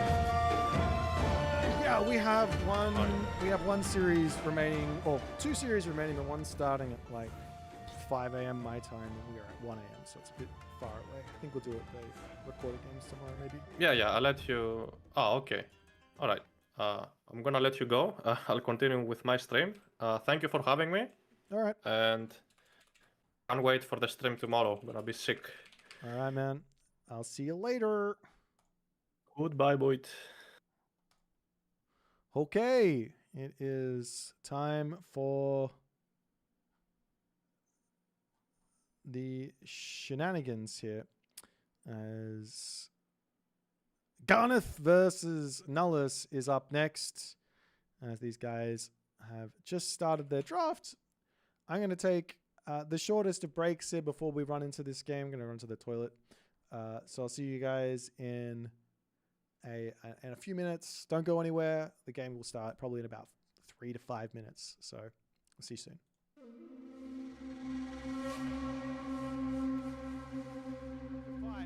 The Hephaestus Revenge technology is not in. Priests slowly sniping down those automatons here. Population differential. Very, very close. Both players losing units left, right, and center. The Pharaoh coming through, not getting taken down. Those slingers now taking down units beautifully here. And Mosca defends the big attack. Hephaestus Revenge too late to come through. He can drop the Ghoul and Bursty in here as well. Does decide to do so. Pushing in to take out a whole bunch of that front. Look at the damage from the Ghoul and Bursty. Garnath deciding to fight this one is absolutely insane. He has to just say, no worries. It's fine. We'll just run into the Migdol stronghold. He gets those catapults back to safety, but the front line falling is absolutely gigantic here. As the Chariot Archer's pulling all the way back in onto this spot. The Ghoul and Bursty still getting damage done. That area of effect auto attack damage is absolutely insane. Now Aetherial charges in. He is fighting under 3 Migdol strongholds, but the portable rams coming through. If he gets onto the Titan Gate, it's all over. You can't finish that one. 40 seconds remaining because he hits every villager. He kills every villager with the strikes. Does Chasing the Sun see this? Not just a huge hit onto the Toxotes. He takes them all out. Eric is 70% here. He sees the Titan Gate. 20 seconds remaining. He's got to click on it though. He has to click on it, and now he's making his way over there. Disaster for Eric, 18 seconds remaining. The villagers will start to die. They've got a huge amount of HP, 13 seconds. Is it going to be, he drops Tempest. Is that going to be enough? He's going to be healing. The restoration from Eric. 5 seconds remaining. 2 seconds. The Titan falls and the game is over. Can Hells break through here or not is the big question. Lots and lots of Halberdier. Should be very, very strong here, but the Chaos gets dropped down. The healing, though, from those Chillin is going to be an amazing assistance for Hells. It looks like he's able to completely dominate this army. I did say that those Terma were not of any value there for Zucolo. But now, Hell's... Imagine Forest Fire. He doesn't have the favor for a recast. The Wadgets caught out. 3DB here is going to be losing big on this fight. It looks like the Spearmen coming in onto the back line. The throw and action, great control there from Hell's Ravage. But does it matter? I don't think it does matter. Hell's head first into this army, loses the entirety of his raiding cavalry force. The choke point was too insanely powerful, and all of a sudden, Hell's Ravage is the one on the defense as 3DB manages to clean the army. Gullenbursty is in, trying to take out these units here. The Tempest on top of all of these units, is it going to be enough, is the question. All of those Hippias seem to be melting to the Herdman. The Cyclops also getting frozen up here, but Hell's army does seem to have taken some significant damage. Looks like the infantry are out of position. The Caraballista are getting collapsed onto here, as this is a huge fight now for Hell's Ravage. He gets himself a Drago over onto the side. There's no answer for the throwing axe for now, as all the Caraballista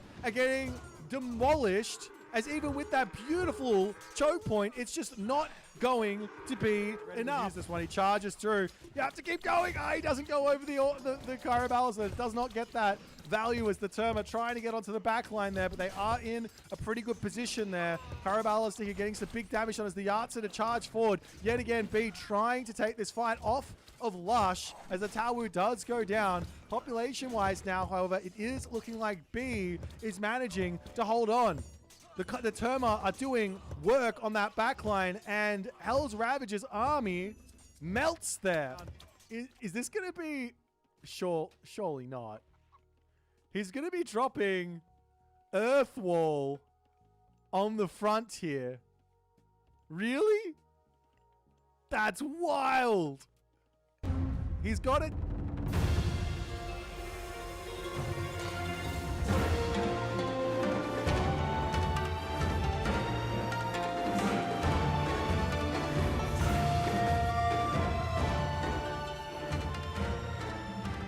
Alrighty, ladies and gentlemen, we are back. We are by ourselves, and we are going to be watching the two Russians duking it out here. We got Nullus, current rank number 1 on the ladder, versus B's personal training dummy. I'm just kidding. B's personal training assistant from the 3D team, Garnath. I'm really excited about this matchup. Both these guys are just incredibly high-level Age of Mythology players, and it's unfortunate they've met this early in the bracket. I mean, that's sort of what happens in these sorts of tournaments. The playoffs are all basically fireworks in every single round. So no easy series, no easy games, but very, very good games. As these guys are just asking about what server they want, and they're going to be getting going fairly soon.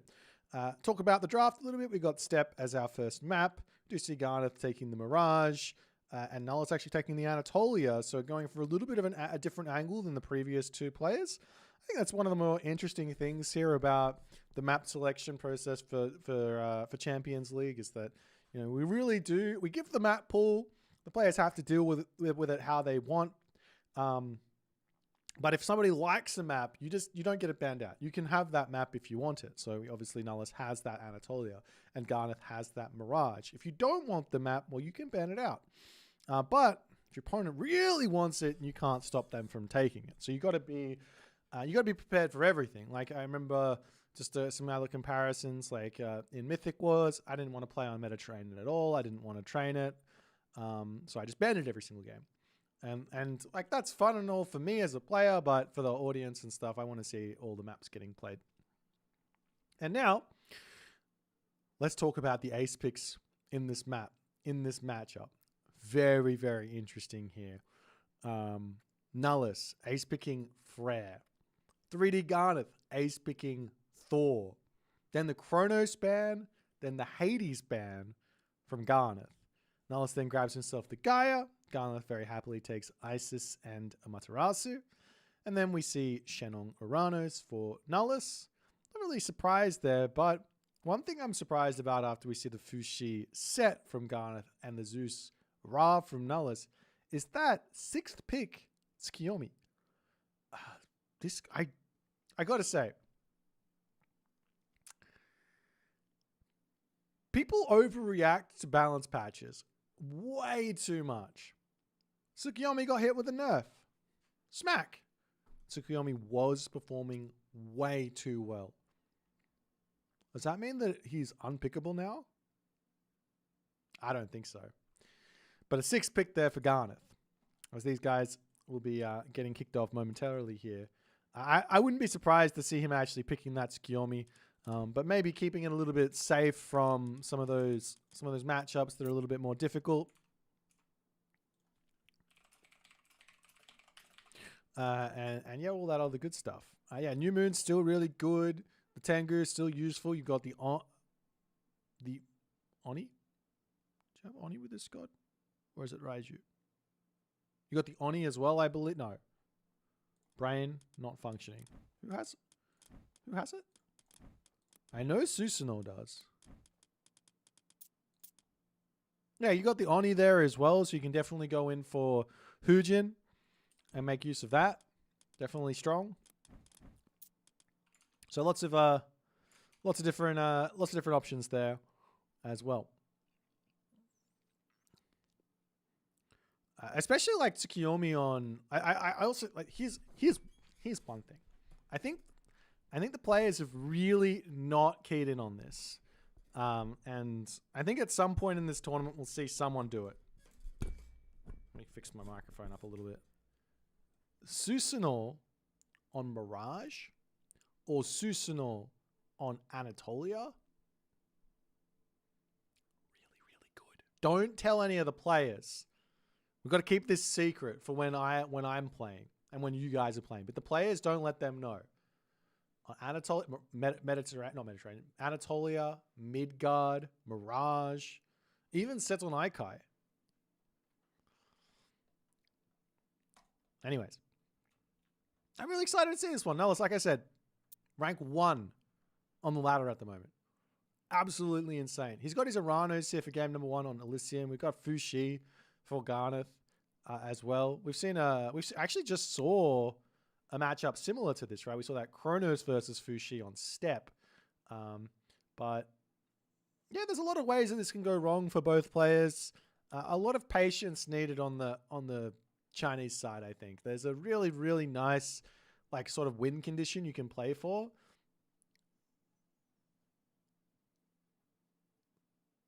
There's a really nice win condition you can play for here with Fuxi, which is just playing for how to in the late game. And just playing for that. You don't have to kill your opponent, just play defense, mitigate damage, and play for how to, and then you can win with just the really strong late game units. But we'll see how these guys are getting along. Have they started? Yes, they have. Okay, so we've got ourselves a little bit more time to wait. Hopefully you guys are enjoying this one. Tomorrow we have the main event happening. We will probably start...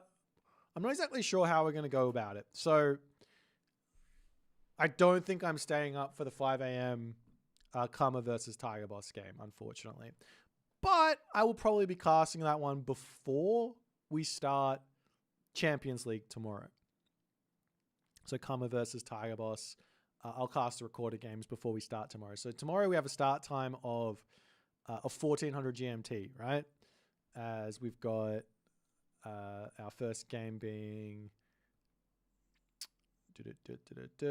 El Matador versus the Rapple, and obviously Kovoth Tunison, and then Mr. Soup, and then Recon Moscow, right?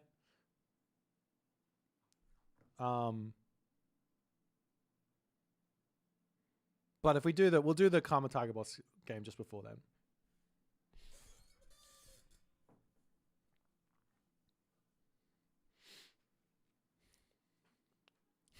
Garnath's about to go 175 pop Berserks. Yeah, the Berserks did get buffed.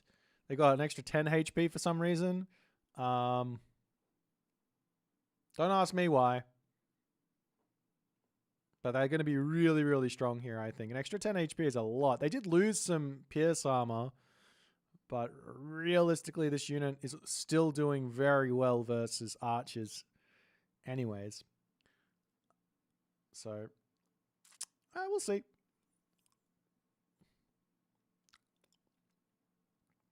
Anyways, Aranos Fuxi. We've got about a minute to go. Hope you guys are having fun hanging out with me. Any questions in the chat? Anything you want to talk about?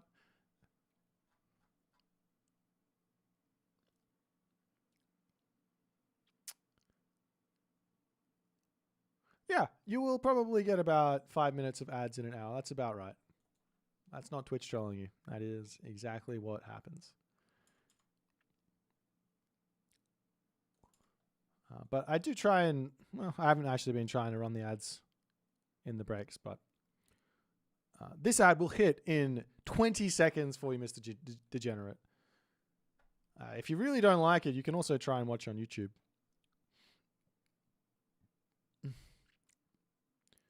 I want to talk about Atalanta not getting regen. Well, I mean, it's unique to that technology at the moment.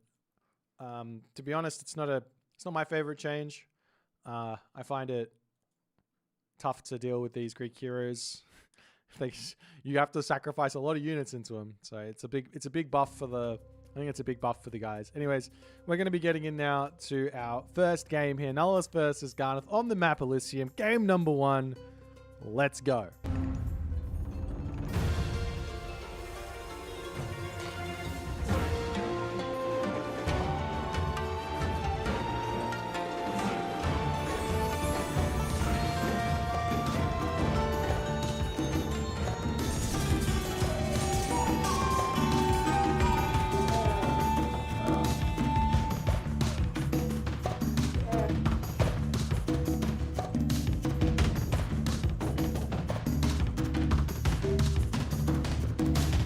In the left-hand corner of the map, spawning as the blue Uranus.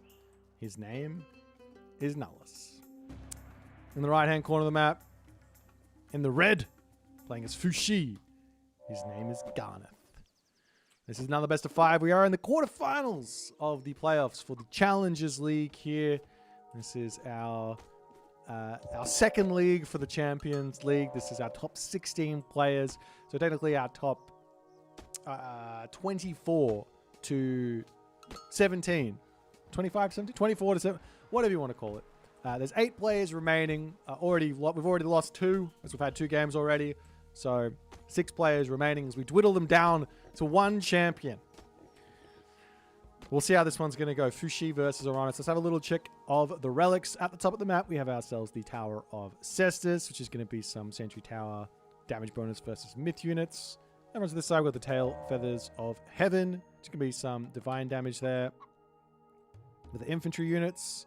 On the bottom side of the map, we have the Girdle of Hippolyta, which is range soldiers hit points plus 10%.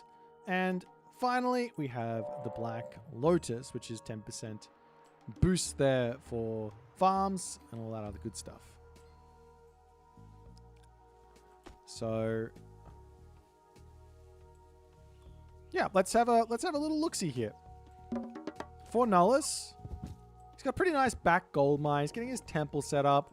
Like, he's going for a fairly stock standard advance, so no crazy fast stuff here. Not really much to worry about. Side deer I don't think a town center is really on the cards here unless you want to go crazy for the forward one. And we are actually going to be seeing here Garnath going for the correct minor god choice. He goes for Juan Nu. Now, given the Kwafu change, there is a lot of probably reason or thought to just go back to what the Chinese players were doing before, which was spam chillin'. Why make Kwafu when you can just make chillin'? Was a sort of like idea before the Kwafu got taken to 10 favor. And then it was like, wait, no, 10 favor is so cheap. And just make all the Kwafu and just have an insane amount of economy. But yeah, now lots and lots of reasons to just go like heavy on chillin'. That being said, you're playing against Uranos. Uranos does have a lot of amazing anti-myth unit options. So you do have to be somewhat careful. But there's a lot of reasons to go into them because they're also going to be giving you HP back with the regen and all the other good stuff.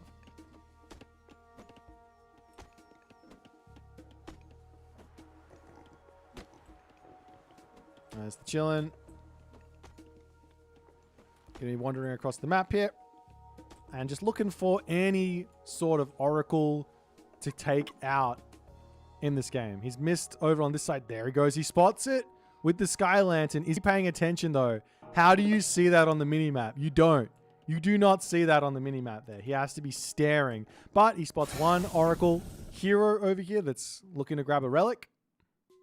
Can't really take that one out there. Wait, does he actually? It looks like he has noticed this, or he's going for the relic. I'm not exactly sure. But the Chillin is still searching for things in the main base. We see a counter barracks. We see a military barracks. Not exactly surprised to see that.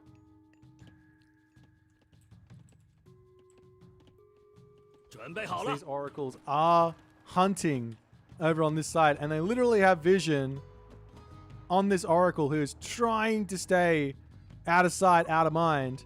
One Caladria coming through here, trying to deny this one any sort of entrance here to get any sort of line of sight. Loses it and doesn't see the town center going up. Meanwhile, the oracle coming back over here, and these pioneers, they are here now, and they say, get away from the town center.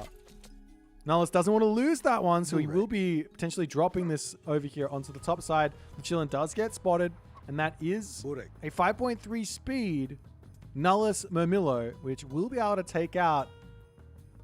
will it? Yes, I think it will be able to take out that Chillin there of Garnath, unless he somehow manages to speed walk it away. It's going to be close, actually. I think he's away. Nope, he's not away. Every time I think he's away, he moves like one way or the other, and that's going to be a dead Chillin. But the town center is up now for Garnath, and he has got a difficult game ahead of him. Nullus still doesn't know it's a town center, but he is not playing around the fact that it's a town center. He says, I'm just going to go full heavy units here, and we're going to be putting a lot of pressure on. Garnath is the one who's going to have to make something happen here. Does he have himself out any units that can defend this? No Najar just yet. No, he's got a lot of favor in the bank. So these two Terma trying to come through now. Nullus is the type. I didn't really get to go into like the personalities of these players too much, but Nullus is the type to play a reactionary type game. And in this game, it's not looking like he's doing that at all. He's saying, no need to be reactionary here. I'm going to set the tempo. I'm going to make units. I'm going to put pressure on. Garnath, for the time being, he's got safe back hunt. He's got all his units out. He's in a good position. He's also got this Peach Blossom Spring over here that he can eat later. Forward Sky Passage is up, and I mean, Garnath can look to put a little bit of pressure over onto this position, but you've got to be careful because there could be units just sitting here waiting, watching.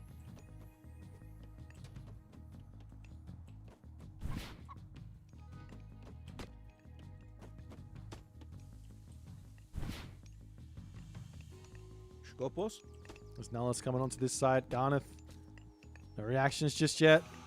Now he's pulling back into the town center. Looks like he will get away from this, no problems. The villagers on this gold mine are going to be somewhat of an issue as this sky passage getting poked down. The Nullus citizen over here also getting charged down as well as a Carnivora gets dropped onto this spot. There's no fire archers here, so we can only really take out those Terma. As Garnath is going to attempt to take out the Carnivora, but he loses quite a bit for this. As more units are starting to trickle in up onto the top side. There's also a sky passage there, so these units are going to be able to move from one side to the other.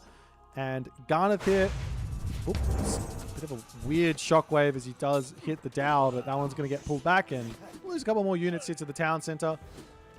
Garnath so far, I mean, he got out of Carnivora. That's nice. But Nullus is it full setup, both sides of the map. The only thing I want to see now is I do not care about this sky passage. This sky passage here is just lazy. The units, I mean, it helps him make this position a defensive position to some degree, but if you put the sky passage on the front here and just send the units here instead, a little bit more walking time to get your defenses in, but now you've got full control on everything immediately. There's no way to move as the defensive Fuxi player.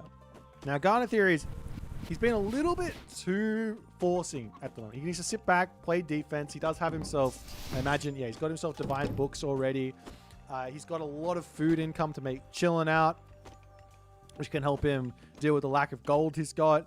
His Peach Blossom Spring here has also got 1,000 gold in it, as well as we see Tai Chi coming through, a machine workshop as well.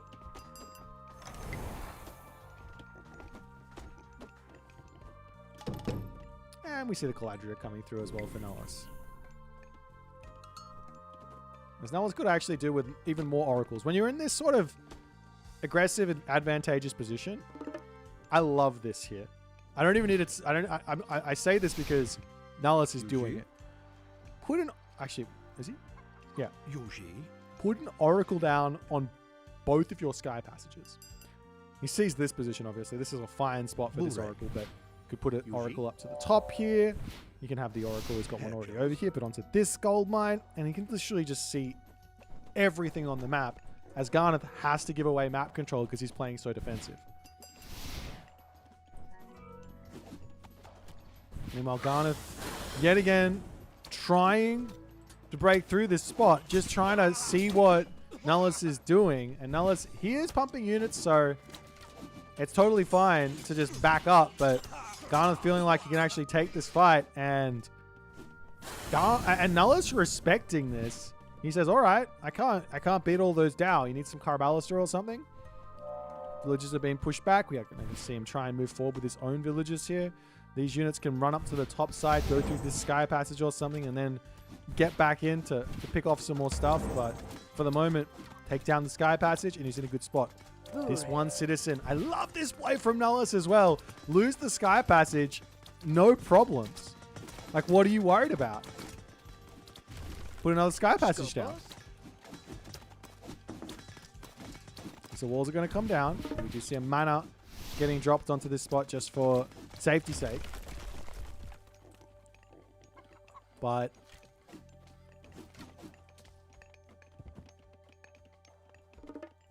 military camp up for Garnath. And we see the frontline heroics coming through for Nullus as well.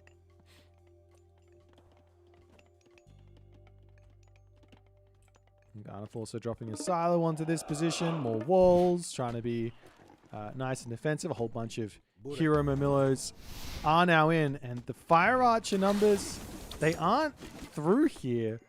Basically, Garnath just needs to stop building Javelineers. They aren't useful anymore. Just... Hello? The Vanish comes down.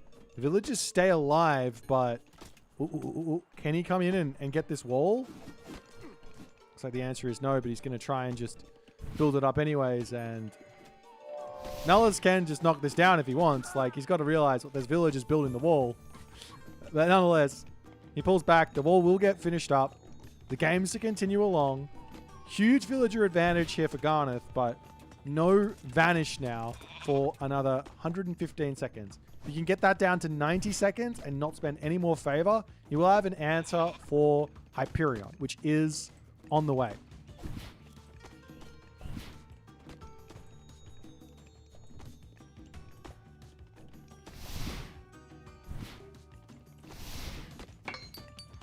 It's interesting how many Kwafu. There's going to be 4 Kwafu. 4 Kwafu. Huge shockwave there from Nullus though. And that's the amount of villager kills that he really needs to keep himself going. It's still an advantage for Garnath, but it's only one way you got to be like, oh, that's a god power down. No worries. Happy. I've still got this god power over here with the Peach Blossom Spring. Like that's a bunch of resources for Garnath here. So now farm's starting to come through.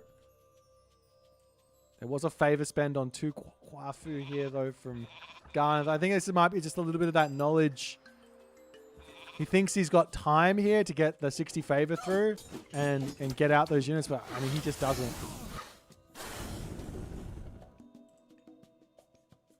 Yes, you can send a villager to steal your opponent's Peach Blossom Spring if there's no buildings around it. In this case, there's a silo, so that's enough there.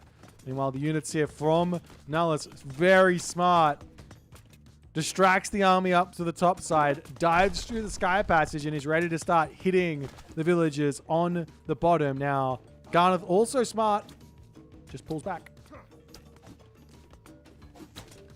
But now he sees Hyperion. He might actually decide to at the very least, cancel the Kwafu production so that he can get himself to Vanish. But like I said, Vanish is literally hard counter to Chaos.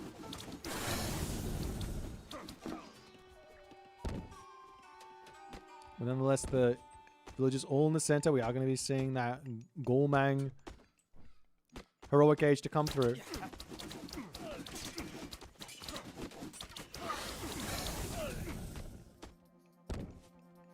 The Oracle's moving around here as Nullus. He wants to see where the gold is getting grabbed. He's not on this gold mine, so where else could he be? He could be on the Peach Blossom Spring, obviously. But no, he's in the center of the map. And these units here from Nullus, they can go through this sky passage over here and hit this position very quickly.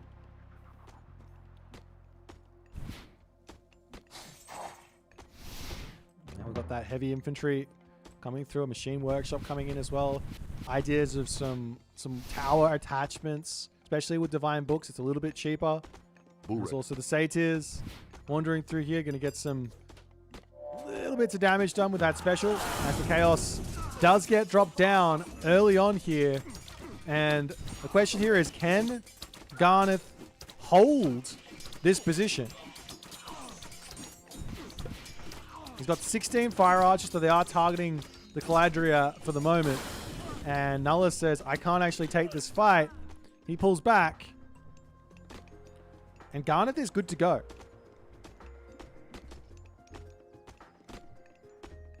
Also, these chill. It's not just the Vanish which counters it's not just the Vanish that counters the Chaos. It's also these chilling. Every single one of these units is getting healed back up, and then the Forest Protection as well, getting even more HP back in. There's a ballet gonna get dropped down by Garnath.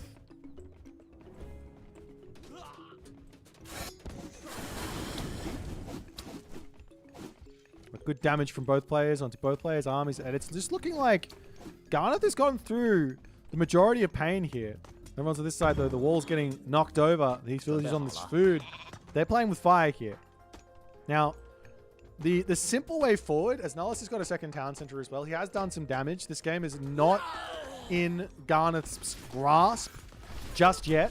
But the simple way forward for Garnath is to get to Mythic Age. Not through Gong Gong like he's queued up, but through HAL 2 in this matchup. Reason being is stronger Dow, stronger Fire Archer. You don't really need those Tiger Cavalry in this matchup. But we are going to be seeing Gong Gong. Gong Gong's also very, very strong as well. So yeah, I've got some priests coming through. Not priests, oracles. Did he just heroize all of his oracles or something? Did I go crazy? I think he did. Where's the army here charging forward from Garnath? He says, I can take this fight as the Carnivore is onto the back here. A little bit of a dangerous fight as Nullus is happily taking this one, not on the forest protection. He pulls back onto his forest protection for now. And Nullus, I think he's actually able to slowly start breaking through this army. The reinforcements are coming in. It's a fairly equal military resource value. And once all that front line falls, then the medium Wuzu Javelineers will start getting that damage done. We've also got the Najjar in now as well. And Garnath, after all is said and done, seems to have held yet again. Now, importantly, once this gold mine expires, well, Garnath has to move to another gold mine, which Nullus does have full control of. So he doesn't have to force crazily, but he does have to force trades to force out gold so that the Mythic Age doesn't come in. Did I say Hua too? I mean Huangdi. Huangdi. Huangdi is what I mean, not how to. Huangdi in the Mythic Age. I'm going crazy. My brain is... You gotta bear with me, guys. As we do have a ballet coming down onto this side, sneaking that one up. All the units here for Nullus coming through as he's like, all right, let's poke through onto this side and see what's happening. He does manage to get in.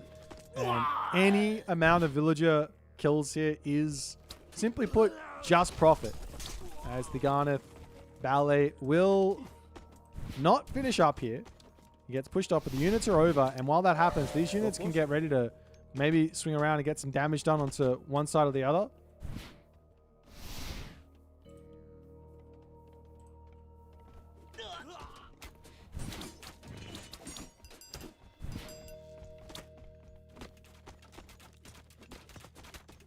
The palace now coming up for Nullus in the middle of the map. It's just such a tough way to play. You got such an immobile army with China versus such a mobile army with this Orano Sky Passage shenanigans. But at this point, leaving this gold mine is perfectly valid. Oh, the Sage here just get in and just snipe so many villains. 1, 2, 3, 4, 5, I think. Oof. Like I said, he doesn't need to be on this gold mine anymore. He's got Gong Gong coming through.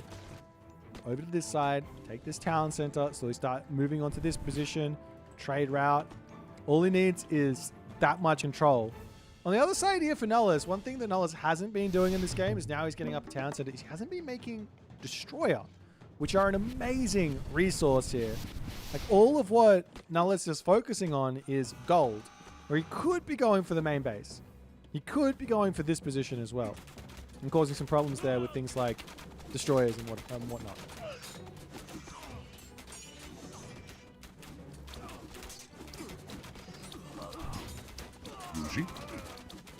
Nullus is seeing his opportunity here to get some real damage done. But the Satyr, they're pretty slow as that Najjar, the teenager, is in. We'll start poking them in the bum. But they will get back into the Sky Passage. He's away from this spot. And they will immediately start taking down this bottom position. Again, and now there are some destroyers. Well, I say some destroyers. There's literally one destroyer on the map. But, yeah, Garnath can just... He doesn't need to be on this spot anymore. He can just leave. He's got a perfectly healthy gold mine here. He's got his Mythic Age coming through.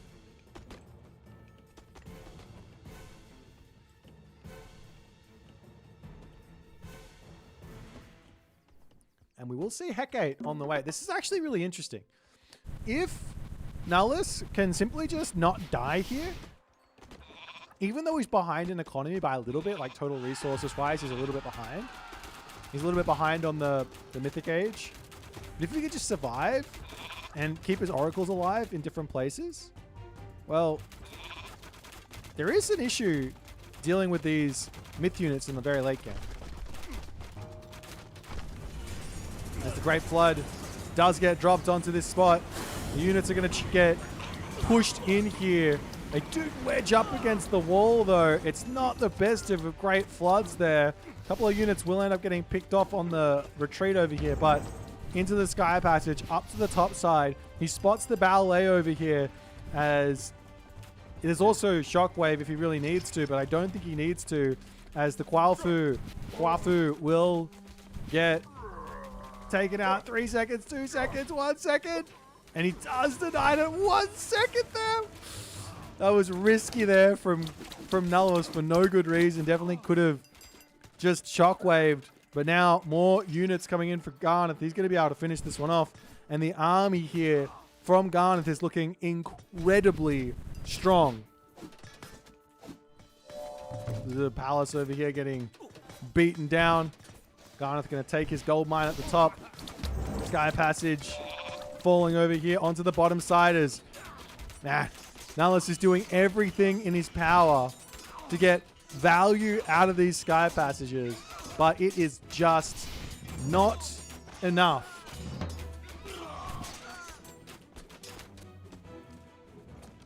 Now the Axe Cart to take out Nullus's palace over here. Mythic Age now in. Like, where do you drop your Tartarian Gate is the big question. He drops it right in here on top of that ballet. There's 2 ballets here. There's a couple of units already in. But this is going to be a lot of pain on this spot. He's going to deny the town center for a little bit, and he can put all the pressure onto this top ballet here. That's all he needs to focus on. Of course, if he can take out the Axe Cart, that'll be nice. But if he can finish this position off, it's going to be amazing. We do see a Chaos getting dropped over here as well. As the Tartarian Gate will end up going down. But it's a lot of idle time. However, there's been no real progress made from Nullus in this moment. Like, normally you drop Tartarian Gate here and you attack up here, and it's huge value, but in this situation just has not managed to happen.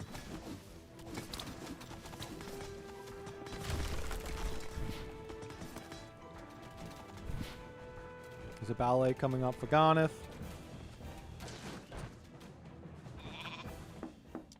To the bottom side, some more Sky Passages. Nullus still just trying to keep himself afloat. He does have 2 town centers. He's missing a mana somewhere at the moment as well, it looks like. Here, Joe's. It's placed somewhere. I don't know, but he's only got... well, he's got 8. Huh? Shouldn't he have 190 pop? Someone explain? Am I going crazy? Does he have 2 town centers? Yes.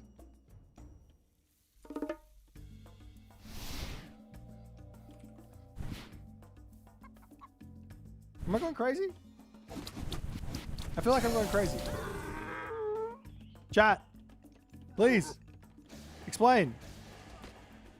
He's got 3 town centers. What do you mean he's missing? He's got 8. You can only build 8. He should be at 205. Should be at 205 pop. Unless there's one that's just not built somewhere. It's placed somewhere on the map. Anyways, Garnath now coming through. He has managed to survive. He is in full control.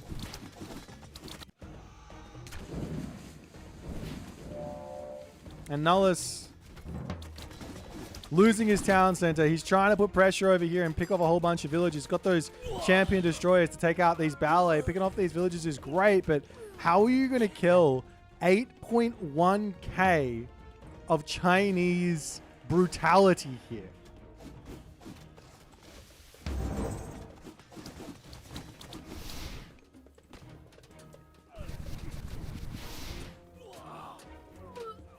At the moment, I think Garnath could potentially just have 0 villages, and I don't even know if Nullus can take out this army, because it's just so far in front. Turns around, taking out all the Arcus on the back here. I mean, normally I say don't resign if you have a gold mine, but this is looking brutal. Up onto the top, taking out those destroyers with his villages. Got that Kwafu there to help out. This town center can get grabbed by Garnath next as well. There's all these villages on the top. They're about to get hit by the Qinglong special. He misses it. They will be able to pull away. They can come over onto this Sky Passage and keep working. And where there's a will, there's a way. But it's one town center versus two. And Nullus is really struggling.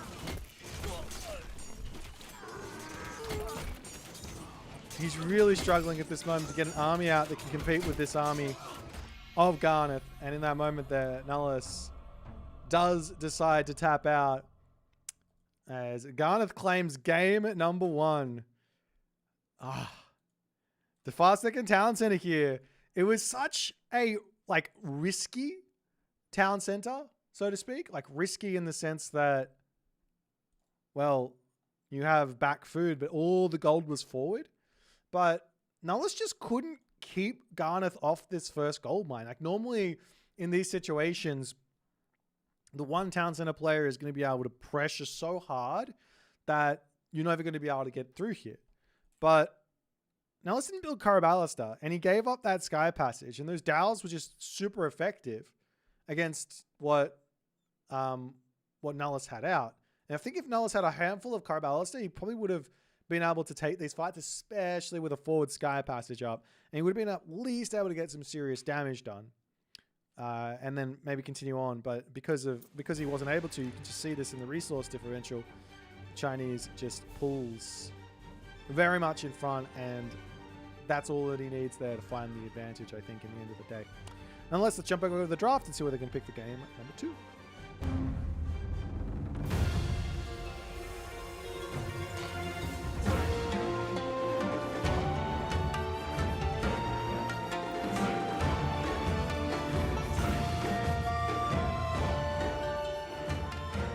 Alrighty, we have ourselves our second game. It is going to be Freya. And it is going to be Tsukiyomi. I feel like we watched this matchup as well. We're seeing a lot of oops, that was a win. We're seeing a lot of random, I haven't seen these before, matchups. You know what I mean? I had a question in the chat. Are we going to see this? Is this going to be on the previous patch or on the current patch? We are on the current patch. We are sticking with the current patch. And we are going in onto the map Anatolia. Anatolia.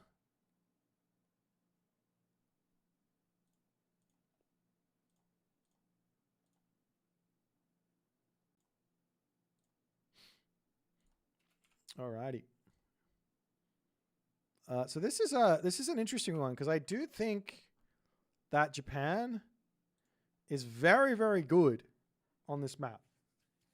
Very, very good. Like better than everything else anyone else has been picking. How do they choose gods here? Well, it's a draft at the start, so you get a pool of gods you get to pick from, and then you pick the map, or the loser picks the map from the map pool. This map pool, we have Elysium, Mirage, Okuchichibu, Anatolia, and Giza. So you pick the map, and then you pick the gods from your god pool, and you can't pick a god you've already picked before. But let me just explain why I think that Japan is so good on this map. The most important reason, the biggest reason, is food situation is basically secured. You have an amazing unit in the samurai if it ends up being a classical fight. You have an amazing unit in the Oni if it ends up getting to the heroic age nice and quick. And you have an amazing unit in the Asura or the Onmoraki or the Shinigami if you make it to the Mythic Age. So there's just nothing, whatever way this map goes, whatever way you go here, you just get an amazing time. You also, yes, exactly, if you have access to Inari Wakami, you also get access to Ivory Netsuke for the Water Myth unit, which you get for free. So you get double value out of that technology, whereas you would normally have to be training those elsewhere. And they are also food costing, which is something that you're going to have in excess of on a map like Anatolia. And I guess finally, as we've got about 30 seconds until this game kicks off. Finally, there is still access to this Tengu, which in certain situations is probably going to be the correct call over, say, going for Hujin. I haven't tried it before. Does anyone know if the Smiting Gust works on the Ghoul and Bursty?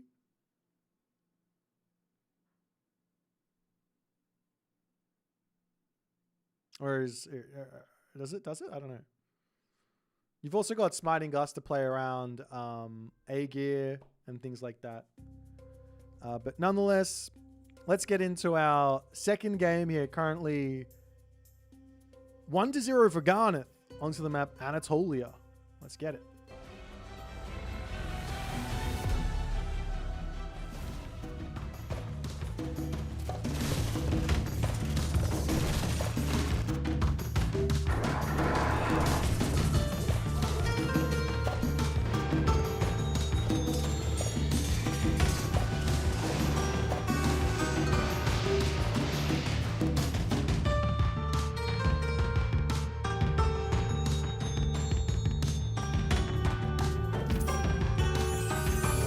Right-hand corner, we do have Nullus playing as Freya, and in the left-hand corner, we have Garnath playing as Skiomi. Yeah, this is a really, really big pick here, I think, for Garnath. I think this is going to be incredibly tough for Nullus on this one. But Nullus has got a plan, and we'll see how he's going to go. He gets his dock up onto this side. The Kitsune is going to be harassing the Berserk non-stop. There's a couple of ways to play around this. One such way is just pull into your town center, and then he has to bail away because the town center will actually be getting some damage done. And the other way is to just build a second Berserk. The other way is just to build a second Berserk. But nonetheless, I think I could be wrong here, but I think a super valid way to play this from the Freya perspective is to just start with one dock, go 6 fish, drop a temple really forward. Go 6 fish, right? Temple forward. And then get yourself an extra 3 fish and go classical age, put the dock down on the bottom side, start building your fish there while harassing your opponent with some early Herser and Valkyrie super early. That's where the Tsukiyomi and the Japanese are at their weakest, which is why I sort of say this is a little bit of a nice map for the Japanese, because the meta, so to speak, is to go for a later advance time, which does give the Japanese plenty of time to sort of get their stuff all sorted. New Moon on the dock? What do you get? You get mythic ships, or like your archer ship's going to do bonus damage to your opponent's myth units. You're going to get the heavy ships, and you're also going to get yourself the Sultan Amphora. And you make the transport ships better as well. I don't know. And I guess you also get the thing doing more, like your dock's building faster. I don't think it's that useful. I think it's better to drop it on the temple or the armory. It's always going to probably be the best usage of this god power. As the boar gets shut down, villagers pulling all the way back. And the game is just starting to develop fairly normally. Do you see Garnath going double docks on the left side? Not sure how I feel about this. Sort of unnecessary. Should have been over on this right side getting a dock down and doing some shenanigans here, but nonetheless. Can you transport sheeps? Yes. Goats, herdables. They can all get into a transport ship. No problems.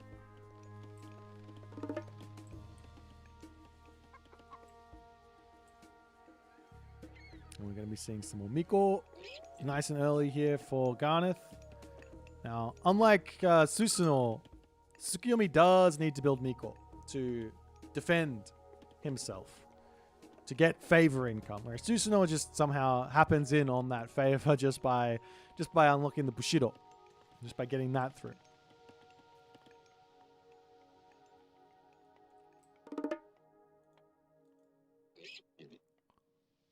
There's another dock now up for Nullus, as he's just going to be sorting this all out. He did leave this top side sort of bare for the moment. He's getting a temple up in the main base. It's going to be a very late advance time from both players here.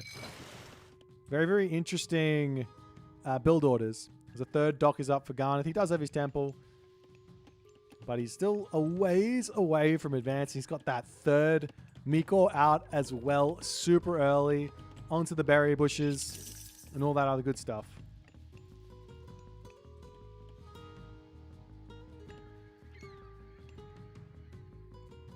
So we can get into this, like, this. Well, I mean, it's cool. It's very cool.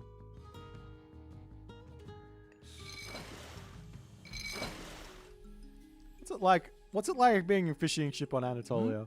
You ever thought about this? Literally, the fishing ship is staring out into the abyss going, I wonder what's past the horizon here. Nothing. You fall off it.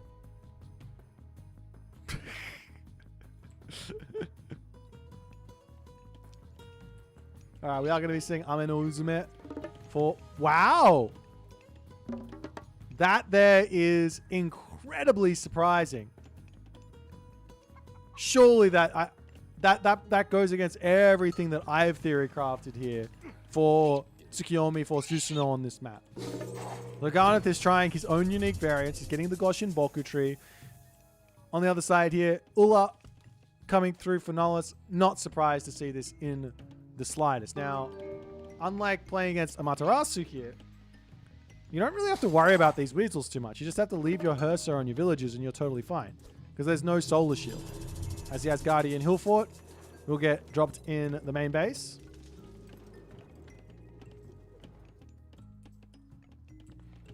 It's like Kamatachi wandering forward. The villagers will pull back.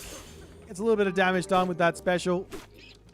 And one Vil does end up going down as the Hersa will chase the Kamatachi away.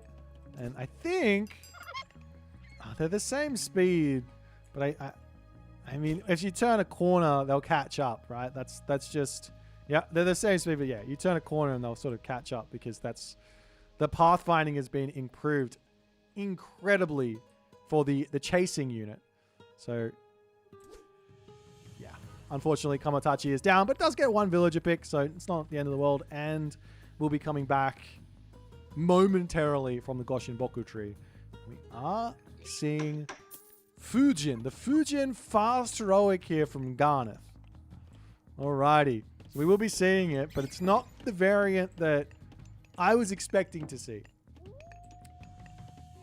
Fishing ships on the top here. Getting taken out. We are going to be seeing him having to build a couple of defensive things with the ramming Wasen on the way.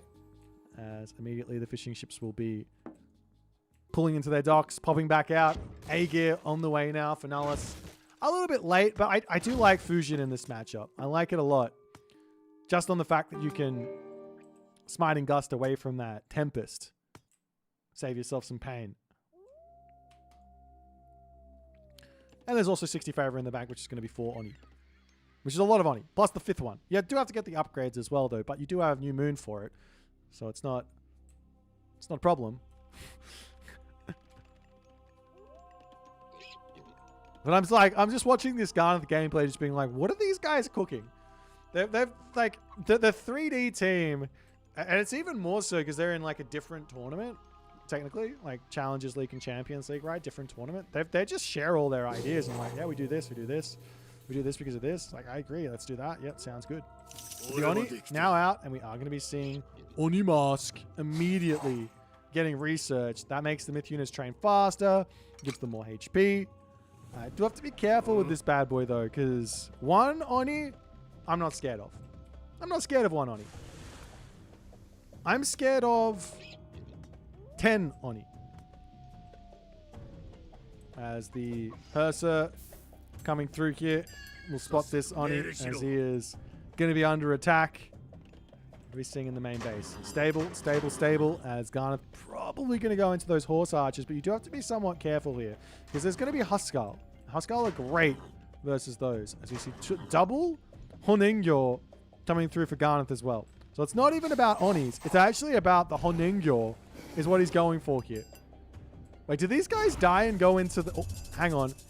And then he uses the New Moon on the tower? He's now got guard towers? These are some very strong towers here. 30.4 damage per second. Double Kraken are out though. Can these Honengyo, with the boost from Fujin, be enough here to dominate this water?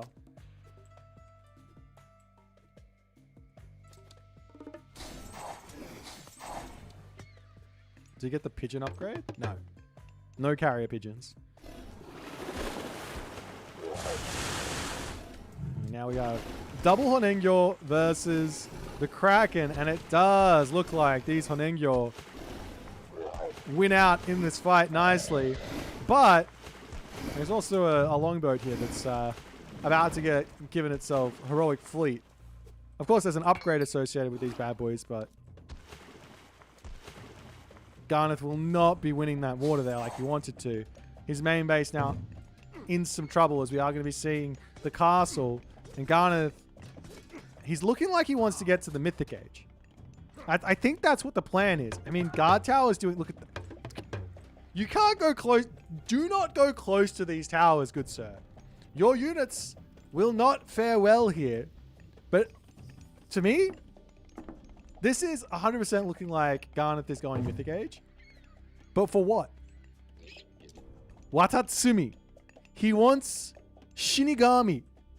Why is Shinigami so good? Well, you get infinite Shinigami from the Goshin Boku tree. Infinite from the Goshin Boku tree. He doesn't have any favor in the bank, which is kind of the problem. And is this really going to be worth it? I mean, the god power is obviously very strong. You also get the Umibozu, which is fun. Oh, Miko, hello there, Miko. Wait, did he get his upgrade? He doesn't get the Gohei wands though, so he could have a lot more favor in. But nonetheless, oh my god. Don't run near these guard towers, good sir. These things hurt. These things are a serious Painesville. As that heavy upgraded on the boats. Yes, it is heavy longboats. More Honengyo are going to be coming through, but these things, this is just a waste of favor here. I can't see the point against the super longboats.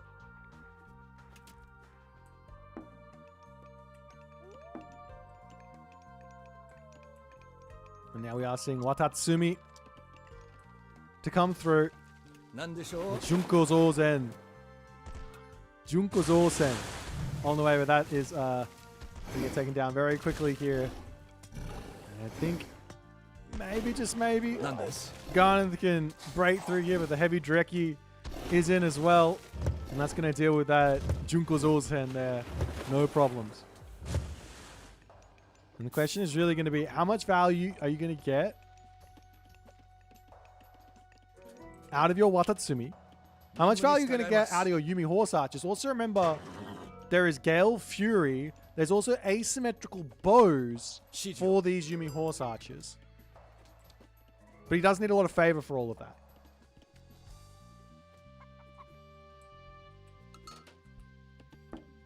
As the Oni says, hello there, Mr. Asgardian Hillfort. I will bash you down a little bit. He's still making these guys. I mean, he obviously wants the water control to some degree, but obviously no plans to make any myth units apart from those Honengyo, it seems.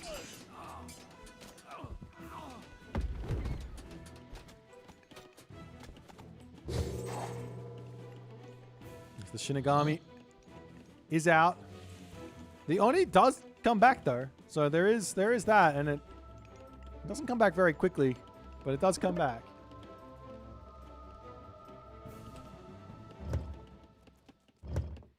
Wait, he's getting Eternal Haunting. I'm so confused. The Shinigami wanders forward and he's like, let me just sack this guy. I'll sack him for the upgrade. He's also making Onmyoji as well here. Picking up a couple of units. As Garnath about to have to face the Nullus Mythic Age as well though.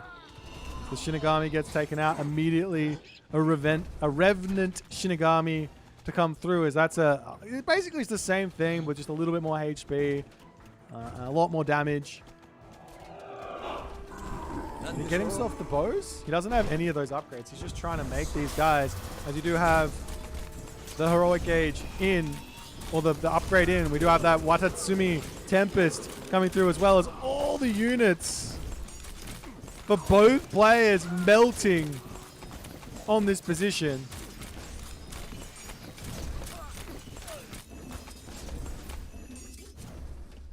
As Garnath is like still sort of alive here, but he's about to get gold starved. He's got 13 gold left. He's going to move up onto this position to try and grab that one.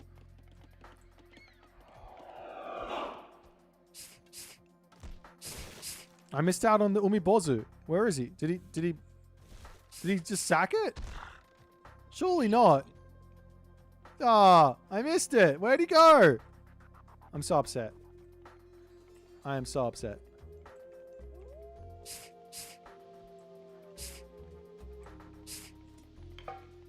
And the Shrine coming through for Garnath over here. He does drop the... Oh, hello?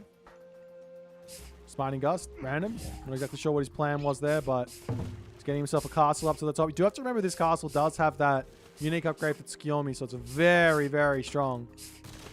Omyoji coming over here trying to deal with the Kraken and all the other good stuff. Look at this thing. 43.9 pierce damage, and he still has this tech, which gives him an extra 50% bonus. As the villagers seem a bit idle in the main base. They've got to get to work. But Nullus looks to have sort of solved all of his problems. He's got Inferno. He's got Ghoul and Bursty still. He could go for this town center. Inferno, Ghoul and Bursty on this position if he wants. But he's just going to say, let's charge in. Will it be enough here? The Inferno, absolutely gigantic. Charging in, huge explosion as the castle is left with 300 HP remaining and will get erased afterwards, leaving the villagers there for the pickings. And it looks like, ladies and gentlemen, Nullus most likely here going to be able to control this game and take us to game number 3 equal, as both players will be at 1-1 here.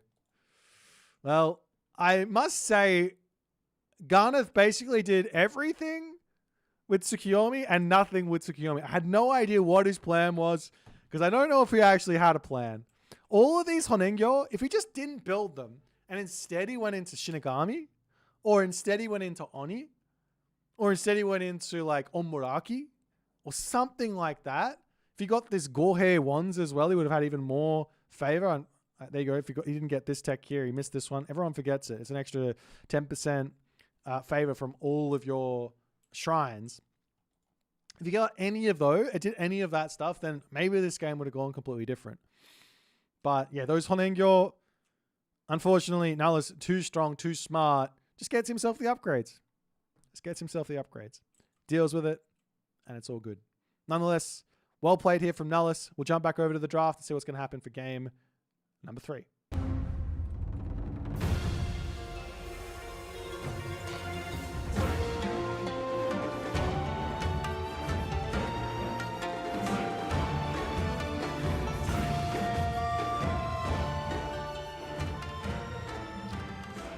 Alrighty, so we have ourselves a Shennong versus Amaterasu game for game number 3. Shennong, oops, that's a win, versus Amaterasu for game number 3.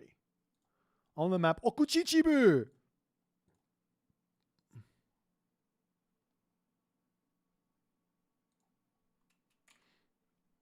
Alrighty, let me just quickly get the link and we'll see where they're at. Alright, so I still got a little bit of time to go here. Okuchichibu is a really interesting thing. Okay, guys, if you want to know, so today, this is the last series for today on this channel. There might be someone else who streams the Kama Tigerboss series live. Unfortunately, they're playing at 5 a.m. my time, which is impossible for me to stream unless there's something leading up to it, which I don't like. This series is going to finish probably about 3 a.m. my time, 3:30. I'm not gonna stay up till 7 a.m. casting the games for this one. I will cast them tomorrow before Champions League, but someone might cast them live. So if you want to stay up for 2100 GMT, then you'll be able to watch that Tigerboss Karma game. Someone else, I don't know if they're going to cast. I don't know. No one's told me they're going to cast it, so I don't know. But it is possible. You can watch it live yourself using the URL and all the other good stuff there. That's an option. But tomorrow, for our main event, Champions League Shenanigans, we've got El Matador, Rappel, Kavoth, Tunison, Mr. Soup, Recon Moscow, starting at 1400 GMT. So do not miss it. Be there or be squared. Wait, squared? Be there or be square, as the cool kids say.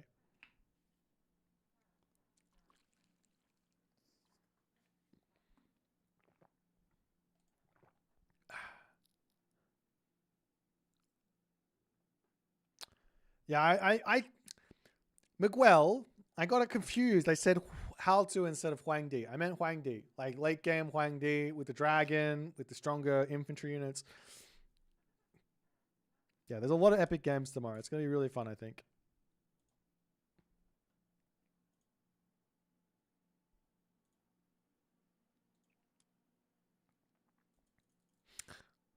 But nonetheless, we will be just waiting on these guys to get this game started. Okuchichibu, Shennong versus Amaterasu. I don't know a whole lot about this matchup, to be honest. I think it's probably... It's a pretty defensive matchup for both, right?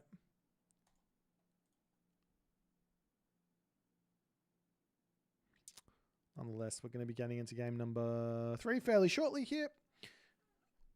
How are you guys enjoying the playoffs so far? Are you guys enjoying this tournament format as well? I think it's kind of interesting.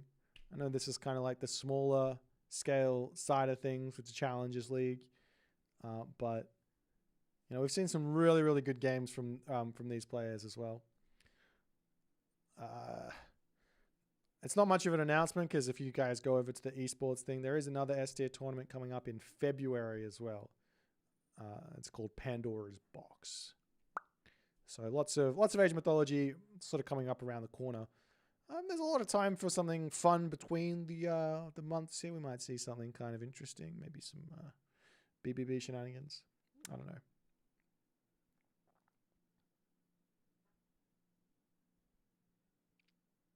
Having the leagues operate at different months would be nice. It's just like not possible. You have the qualifiers. Unless you put like different qualifiers in. You could do it like that.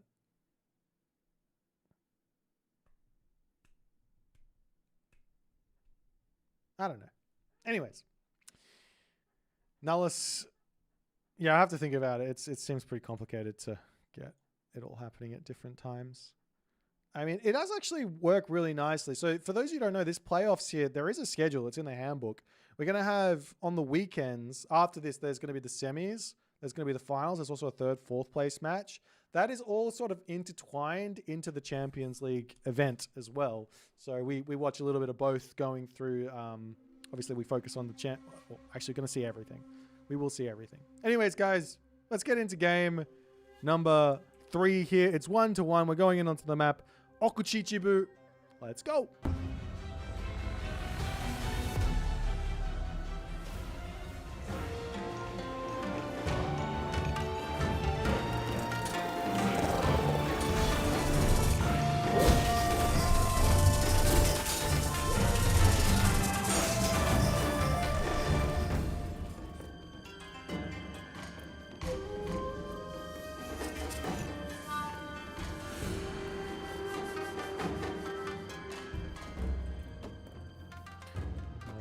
Left-hand corner of the map, Nullus playing Shennong. And in the right-hand corner of the map, Garnath playing as Amaterasu. The calm before the storm here on this Okuchichibu map. Let's check it out. Town center, Looking juicy as always. Back gold mine. Very, very nice. Safe, tucked in. Back hunt here as well with the green pheasants. Protected by some Japanese wolves as they are looking menacing. In the picture at the very least. They kind of look kind of cute. So can I do this? No. I can do this though, right?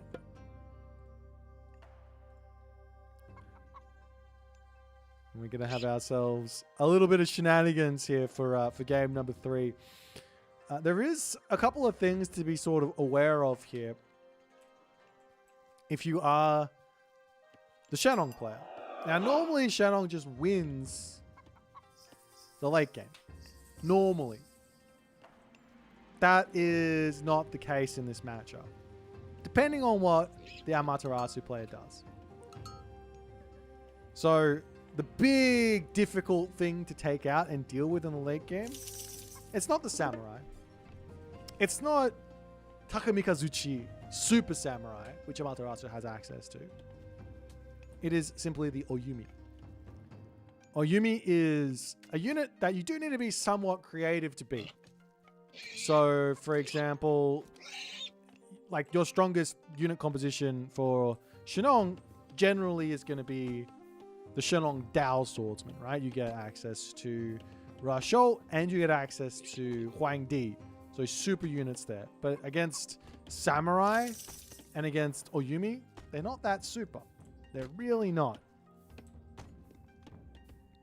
So what do you do? How do you kill off those? How do you kill off those Oyumi? Well, Tiger Cavalry are really good versus them. Tao Wu, which I do not believe Shennong has access to, are also really good versus them. Especially when they're upgraded. What else is good versus them? Oh, what is good here for the Shennong is the what's it called? I can't remember. Brain function, not function. Go here. Hundun. This guy is really good versus the Oyumi. Basically, like I mean, you got to be somewhat creative here if you want to deal with them. We are going to be also seeing Minakata Tomi coming through for Garnath. I'm not exactly surprised to see this. Everyone and their mum wants to go for Ame no Uzume with Amaterasu. I don't rate it. I think it's cheesy. I think players have gotten already good enough to defend against those weasels. And yeah, you're better off finding a different way through. Doesn't mean don't go Ame no Uzume. Just don't go so crazy onto the Kamaitachi. But if you do go for Minakata Tomi here, well, all of a sudden you get access to a nice little defensive position over here. You can put your shrine down, Shrine of the Hun on top of the town center. You get some food here as well. It is looking like it's going to be a far second town center as the villagers pull off of the wood, make their way over onto this spot. There is going to be the shrine there, spotting a Sky Lantern, spotting a shrine. So Nullus knows what he's up against, but, you know, he's probably going to be fine with just saying, great, I'll go for a town center as well. It's not a problem. But he does decide to go for Chi Yao instead of that Hal 2. So no Earth Wall to sort of defend against. I don't think it's going to be that big of a deal, but nonetheless. Saltwater Spring has now come through for... Well, he's coming through for Garnath, so he wants a big boost of food. Got himself the one Udol here as well. And we'll see. We'll see what's going to happen. Can I do this? There's no unit protection.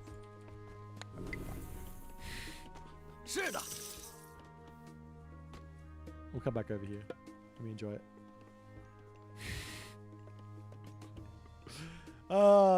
Sometimes, you know, the devs, they really treat you. They go, guys, you got this really cool feature. And you go, come, yeah, right, devs. Just fix the game. Nah, we got this really cool feature. This is it. This is the one.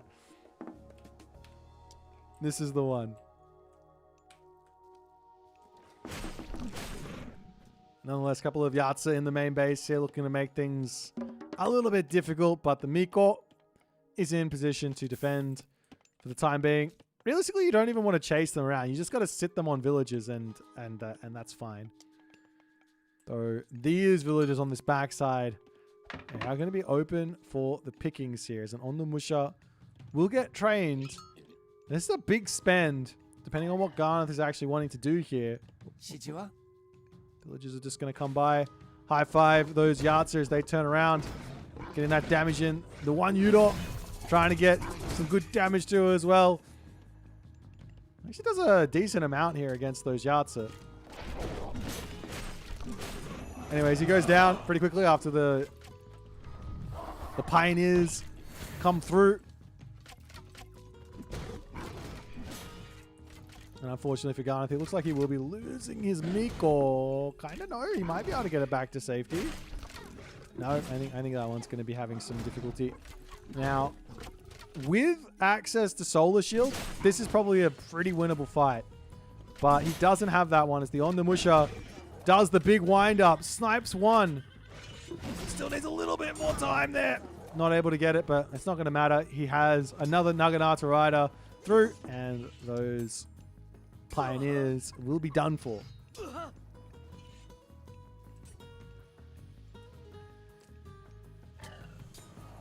I don't think I can perspective on the Sky Lantern. I can't. Unless military camps coming through for Nullus. Surprised to see the double military camp. I'm not exactly sure. Of course he wants Dow at some point, but an archer, like a machine workshop to deal with these guys is going to be very, very important. And now Garnath, having been somewhat forced to make these units, he's going to be searching for something to attack. He doesn't know to attack here. So he's coming down to the bottom. There's the gold mine over here. There's a wood line in the main base. Any amount of idle time here is good value.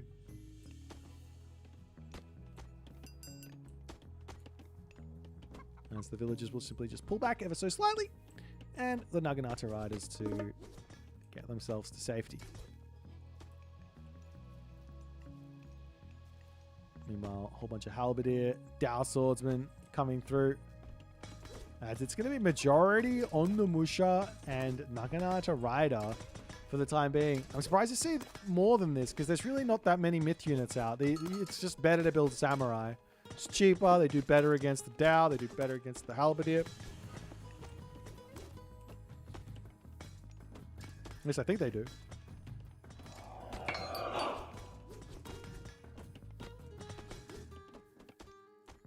We're not quite able to take out the temple just yet as he's got to pull back away from those scary Dows.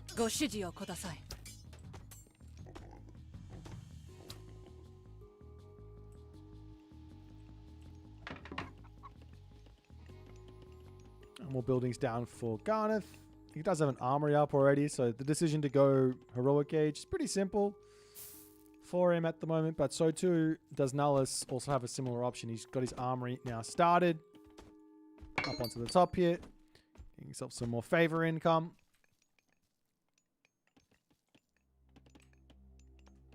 And Rusho going to be on the way for Nullus shortly as well. So I'll be interested to see which god Garnath chooses to go through here. The freshly nerfed Hachiman or the somewhat untouched Raijin.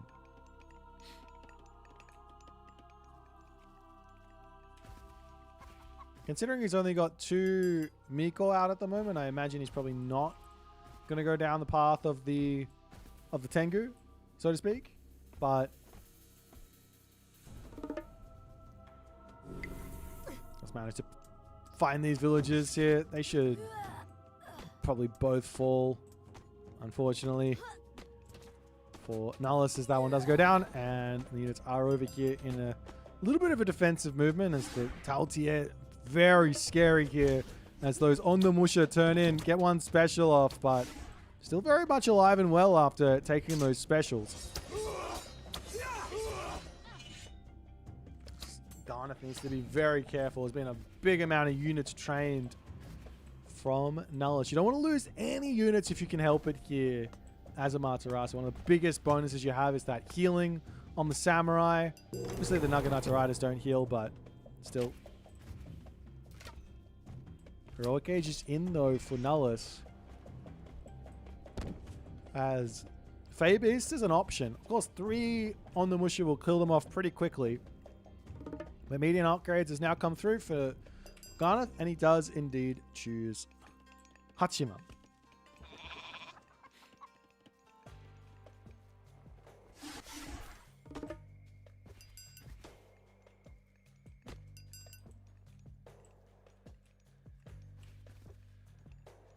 And of course, Divine Judgment, the first upgrade of choice here, boosts his Halberdier, which he has a couple of them out, and more importantly, those Dao swords been getting even more stronger. So that's exactly what he wants. He wants a ton of Daos here.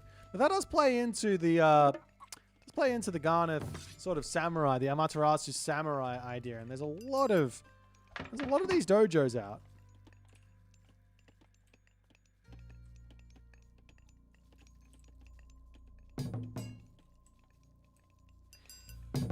Guardhouse is on the back here. All coming through. And Bushi. Maybe Garnath is going Hachiman here. Not necessarily for the Tengu, but more for that 8 banners technology. Kind of role-playing a little bit like Atlanteans with Hyperion and the Heroic Renewal. You get a little bit of regen on all those heroes. A little bit more efficiency as well. As the Naginata Riders spotting this army closing in here. Unfortunately, once Hachiman hits, you do have to wait just a little bit of time to get that that daimyo out, so you can have the shogun.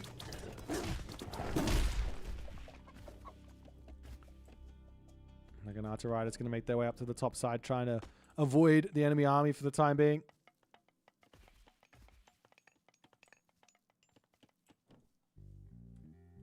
I like this play from Nullus. He just sends one Dao over here. I'd love to see him just patrol this as well. Nullus, a ballet in the center of the map, as it's still pure defense from Garnath. Castle coming up as well.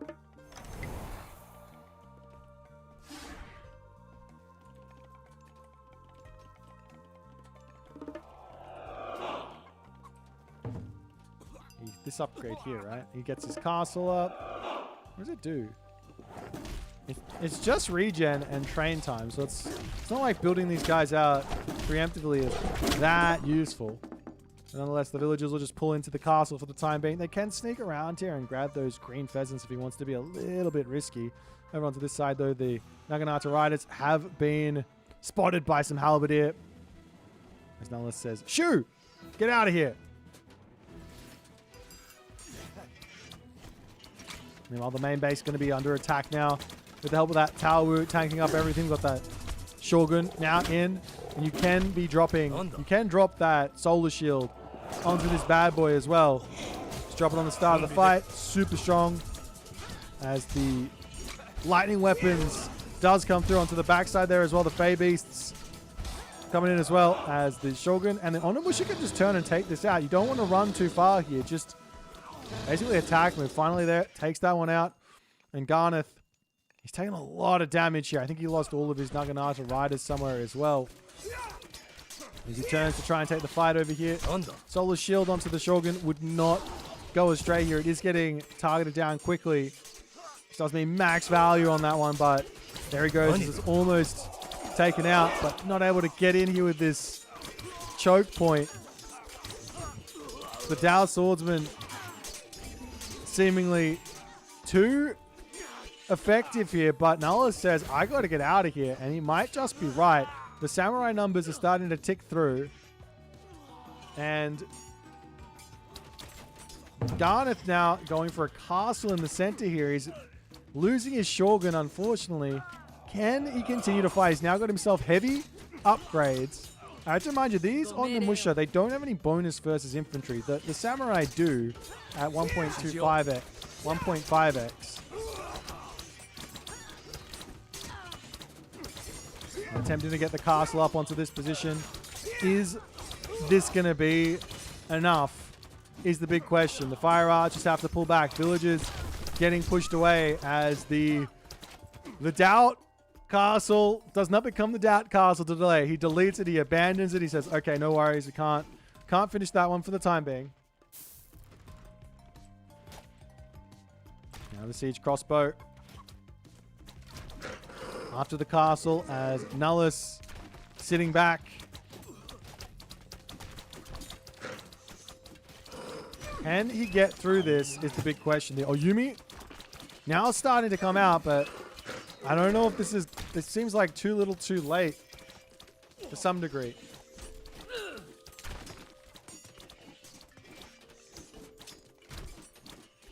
So our Tengu comes in, sacrificing himself to the gods there. And a very free Zukyu to come in as well. As Nullus charges forward. And he does get taken out very quick with that amount of Bushi. This guy is probably not going to even get an attack off here. If your opponent's got this many Bushi, just don't send it close to him. Go somewhere else. Like over here. Over here. Over here.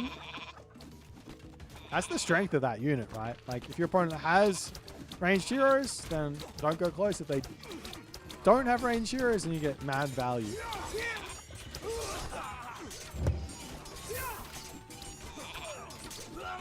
The Nullus is going to be able to just continue to slowly push through here. I mean, these are 39% pierce armor Dow Swordsman. It's not a crazy amount of pierce armor, but it's still very, very helpful, very, very effective.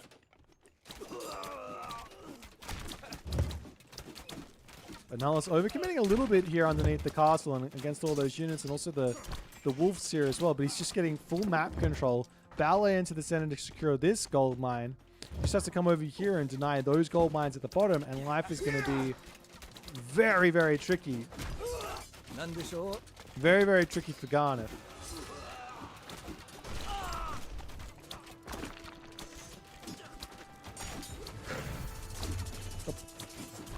The misclick. Oh no. The misclick on the solar shield. At least this wolf has got some extra value. And I think Garnath might not be able to continue here. He's making himself the shinobi, the samurai. He is keeping the numbers down, but he's losing ground. The problem is the town center is going to be next. These siege crossbows can fire up this cliff, no problems.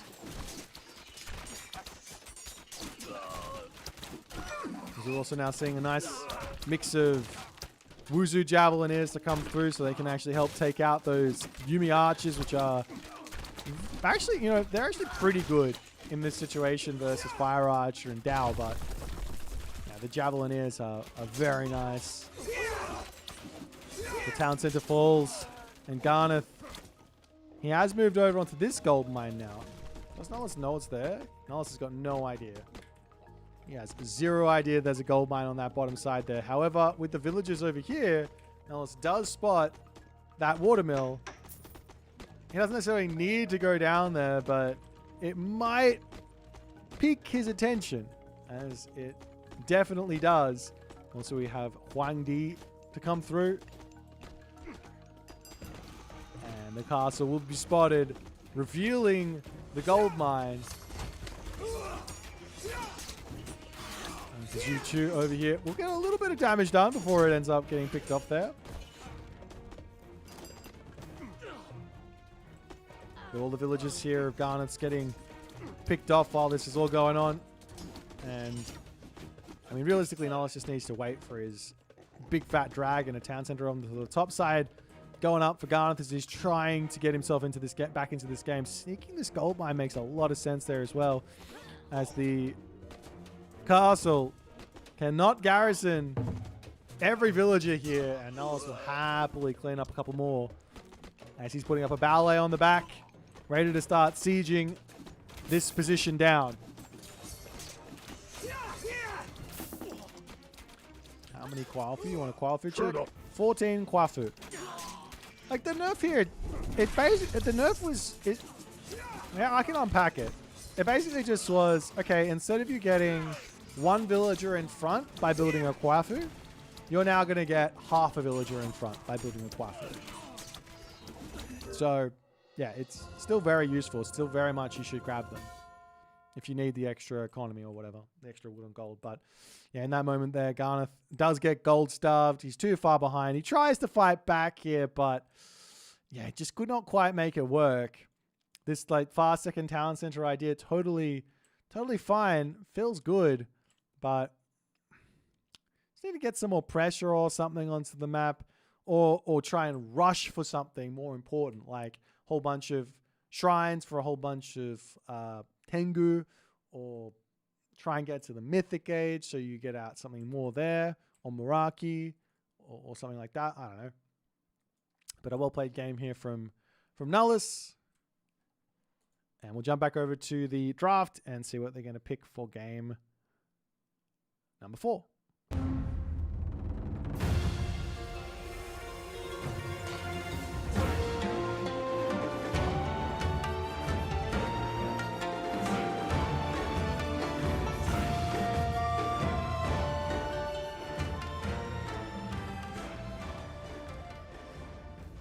Alrighty, so game number 4 is going to be a Zeus versus Set game.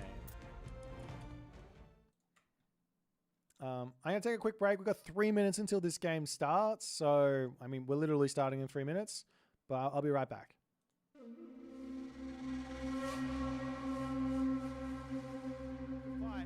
The Hephaestus Revenge technology is not in. Priests slowly sniping down those automatons here. Population differential.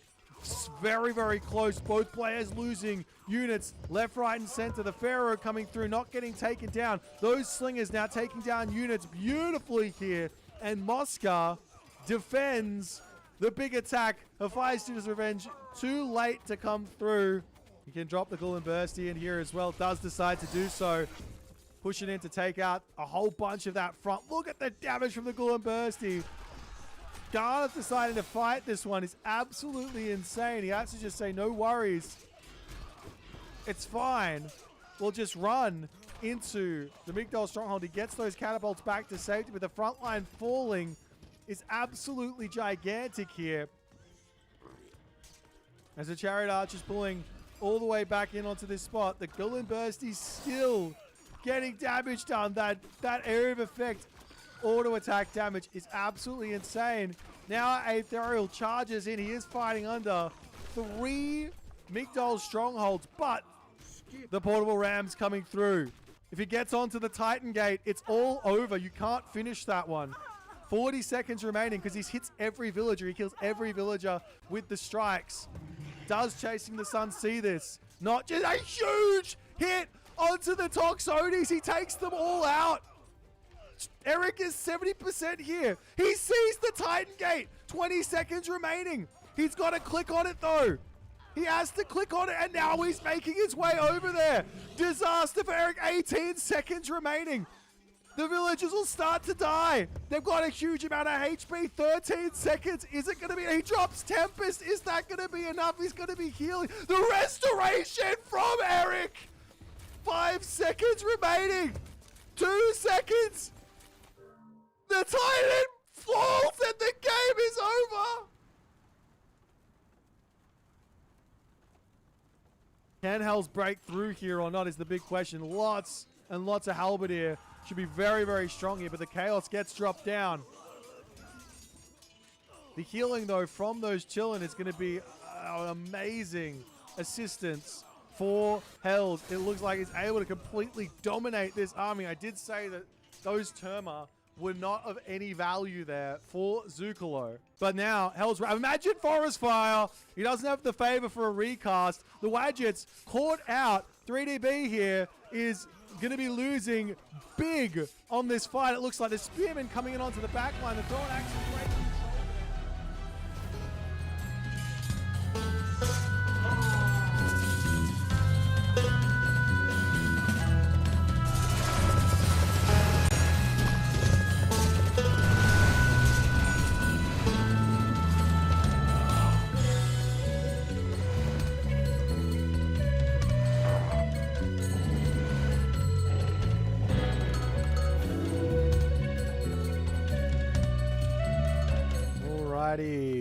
into game number 4 now, ladies and gentlemen. In the left-hand corner of the map, we have Nullus playing as Zeus. And on the right-hand corner of the map, we have Garnath playing as Set. We are on the map Mirage here for game number 4. Tournament life on the line here. It is a, you get one chance in these playoffs. It is 5 games and you're out. Or 5 games and you're in the next round. So we'll see how it goes. I should also note that there is another prize that we haven't really talked about for the Challengers League. There's a $50 prize for the players from the group stage. The strongest player from the group stage that didn't come through. We're going to have a little vote on it towards the end of the tournament. So get your thinking caps on. Who did you enjoy the most? We'll be putting some polls out and seeing who gets through to the final rounds to see who's going to be the recipient of that little reward. So a little bit of an engagement thing. We're going to put it up on YouTube for the polls and the community poll. So multiple polls and whittle the numbers down to the last 4 before we do like a final poll or whatever it is. Anyways, let's see what Garnath's going to be doing. He has been picking this set on this map quite a bit now. We've also been seeing the strongest players saying, let's go Zeus on this map. Really enjoying it. You know, back second town center. Sometimes you get Hunt spawning on this town center. Not really the case here. But it's a pretty nice one. You get those 9 fishing spots at the back. You can also put some serious pressure on early with the Jason and Heracles. And now even more so with the Olympian parentage upgrade, which can now give some HP back on those heroes. There is also, of course, there is the Plague of Serpents to be used on the water. Personally, I don't rate that usage in the slightest. Easy way to defend against it is pull your fishing ships back to the dock, pop one out, drag the snakes in, the dock shoots them down, and it probably causes about 30 to a minute of idle time on 4.5 villages. So if you do the math on it, it's something like 300, not even 300 resources, like 270-ish resources that you're denying with that Anubis, with that Plague of Serpents. That's a classical age god power. That's not value. That's min value. But it's guaranteed min value, so you could probably get less, I guess. Anyways, Temple coming up for Garnath. I wouldn't be surprised to see Ptah here actually from Garnath. Reason being, electron bullets, and then you can go up through Sekhmet and make yourself those super slingers to try and deal with the hoplite strength from the Zeus planet. Now, of course, Peltas are very good against those slingers as well, so you have to figure out another unit to go with them, which could be elephants. However, we are going to be seeing the Anubis after all is said and done. Pickaxe coming through. Oh, that Pharaoh needs to be empowering the mining camp. There it goes. Swapping that one back in. Let's take a look at the relics and see if anything is going to be important. Archimedes' Ledger, siege population -1. On the bottom here, we have the Jade Hair, which is going to be 5% increased movement speed for the myth units. And on to the left side, we've got the Wu Hao Bow of Huangdi. It's going to be that range soldier movement speed of targets hit. Getting some snare shenanigans, always nice. And Hestia's Hearth. Village's train time -5%. And we are going to be seeing Hands of Pharaoh as the priest will get spotted and will get slapped down here. No relic for you, good sir. No pilgrimage. We'll get taken out by this guy here. Oh, yep, that was swift and deadly. Oh, I heard that this is nice. Hold on, can it work? Oh, there we go. Oh, we are seeing a little bit of a glitch here, but that's fine. Anyways, Plague of Serpents does get dropped down onto this position as the fishing ships will pull back. Like I said, you have to pop out one fishing ship to drag the sea snakes underneath there, and you can get rid of this very quickly. Oh, you want to see the snake pov? Bolt onto the... Oh, there. I'm not sure this is very interesting. Anubite got bolted. Heracles now out. Sekhmet on the way. Cow pov? I mean, you know, that's an interesting take. Nonetheless, Townsend are going to be coming up over here, and it will be it is a very kind of fast. It's not even that fast. Townsend are now up for Nullus. Some Spearman coming through as the Minotaur popping back here. Does live with 1 HP. Can Restoration to get that one back up.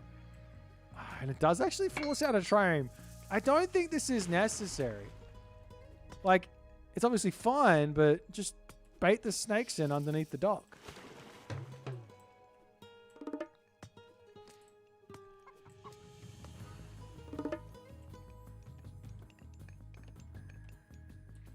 Nonetheless, pushing forward. Obelisk coming through. Town Center for Nullus. We'll be finishing up. And Nullus, for those you don't know, this guy is one of the masters of defense in Age of Mythology. He's known for it with his Hades, right? He built a complete strategy for Hades, which is effectively he was the original AFK Hades user, except when I say AFK Hades, I mean very, very active AFK Hades. But the idea was simple. It was get your second town center, get your economic upgrades in, get your towers up, build some units, defend everything, and win the game. He is the original, he is the OG of that strategy. And he took it to very, very solid lengths there as the Heracles getting pushed back a little bit as the villagers have to pull off of this gold mine. I mean, there's a gold mine on the back here that he can grab, get some walls up, defend that nice and early. But Garnath wants to see exactly what's happening here, and he will spot a random storehouse, a town center, and you go, okay, I know what I'm up against, I know what I have to do. It's all in, all for broke, and we'll see. Let's have a little look, see at his own map. He does see on the top here, gold mine, he sees zebra, but he has spotted the zebra. No, he hasn't spotted the zebra. Nope, he has spotted the zebra over here, and he spotted one gold mine, so he could think that there's no gold mine on this side because he hasn't spotted this one over here. But nonetheless, it's a little bit more damage onto that Heracles. At some point, we'll see this technology coming through, I think, for Nullus. It's like literally, I think it's worth it at this amount of HP. 200 HP to get back over 200 seconds is very nice.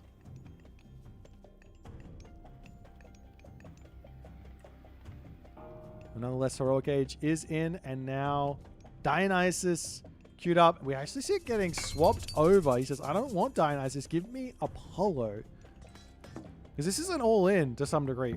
We don't really need bronze. Just give me like a underworld to this gold mine to keep myself going. Get me away from all the problems.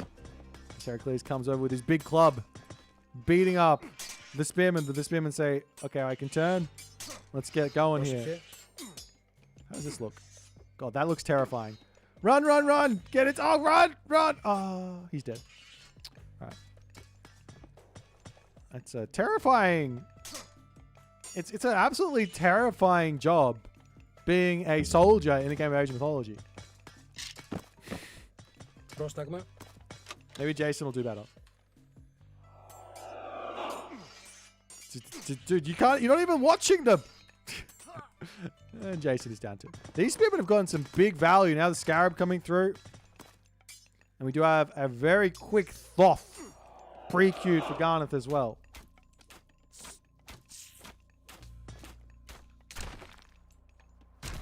Is the temple going to get beaten down by the Scarab? Got the Heracles on the way here as well. And with the Heracles out, that Scarab will be getting taken out. Not enough units there and to take out the big bad boy with big club. But Garnath, he's done a little bit of damage. He's done enough damage here to sort of prompt Nullus to overbuild, which means a meteor here can be devastating.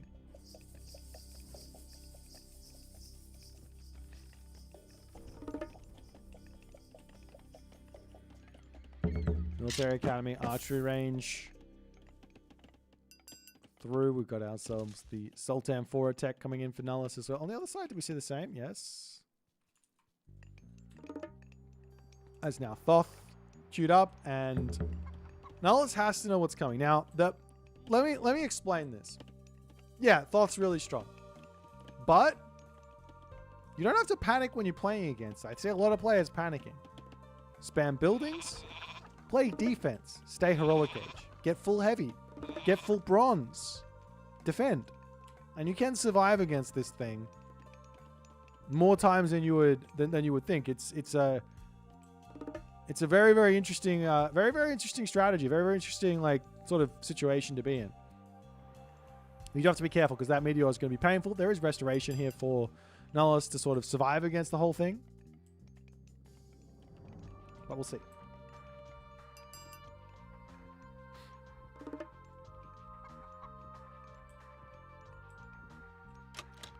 Now Sunray coming through for Nullus, also a cheeky little couple shields on the way too.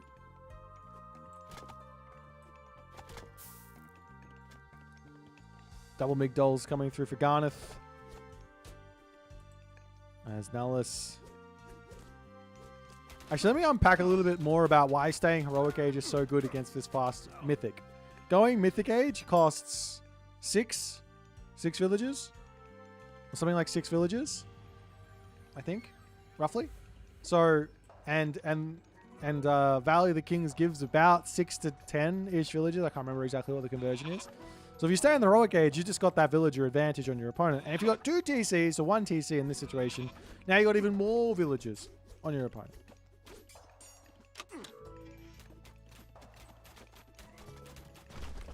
Meanwhile, Garnath a little bit short on his Valley of the Kings, but now that one's coming through. And it looks to me like it's going to be Chariot Archers. She's got 15 on wood. Looks like it's going to be Chariot Archers. As a fortress coming up in the front here for Nullus.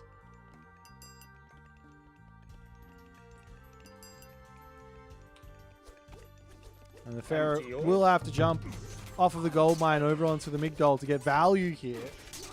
The Chariot Archers will get started up. Taking a little bit of a fight at the moment. Still no Meteor getting dropped down. Priest trying to take out the Manticore. Great control there from Nullus as the Meteor now gets dropped.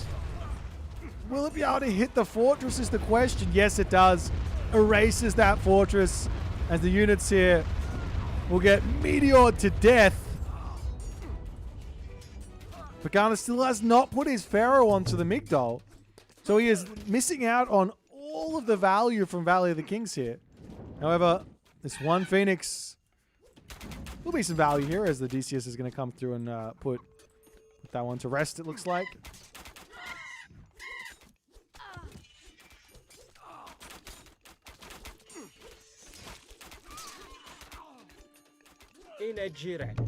Okay, he's now empowering the Migdol. He's going to get some elephants out. And now this is, sorry, Garnath's big power spike here. That seems to be it. There does not seem to be any more that he can really do here. He's going to get himself a couple more war elephants out. He's going to get some more Chariot Archers out. And we'll see if he can actually get himself an army together which can break through this Greek army.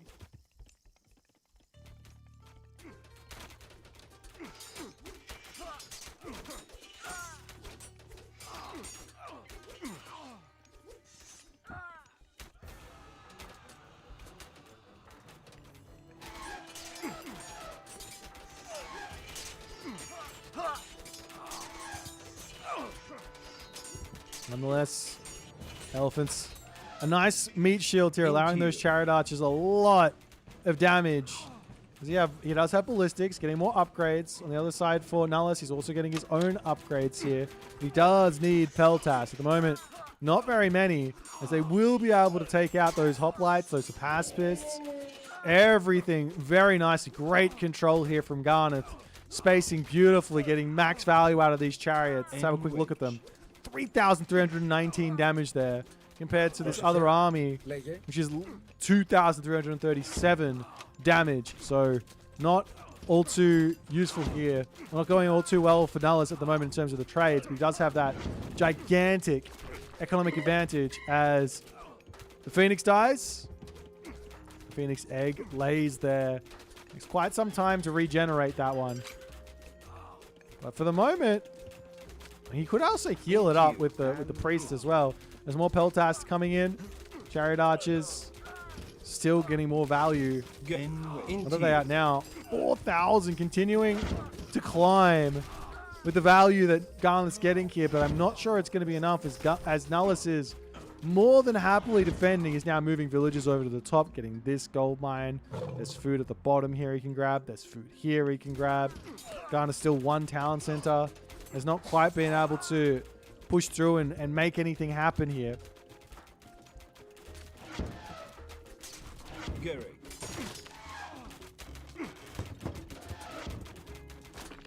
God, that looks terrifying. Oh my God, that looks terrifying. Oh no, I can't watch. Hang on, let's go on the other side. He's just staring down all those dudes at the top of a cliff. God, that's terrifying. I don't want that anymore. Okay, now catapult out to try and break through this fortress. Garnath's army is not dying here. Garnath's army is just breaking through Nullus. Nullus needs heavy. He's now grabbing it. Heavy Peltas might be able to change all this. He's got so many at the moment.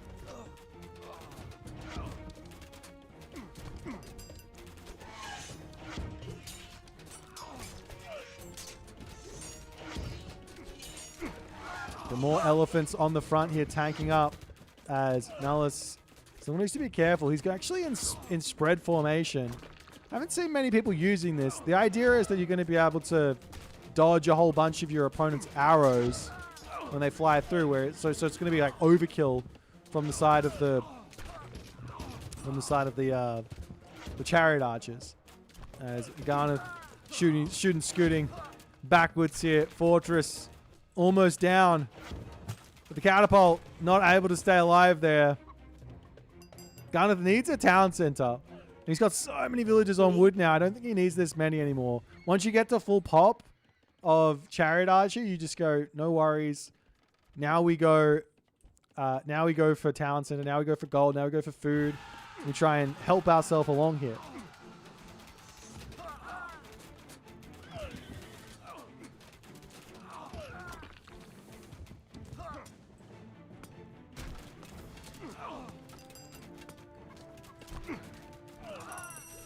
Another restoration comes through there for Nullus. Hippias is out. Should be enough to take out the siege tower. And Garnath is still stuck here trying to break through this position. He has a military lead. It's huge. The military lead is gigantic. Like Nullus is forcing these fights a little bit. Of course, he has to take out the catapult, but villagers on the back there can get sniped. Now the chariot archers will try and move over onto the right-hand corner. He's got a siege tower. As Garnath really dominating this this Nullus army for the time being. So the siege tower to come through, going to take out this fortress.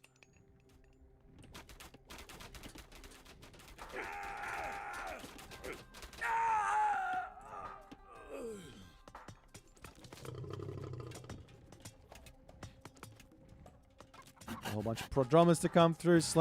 More stuff coming in. As now Nullus is back up to full population. He does have to be somewhat concerned about losing this spot because all the gold is on this bottom position. Another fortress coming through as the Peltast coming in as well. Nullus is missing a couple of upgrades here.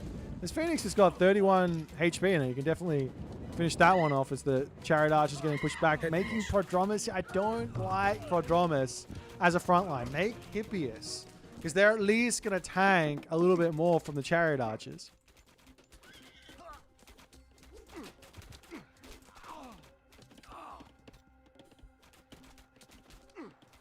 mean, from here, you got to think about a third town center or Mythic Age. So many villages on wood here for Nullus as well.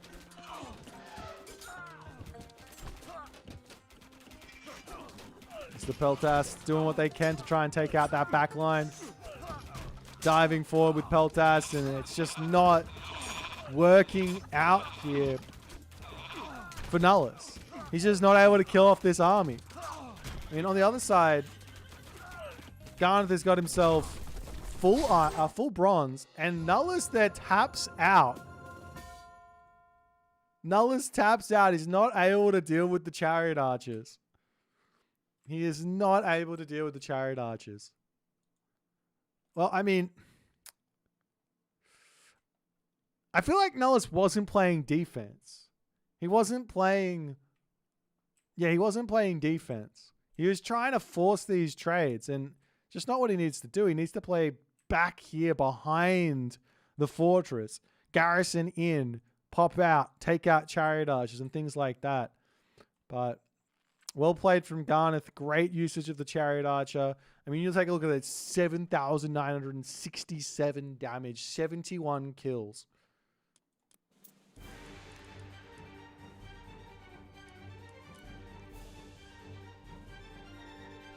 Well, that's game number 4, which means we're going to a game 5.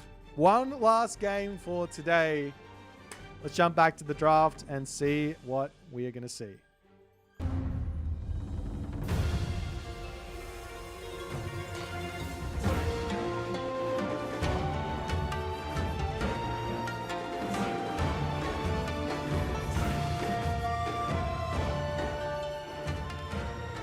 Alrighty. Final game on Giza.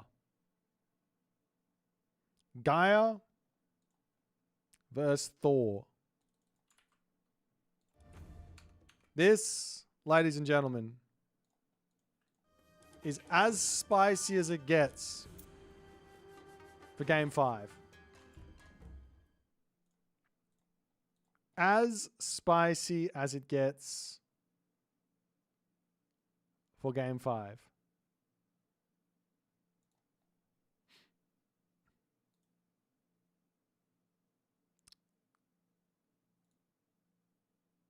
Well, one thing that has recently been buffed, if only ever so slightly, was what?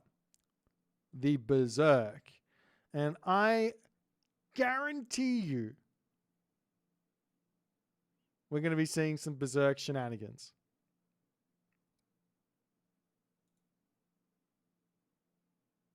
From our man Garnath. Now, Caraballister are obviously an amazing counter to these Berserks. Murmillo with their upgrade are perfectly fine. So I don't think you can go pure Berserk here, but they're still going to be an issue. But one final game, incredibly well played series from both players. Props go out to both of them. I wish they could both go through, but unfortunately in the playoffs there's only one spot. One spot only. One victor. We'll see how it's going to go. Gaia and Thor on Giza. Could be a defensive Giza, could be an aggressive Giza.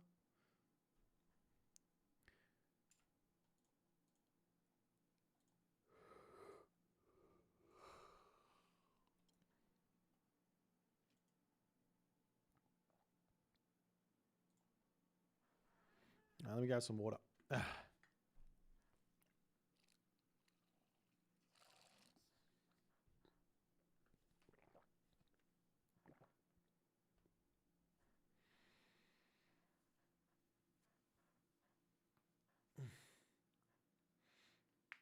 Now, we did already see one game here with Nullus was playing very aggressively and Garnath was playing very defensively, like that Uranos versus Fuxi game, right? For the first game. I don't think we're going to see the same thing here. Last time I saw Garnath playing Thor, it was all in forever. All in or go broke. Full send, non-stop.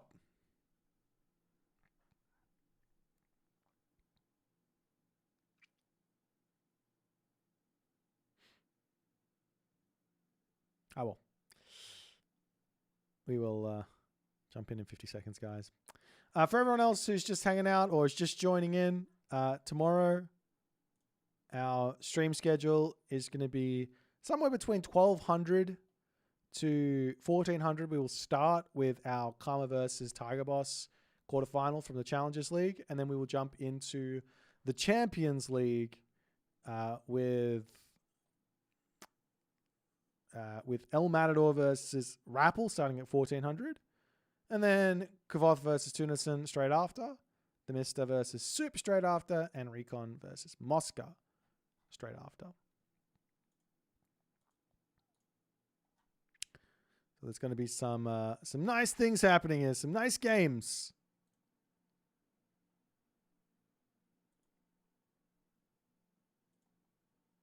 Anyways, game number 5. One last final game for these two players. One last final game for one of these two players for this tournament. In onto the map Giza.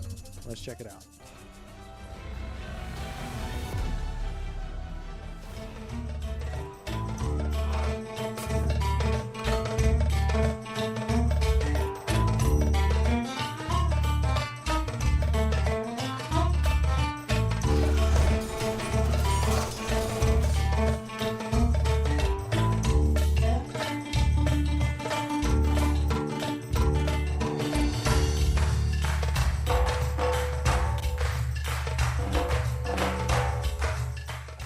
In the right-hand corner of the map, playing as Gaia.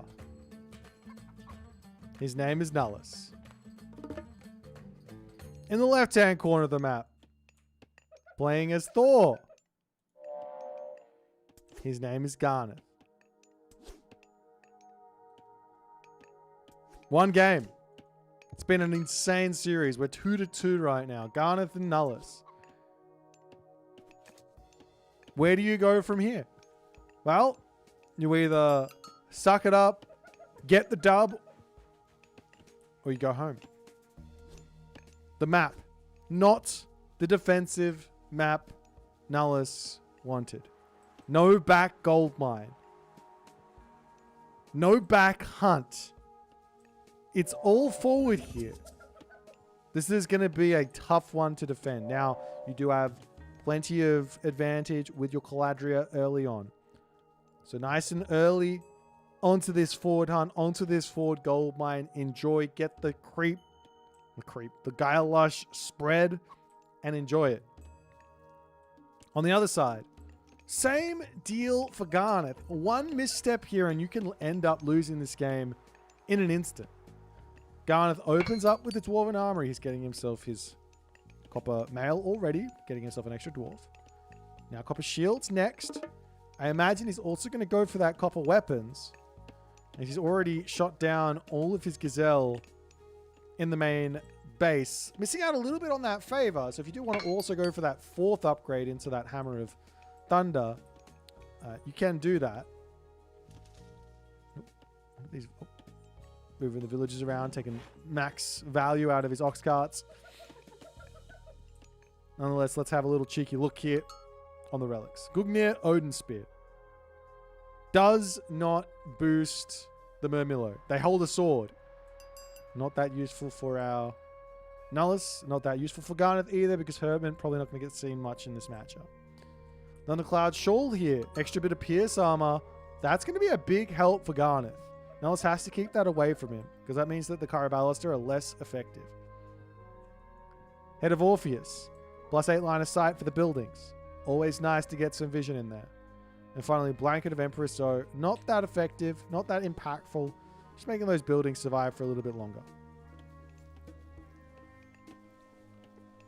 Husbandry coming through. We've got ourselves Oceanus as well for Nullus. As a temple. Also going to come up on the left side here too.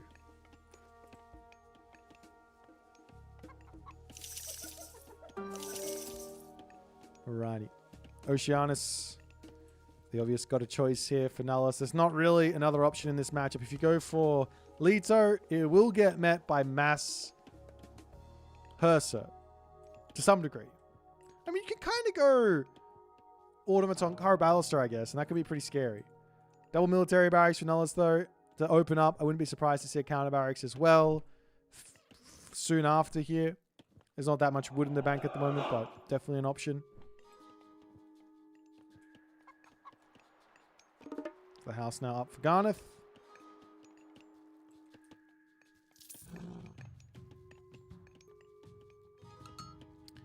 And the citizens are going to make their way over onto this position and just enjoy the hunt super early. I mean, here's the thing.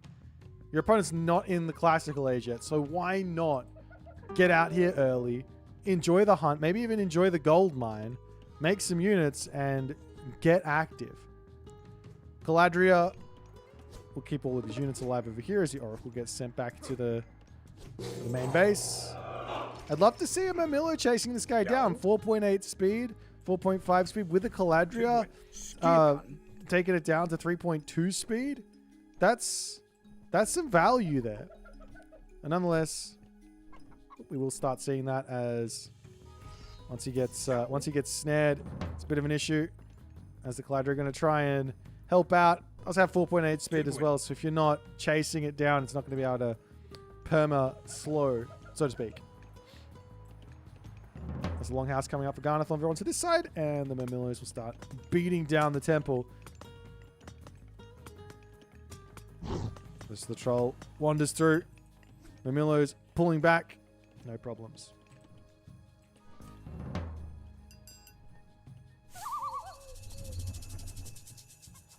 More Gaia Forest to come in. Garnath has finished up all of his hunt in the main base. Now, this is a little bit of a problem time for Garnath. Garnath is going mass berserk. I'm not surprised at this. He's making a couple of thrown axemen as well. But this is problem time for Garnath. He's on his chickens for the moment. This is going to be bronze armor. Bronze armor for Garnath. He pops out with those berserks, pulls back, drops the healing spring. They have one Turmer. And from here, Nullus has to kind of respect a little bit this army. And onto this side does spot this berserk, and it will be picked off. Nice play. As Nullus pokes his head in. There is that troll there. Doesn't have that special ability, or does, but it chooses to go after the Caladria. And now we will have Caraballister joining in. But when you have this unit, you can't really be super aggressive with it. You get caught out, you lose it. Life is tough. But yeah, at the moment, like Garnath, he's gone straight for bronze mail. He doesn't have an army to make use of that upgrade. There's a huge differential here at the moment. Stray throwing axeman. That one. Oh, Stray Mamillo as well. What's Nullus doing? Does lose one unit there as well, as the army here of Garnath starting to come forward. This one Caraballister onto this side, gonna get chased down. The Caladria here can heal that one up. Should be able to win that fight there with the help of the Caladria. No problems. Doesn't even need to do any micro. Was this one gonna get pacified? Nope, okay. But at the moment now, Garnath is stuck in his main base. He's eating the berries. There's no need to go too crazy aggressive. You just have to wait for the gold mine to expire. Wait for the miner gold, the dwarven gold mine to expire. Wait for the villagers to come over onto this position here. Nullus doesn't have that fully scouted, unfortunately. He should know that there's zebras somewhere on this side of the map. As the Carnivora will get poked down quickly by the Hersa. And the game continuing along ever so slightly here. No armory up for Nullus just yet. As Garnath starting to get himself some raiding cavalry.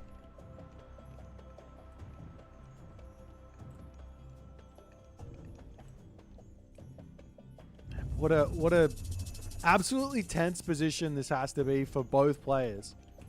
Nullus moving in up to the top. That Oracle will spot the entirety of this side. So as soon as Garnath moves over there, it's going to be trouble time for Garnath.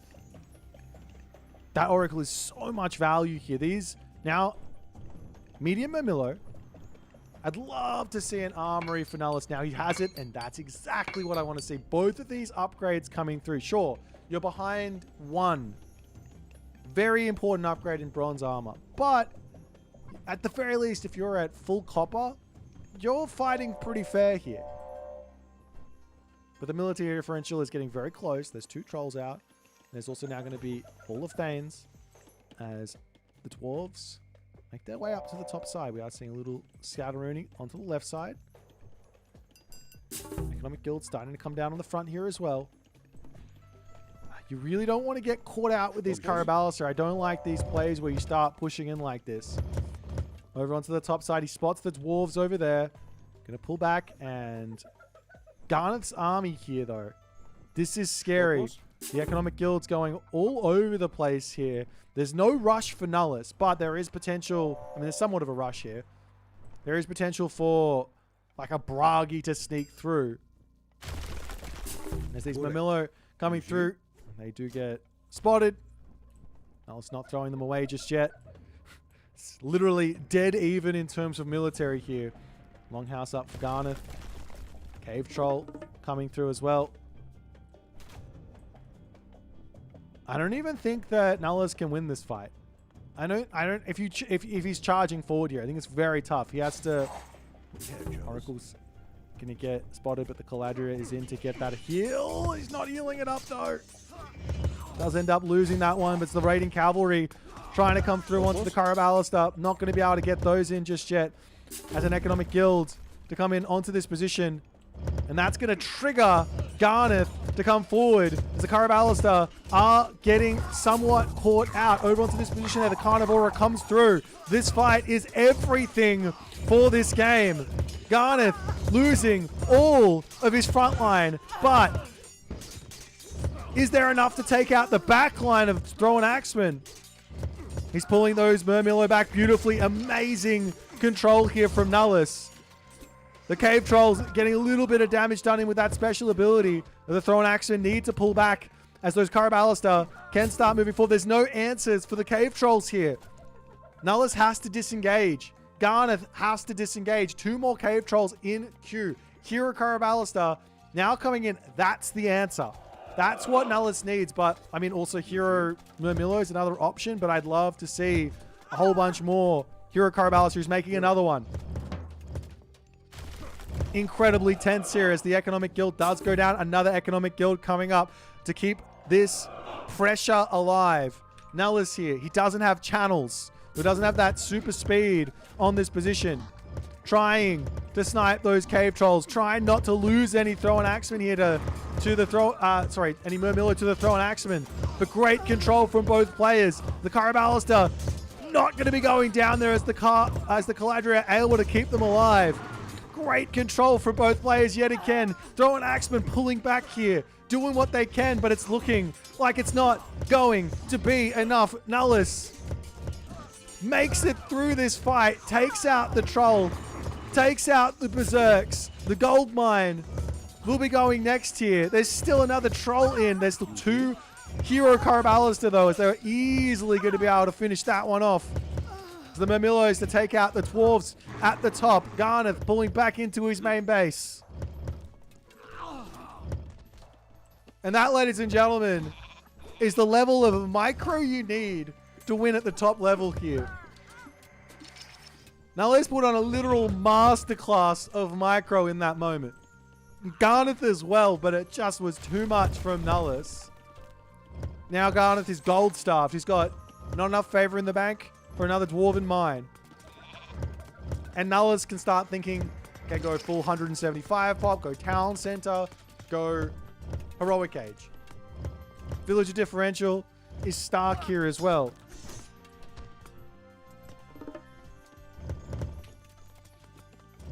Market comes up for Garnath to try and get some selling, and he's got a lot of wood in the bank.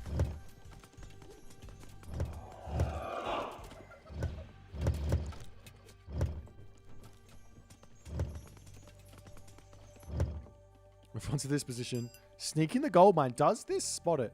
Oh, it does. It does spot it. He sees that one dwarf there. And the game is not over just yet. It's going to be tough to bring this one back for Garnath. He's got to bring up 4K, 3K military resource differential to some degree here. He's making every unit under the sun. He's got 0 Hersa in order to get himself another Dwarven Mine, which could give him a little bit of life. 1,000 gold can help out. Thea pre-queue here for Nullus. He sees the opportunity to get just a little bit more favor on the top. Every little bit matters. Now he's got the favor. He can drop another Dwarven Mine. Gives himself just a little bit of breathing room in this game. And he does throw that one down. The Dwarves pulling off the wood line. 1,000 gold there. I mean, realistically, how many units is that going to be? Something like... Wait, it's like 25 units for 1,000 gold, roughly. You can get a lot more berserks than you can get raiding cavalry, a lot more. But there's also the other problem of where's the food situation coming in. There's basically just going to be trolls and throw an axeman here. There's just 0 food income. He needs farms or a sneaky rhino.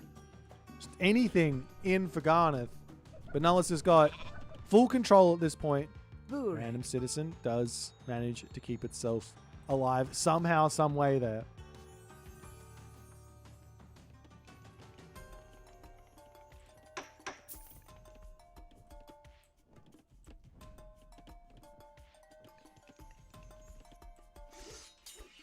Move on to this position. Mermillos will be here to take this fight, and Garnath knows he's got to snipe units and somehow just kill off enough stuff, make enough chaos on the map to bring himself back into this one. Is there channels through yet? Please tell me channels is in. This technology is so good. Why don't you have it? Nonetheless, the units here will be moving forward. An attempt at somewhat of a fight here is necessary.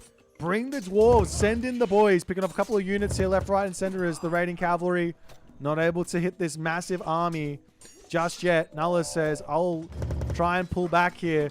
Good control here from Garnath. Hits the backside, but there are Mermillo on both sides as the Carnivora gets dropped yet again. No Rehearso here, so max value for that Carnivora in terms of tanking as Garnath tries one last time to break through this army. Is it going to be enough? He's on the gold mine. He doesn't bring the dwarves in to assist as the Terma can take out the back. Heroic Age is in. Hesperid's Tree on the front is how confident Nullus is that he is holding here as the Dryads join in, and Nullus is left victorious in game number 5. And that, ladies and gentlemen, is a game of Age of Mythology. Incredibly well played from both players for this series, but unfortunately here, Nullus, the only one to be left standing at the end of it all. I feel like Garnath, I don't know, maybe if he threw up a tower or something here, some garrison micro, or something to give him some extra edge here. He didn't get watchtowers, but something to give him some edge in this fight to play around those Karabalista would have been so helpful. Bringing dwarves in on that fight as well. It was such a close one. Take a look at it. You see this dip down after everything, but look at the start. Imagine he just brings in 10 dwarves, 10 villages, 15 villages or something to help out, to hold that position instead of sitting there mining. And then sure, you might not, like, you might lose some of those and it might not be the best, but at least you win the fight. At least you force the next part of the game. But incredibly well played by Nullus. And that's the game. So we'll be seeing Nullus in the semifinals. I'm going to just check here if we can jump over to the standings at the moment, which I think we can. So I'm going to jump over to the standings and show you exactly what we're going to be seeing here for the semifinals as I jump over right now.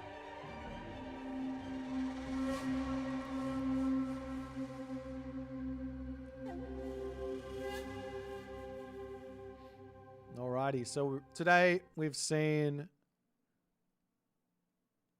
Nullus versus Garnath 3-2. We've seen Eisomarto versus Shelty 3-1. So it's going to be a Nullus versus Eisomarto affair for the semifinals. Tigerboss versus Karma. Allapes versus Desive. Desive taking that one 3-0. It was nice and quick. This Tigerboss versus Karma series we're going to be finishing tomorrow. They do play live today, however. They do play live today, however.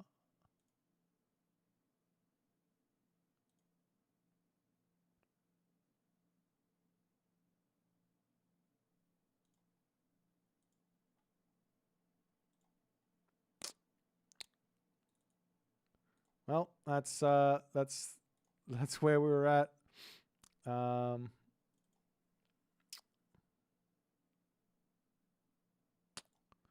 Anyways, I will jump over to this thing and say goodbye.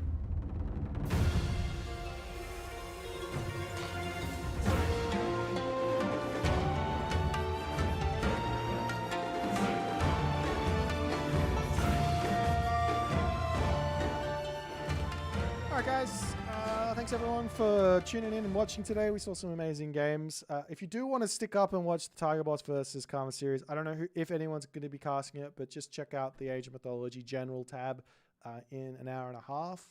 That's when they begin. If you don't want to stick around and watch it, then tune in at like 1200-ish tomorrow. Depends on how long the series goes. And you can watch it with me. Apart from that, we'll see you guys tomorrow for a whole bunch of fun, engaging shenanigans and all the other good stuff. And I will see you guys later. I'm going to raid Allapes.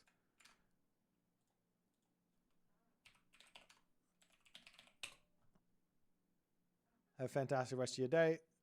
And I'll see you guys later. Bye for now. Bye-bye. Bye.